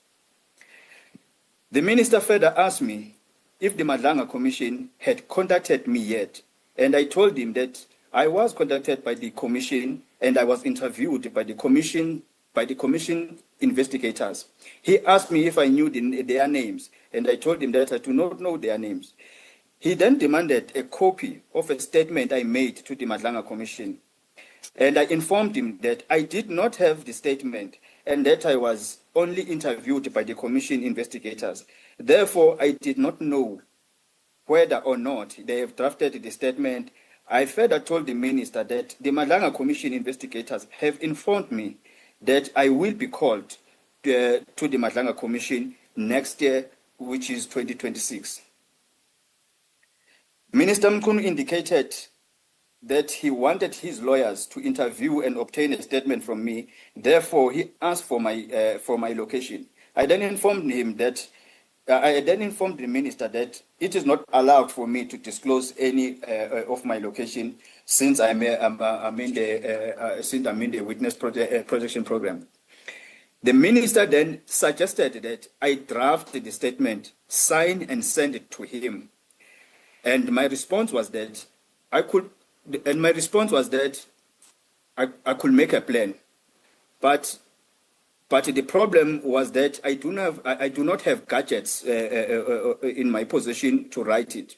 Still on the same call, the minister informed me that when he was at Madlanga Commission, he handed an envelope containing 8 names to the commission, and that my name was on that list. Furthermore, that the commission had rejected that envelope, and that of the 8 individuals on that list, 7 of them had already submitted statements to his lawyers, and that it is only my statement that is outstanding. He emphasized that the lawyers had given him a submission due date or a deadline of 12 December 2025. The minister further indicated that amongst the 7 individuals that submitted statements, some of them were close to the PKTT. On the same date. Yes, continue. On the same date, on Wednesday, 10 December 2025, at about 15:57, I saw on my phone that I had two missed calls from cell phone number of the minister, and 1 missed call of a number that I didn't know at the time. At about 15:58, I received a call, a WhatsApp call from Minister Mkunu's cell phone number. And the person on the other end indicated that he was Minister Mkunu and he was going to call me with another number. And I should answer the call when it came through. At 15:58 on the same day, I received a WhatsApp call from the very same number that I didn't know whose number it was at the time. This number reflected on my WhatsApp as saved as Lindo Mtembu. And even on my Truecaller, it was registered as Lindo Mtembu. When I answered the call, I realized that the person on the other end of the line was Minister Sezo Mkunu, who asked me if I had started drafting the statement, and that if I had finished drafting the statement, I should send it to his lawyer, who I understood to be called Barnes. He said, I must send it to Barnes. I'm not sure about the correct spelling. I must send it to Barnes via WhatsApp to Barnes' cell phone number. Then he provided the cell phone number as it stated there, or the cell phone number of Mr. Linda Mtembu. I then checked the cell phone number, that one of Mr. Barnes, and then in my Truecaller app, it showed that it was registered under Sandile July. If I can just add something in that paragraph, paragraph 40, is that I did ask the minister on this day, because there was a media statement that the minister doesn't have, his phones were taken. So I thought he doesn't have a phone all along because he was very quiet. But on that day, on Wednesday, when he started calling me and then he started changing numbers, I asked him, why is he changing why is he calling me with different numbers? He said, no, he doesn't want to talk in his phone because he believes that his phones are being monitored. That is why he keeps on asking other people to give him a phone so that he can call me. Okay. On paragraph 41, on this call, the minister directed me that the statement should state as follows, and I'm paraphrasing. He said paragraph 1 should read as follows. During 2017, crime intelligence bought unlicensed firearms and stolen cars through the Secret Service account, and these guns and cars were handed over to the hitman Jabulani Mdunge, also an informer, and Sibusiso Nangwa, who were eventually hired to kill the ANC Youth League member, Mr. Sindiso Makaka. He said paragraph 2 should read as follows. In 2018, after the establishment of the PKTT, which is led by General Kumalo, the PKTT engaged with me and a statement was obtained and all details were given about the involvement of crime intelligence into the killing of Sindiso Makaka. Paragraph 3 should read as follows. From 2018, after the establishment of the PKTT, General Kumalo was heading the PKTT.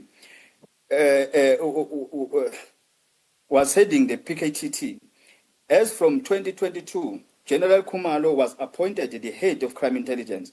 To date, General Kumalo has never done anything about the information that I have given pertaining the involvement of crime intelligence members, even though he is the head of crime intelligence. Paragraph 4 should read as follows. Sometimes this year, 2025, Minister Mkunu and I spoke about my promotion issue and that the minister promised that he will escalate the matter with the SAPS. In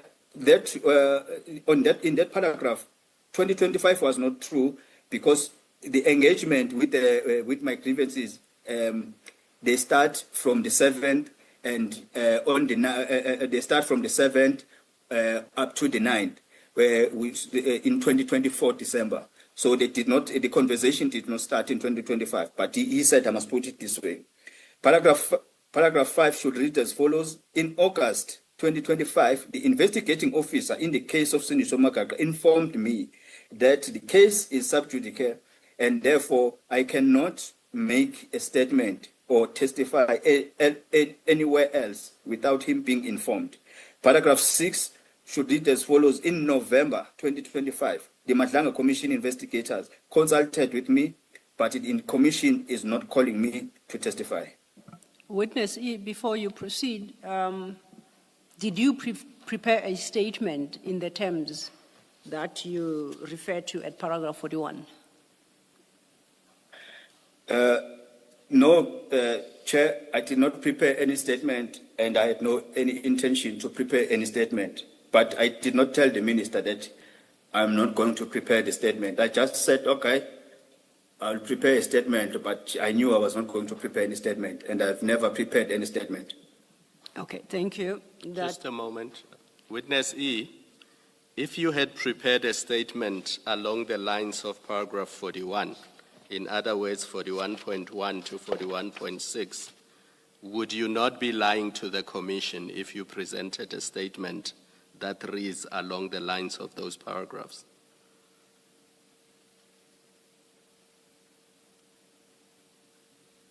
Can you repeat the question again, Commissioner Kumar?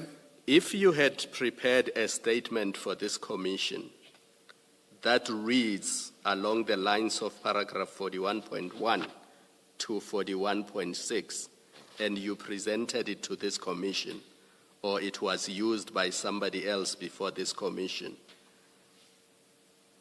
would that not be a lie? Would that statement not be lying to this commission? For example, you gave an example about paragraph 5. You said it was not in August 2025, it was in 2024. Yes, Chair. That was paragraph 4, where he said sometime this year, whereby he told me, whereby this call was last year, December. He said somewhere this year, which is not true. It was not somewhere this year, which is 2024, which is 2025, but it was somewhere in December 2024 where we had that conversation. So if I drafted a statement like this and I signed it under oath, the statement was going to be a false statement. So if I drafted it in this session. He was encouraging you to lie to this commission. I believe so, Chair. If I may follow up on those questions, Witness E, was it your belief that the minister, if he indeed so suggested, knew that what he wanted you to testify to, in the terms as set out in paragraph 41, constituted falsity? Are you convinced that he was aware that those statements would be false? He was aware, Chair. He was aware, Chair, because the emails, they speak for themselves in the annex charts. That on the 9th, I did send emails to Ngabinde. I did, and the minister and Ngabinde did receive those emails, and the conversation started in December, not in 2025. So it was going to be a false statement. Okay, thank you. Can I just check this, Witness E? Paragraph 41.2, is that accurate, what you were supposed to write? Does that reflect what happened? In 2018, after the establishment of the PKTT, which is led by General Khumalo, the PKTT engaged with me and a statement was obtained, and all details were given about the involvement of crime intelligence into the political killing, into the killing of Cindy Somagato. Yes. It won't be correct, Chair. It won't be. Yes, carry on. It was not going to be correct because no one can produce a single statement that I made to the PKTT in 2018. The statement was made in January 2019, but the engagement started in 2018. But still, even that engagement was not a direct engagement. I engaged with General Chiga, who was the head of crime intelligence in KZN. He's the one who engaged General Khumalo, who was a brigadier at the time. So I did not have a one-on-one conversation with the PKTT in 2018. But my engagement with the PKTT was via General Chiga. Then in January 2019, it's where a statement was obtained. That statement is the one that will be used in court in the case of Siliso Makata. So even that first paragraph, we were going to have issues with it. Yes, and you told the minister that it was only in 2019. The minister knows everything. I told him everything. But this is how he wanted me to draft a statement that is needed. In fact, he wanted to send his lawyers to me so that I can engage with his lawyers, then they can take statements, because now I know that he did provide, even with this Mr. Ngangwa, he did provide him with the lawyers to take statement from him. Now I know that it was confirmed by Mr. Ngangwa himself that the minister provided him with the lawyers. So he wanted to provide me with the lawyer so that I can draft this version of his, of which this version, if I had to sign this version, I was going to be signing a false statement under oath. Yes, thank you. Thank you, Commissioner Baloy. Just to locate us in the statement, witness E, we are at page 17, paragraph 42. Still on the same day, on Wednesday, the 10th of December, 2025, at about 22:10 at night, but it was 21:39, Minister Mkunu called me again through a WhatsApp call with his cell phone number now. And he asked me if I have finished with the statement. Furthermore, the Minister Mkunu indicated that the due date or the deadline for the statement is now Thursday, 11 December 2025, which is the following day now. And he said it's no longer Friday, the 12th. And he even gave me the time that it must be submitted before 12. On this call, the minister indicated that should I finish writing the statement, I will be very free for the rest of my life. But he said it in Zulu. He said, "Wandoda, moke wanginika le statement, uzoba happy impilo yakho yonke, uzojabula kakhulu impilo yakho yonke." That's how he said it.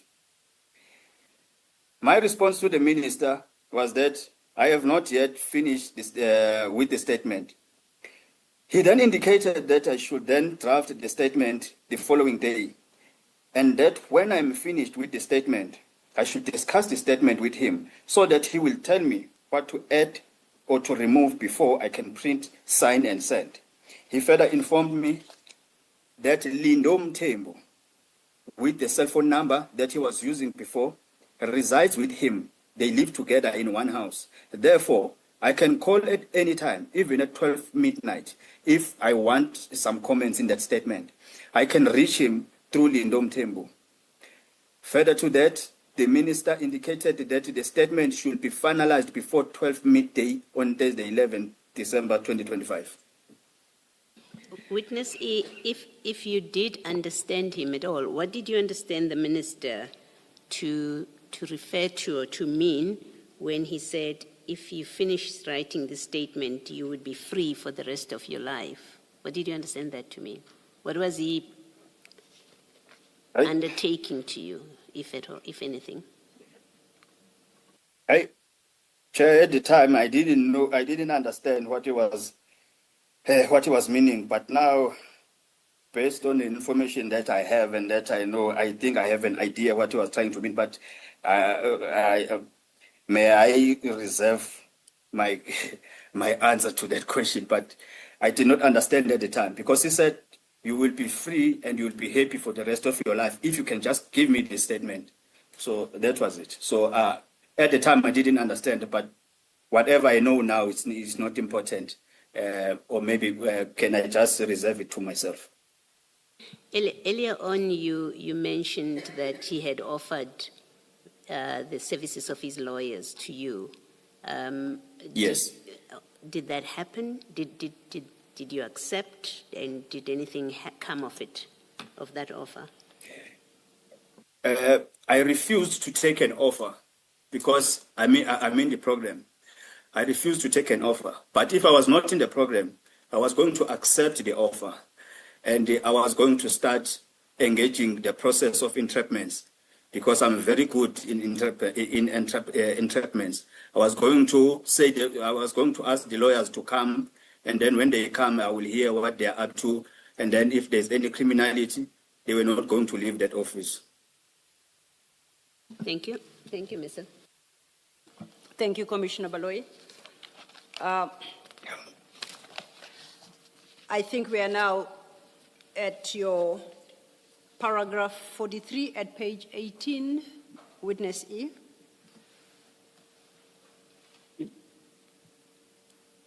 Are you there? On Thursday, the 11th of December, now it's the following day, at about 8 a.m., 10 past 8 a.m., I received a WhatsApp call from cell phone number of Lindom Tembu, who resides with the minister. In that call, Minister Mkhunu asked if I was finished writing the statement. And when I said I was still busy writing the statement, he then said that he wanted to supply the statement to his lawyers before 12 midday. At about 13:15, I missed 3 WhatsApp calls from the cell phone number of Lindom Tembu. I attached the screen grab of the call log. It is attached as WE5.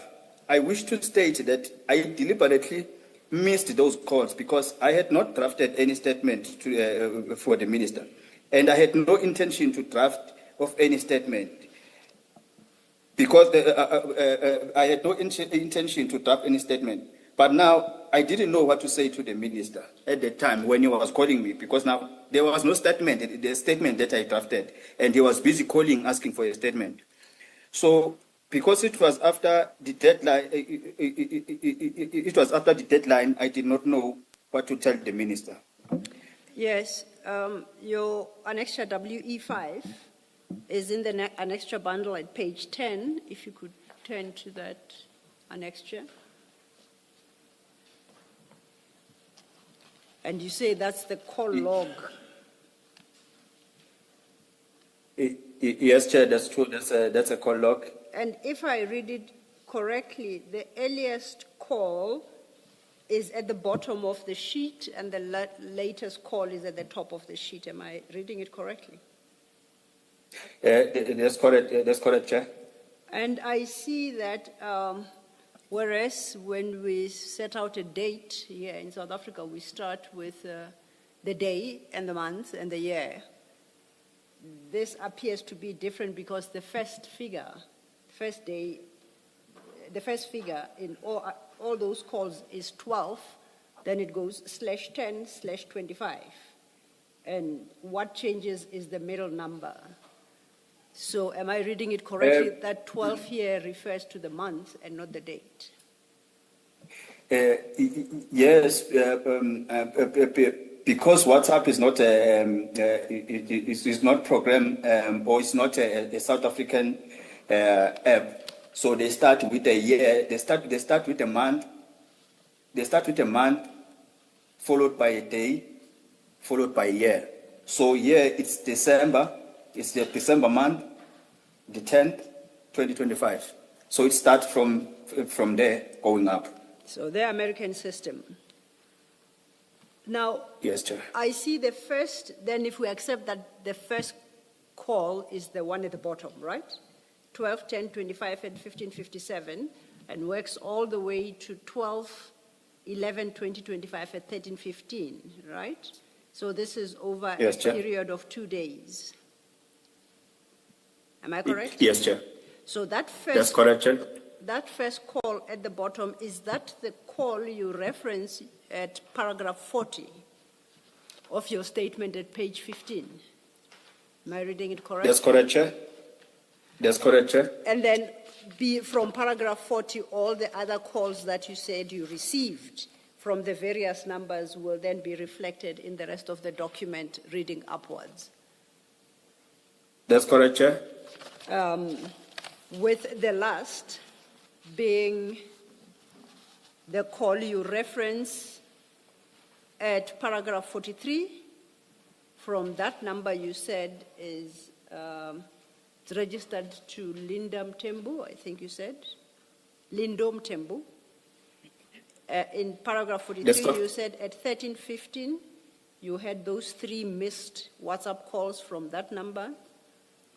And I see the top entry on your annexure WE5 is that number. You cited paragraph 3, and it's in red, reflecting that it's 3 missed calls. Am I reading the annexure correctly? Yes, correct, Chair. Thank you, witness E. You may then proceed to your paragraph 44.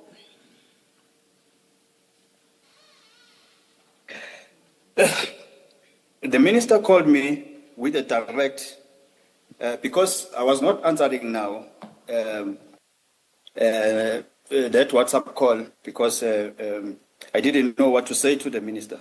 But then he started calling me with a direct call.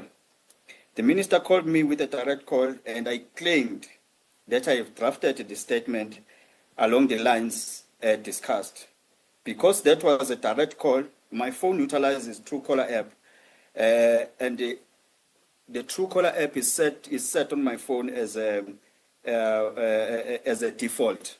So therefore, the call was automatically recorded. The recording of the conversation is attached as annexure WE6. Thank you, witness E. Before you if I can- proceed, that your WE6 is a voice recording. It's referred to in the statement, but it's not transcribed. Commissioners, what we have provided by witness E is the actual recording. So we propose that perhaps we play the recording and then witness E speaks to it, and then subsequently we'll attend to transcription of that recording. Thank you, Chair. Witness E, we are going to play a recording you provided, and we have marked annexure WE6. Please listen to it, and then you'll take some questions. Thank you.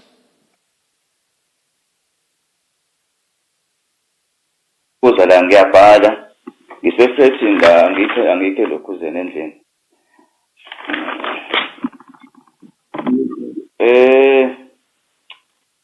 ngibhale izinto ezu 1 2 3 4 ngibhale izinto ezu 5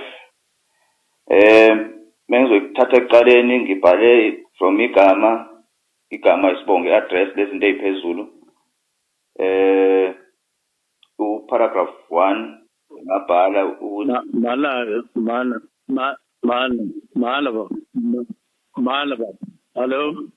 Hello. yes Mala. Ubhalile uqedile manje noma kwaqeda? angakaqedi angithi bengifuna ukusilungisa sengibhalile kodwa ngicabanga ukuthi ngiqedile kodwa manje kufanele ngistype ngoba manje bengifuna ukuthi kodwa aqale uzwe ukuthi ngibhale kanjani.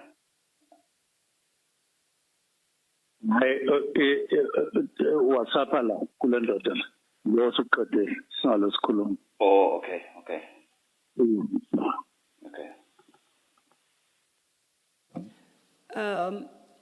Witness E, are you able to identify for the record whose voices we hear on annexure WE6? Chair, that was Minister Senzo Mkhunu. And talking to... And he was talking to me because he wanted that statement so badly.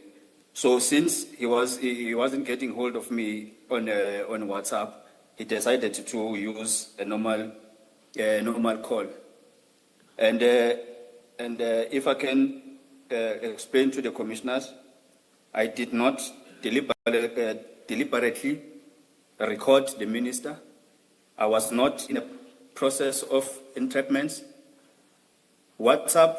The Minister Mkhunu stated told me in December 2024 that he doesn't want us to talk on a normal call because his phones might be monitored. He wants us to use a WhatsApp call because a WhatsApp call cannot be recorded. There's no option to record. So because he was desperate for this statement, he was then forced to call me on a normal call. But you could hear from how he speaks that he was not comfortable in talking more in a normal call. The reason why I'm explaining this is that I did not record all the other conversations that we had with the minister because we use WhatsApp calls. And if ever, according to my old Smolanyana knowledge, if ever I have to record someone and I use another device, I will be embarking in entrapments. And if I have to embark on entrapments, I have to follow certain laws.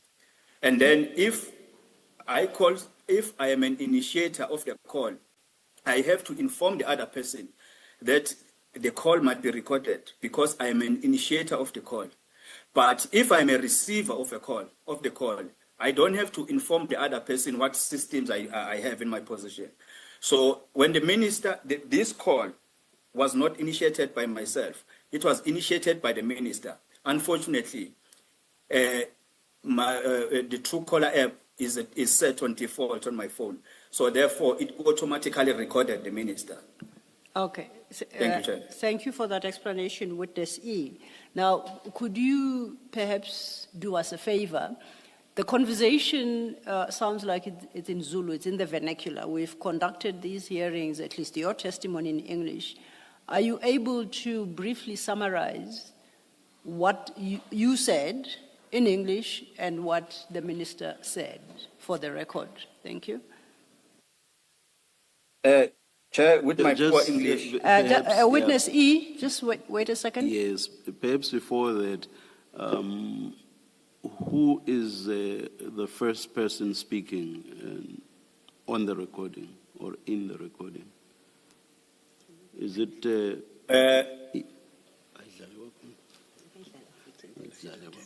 Just perhaps please replay. I will replay it, Chair. Yes. Witness E, please, we are going to replay the clip. Please listen to it and then take some questions from the commissioners. Thank you.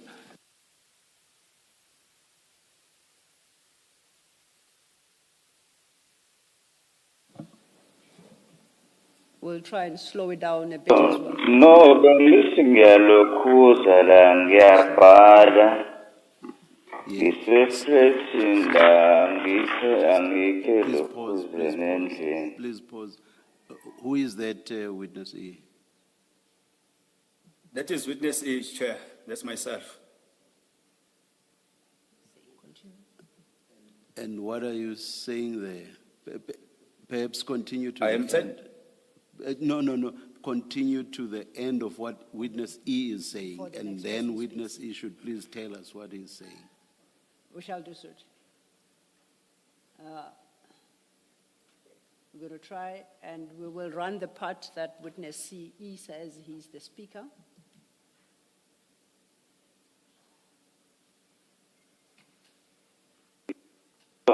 No, ngiyalokhuza la ngiyabhala. Ngisefreshini la angikhe lokhuze nendlini.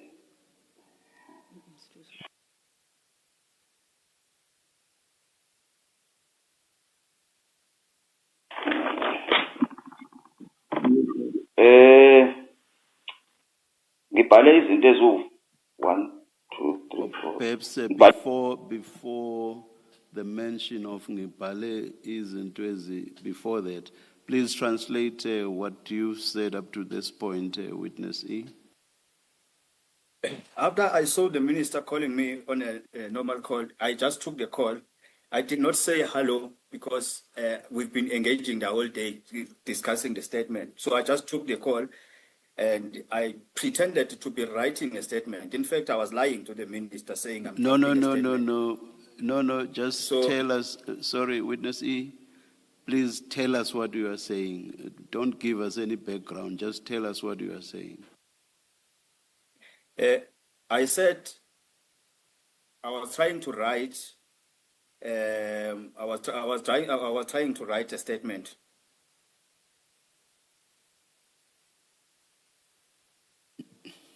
That's very short. I'll just suggest that we are going to replay that part and try and stop before he gets to the second part. Okay. Thank you, thank you. We'll replay the first part. Please listen carefully, witness E, and translate for us. Thank you.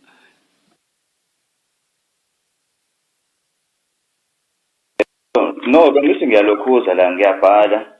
Ngisefreshini la angikhe lokhuzeni endlini. Okay, please translate that portion. I was trying to write a statement, but I'm not in the house. I'm at the flat. Okay, we go to the next part. Ngibhale izinto eziwu 1 2 3 4. Ngibhale izinto eziwu 5. Okay, can you translate that bit for us? I wrote five things. 1 2 3 4 5. Thank you. Thatha ekuqaleni ngibhale from igama isibongo address lezinto eziphezulu. Paragraph 1 ngabhala Mala.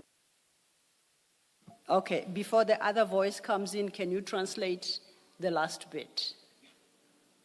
I started writing my name, surname, and I started writing the preamble of the statement. Okay. Then I think now we get to the part where the other voice comes in. Malava.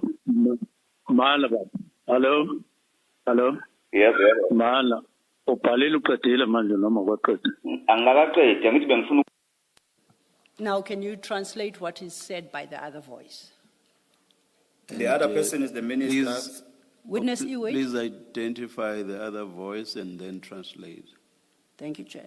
The other person who's responding is Minister Mkhunu. He says, mana. It means wait.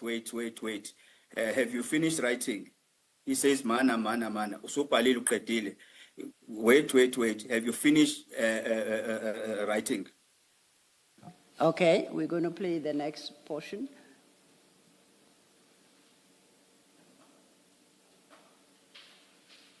angithi bengifuna ukusilungisa sengibhalile kodwa ngicabanga ukuthi ngiqedile kodwa manje kufanele ngistype ngoba manje bengifuna ukuthi kodwa uqale uzwe ukuthi ngibhale kanjani.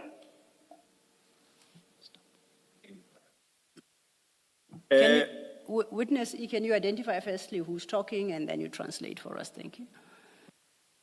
The second person who responded is myself. I said, I think I finished writing or drafting the statement, but I think I'm not yet done. I just wanted to confirm it with you so that you can see, so that you know what has been written or what I've written in the statement. Okay, thank you. We proceed. ukuthi ngibhale kanjani.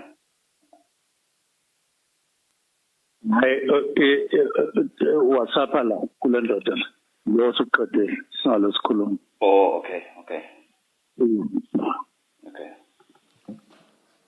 Okay, then can you translate the last bit? The last person is Minister. The second last person. The second last person was Mr. The Minister Mkhunu. He said, no, I must send it via WhatsApp to this man. This man is Lindo Mthembu, the one who stays with him in the house, and he was using his number. He said, just WhatsApp it, just draft a statement and finish and send it on WhatsApp to this man, Lindo Mthembu. We must not keep on talking. And then I said, okay. Then that was the end of the call. Thank you.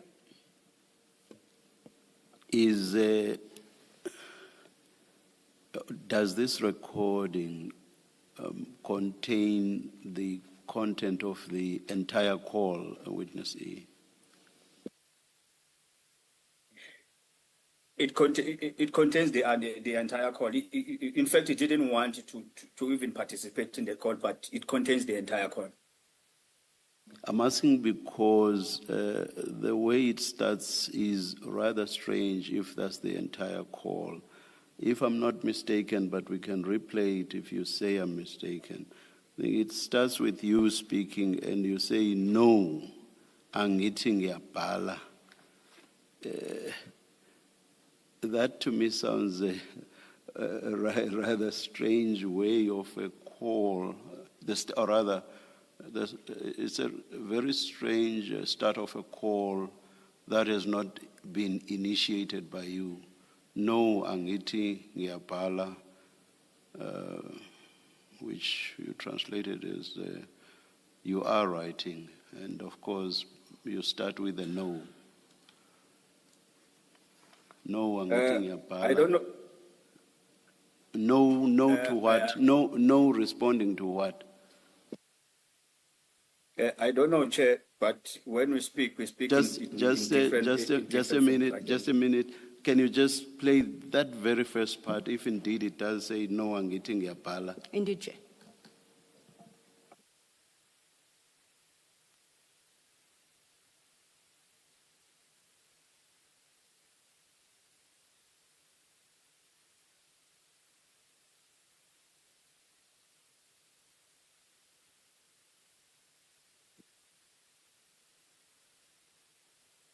No, bengithi ngiyalokhuza la ngiyabhala.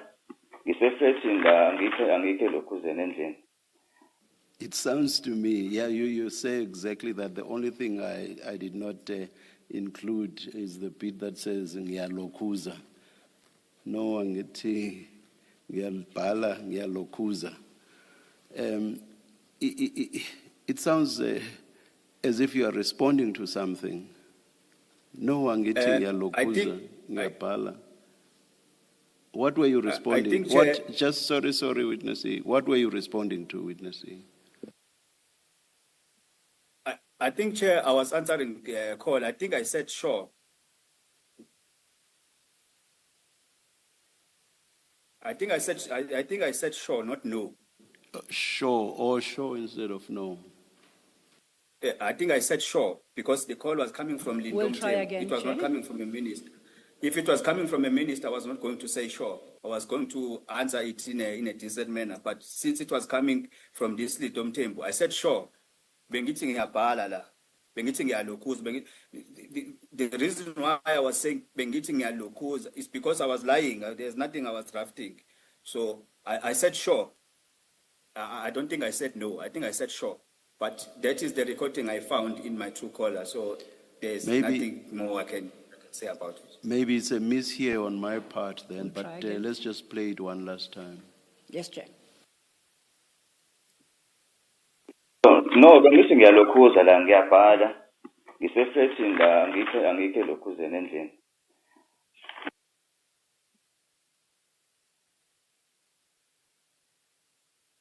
I'll leave it, but to my ear, it still sounds like no, Witness E. And as I said, if indeed it is a no, it sounds to me as if you were responding to something. You couldn't just say, you're picking up a call and you just say, no, angithi ngiyabhala ngiyalokhuza. It sounds as if you are responding to something. If indeed in the end we say, or rather, we take the view that it's a no, would you accept that you would have been responding to something? And that ordinarily that's not how you would have spoken upon picking up the call? Chair, I cannot confirm that. That recording is what I found. I'm not as I said, I'm not the one who recorded the recording. The phone, the app itself is the one that recorded the phone. So I've got no answer on that question. Thank you, Chair. Thank you, Witness. Yeah, I think you had confirmed that that is the totality of the conversation as we heard. Is that correct? That's correct, Chair. Okay. That would then take us to your paragraph 45, still on page 18. On the same day, I received a WhatsApp call from cell phone number of Lindom Tembo, but it was a WhatsApp call now, this one. This time, it was Lindom Tembo who spoke to me. It was no longer the minister. It was Lindom Tembo who said to me that the minister had indicated that I should not send a statement anymore because I have missed the deadline of 12 o'clock. After this call, I then contacted the IO and I informed him of the phone calls, and he advised me to depose a statement in that regard.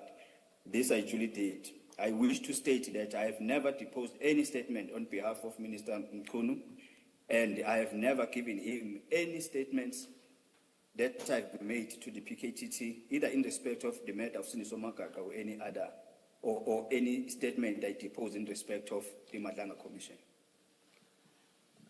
Thank you, Witness C. That brings us to the end of your statement, your written statement, as you have tendered to the Commission. Is there anything else you would like to bring to the Commissioner's attention before I declare your testimony complete?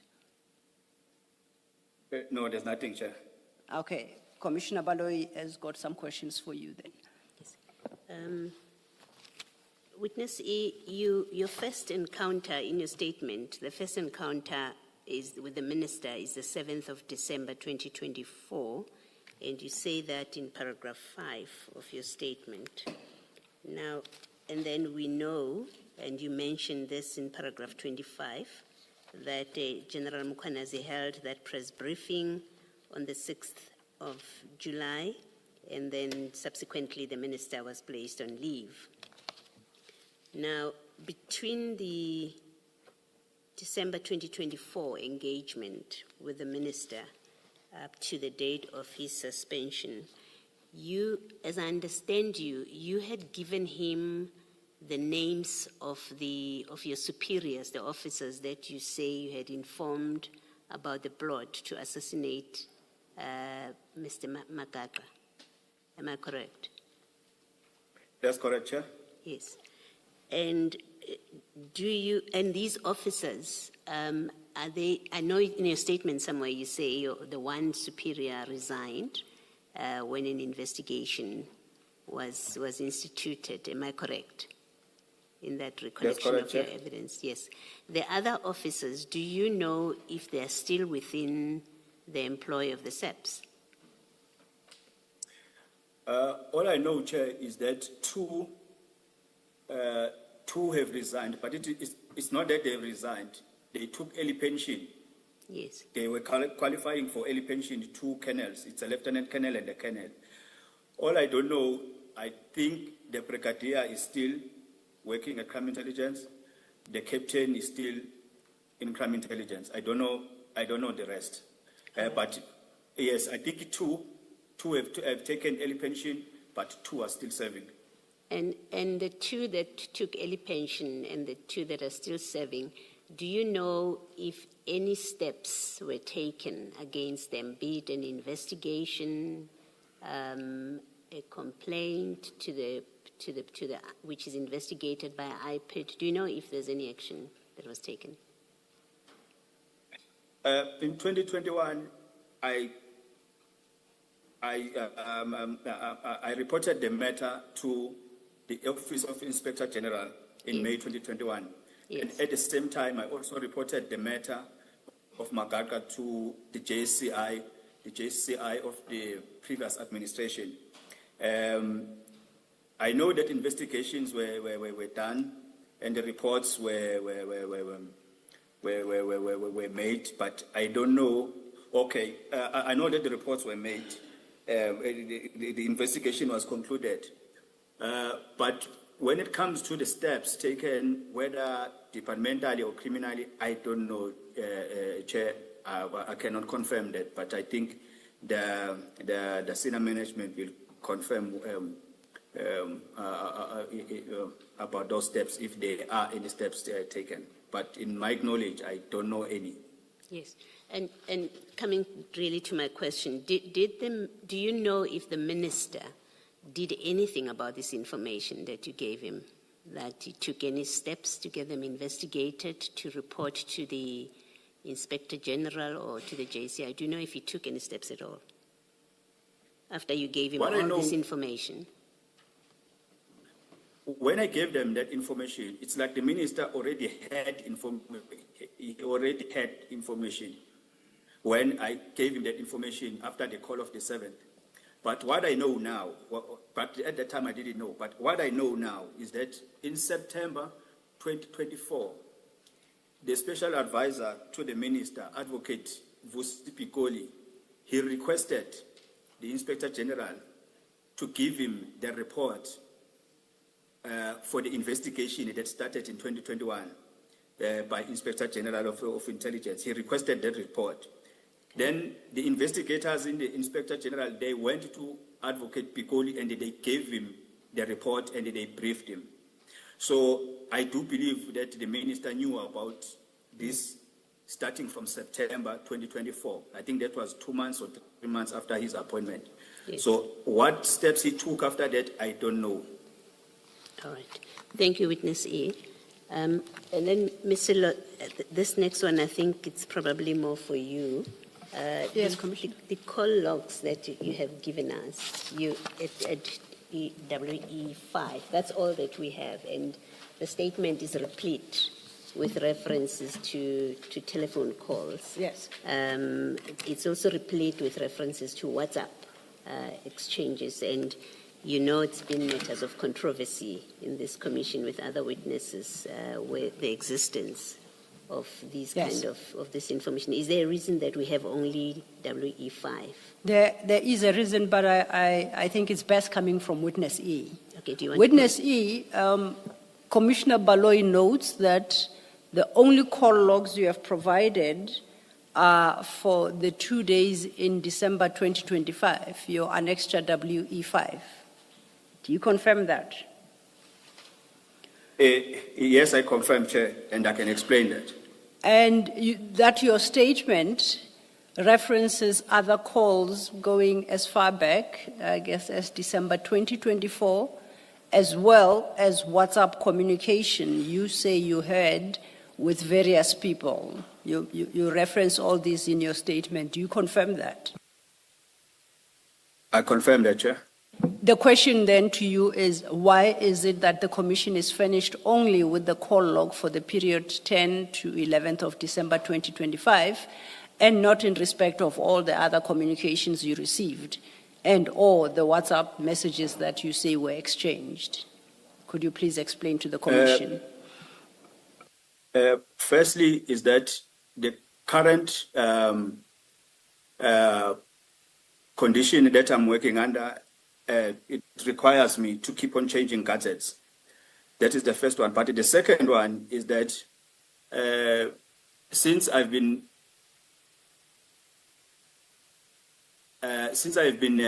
working undercover for 14 years, it's a habit that I don't keep information long in my phone.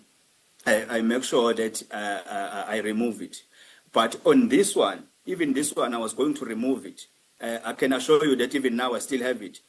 It's the IO that told me after the first call, in December, that look, because you've got a habit of removing things in your phone. So look, if that call that we have received from a minister, don't delete it. So that's how I kept that call log. Otherwise, even that call log, in fact, I was going to delete it same day. I don't keep things in my phone because I used to operate undercover, live with criminals in such a way that they suspect that there's a riot amongst us. They would say, bring your phone. And then they'll find their photos in my phone. They will find messages sending them to my commanders, find call logs, and then I can be assassinated immediately. So it's a habit. It's it's a life that I've been living because to work undercover, it's not that easy that you can just keep everything in your phone. But once you get evidence, you send it somewhere. After sending it somewhere, you can remove it from your phone. Thank you, Witness E. Thank you, Mr. While on that, Witness E, can I confirm with you whether should the commission seek from service providers records in respect of all these telephone numbers you provided that and you say you engaged with. Do you confirm that those records will confirm what you have set out in your statement? They will get everything 100%, Chair. Thank you. Witness E. Commissioner Kumalo. Yes. Witness E, just 2 follow-up questions. If you go to page 10 of your statement,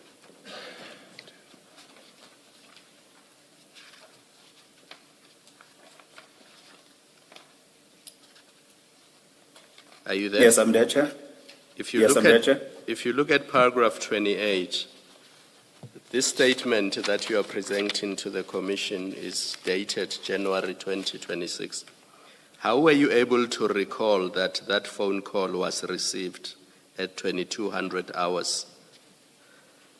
I mean, if you don't have a record of these telephone calls, how were you able to recall that it was from that 076 number and it was at 2200 hours? I took note, Chair. I have a notebook. Then I took note. I started, in fact, after the press briefing, I started because I'm a person, the IO advised me that because you are a person who always remove things from your gadgets, each and everything that you think it might be helpful in future, just take notes. So I took note of that. That is why I can remember. And the service provider can prove that call, that indeed it is there. Okay, so you have something akin to a diary or a notebook? Yes, I do. I've got a lot.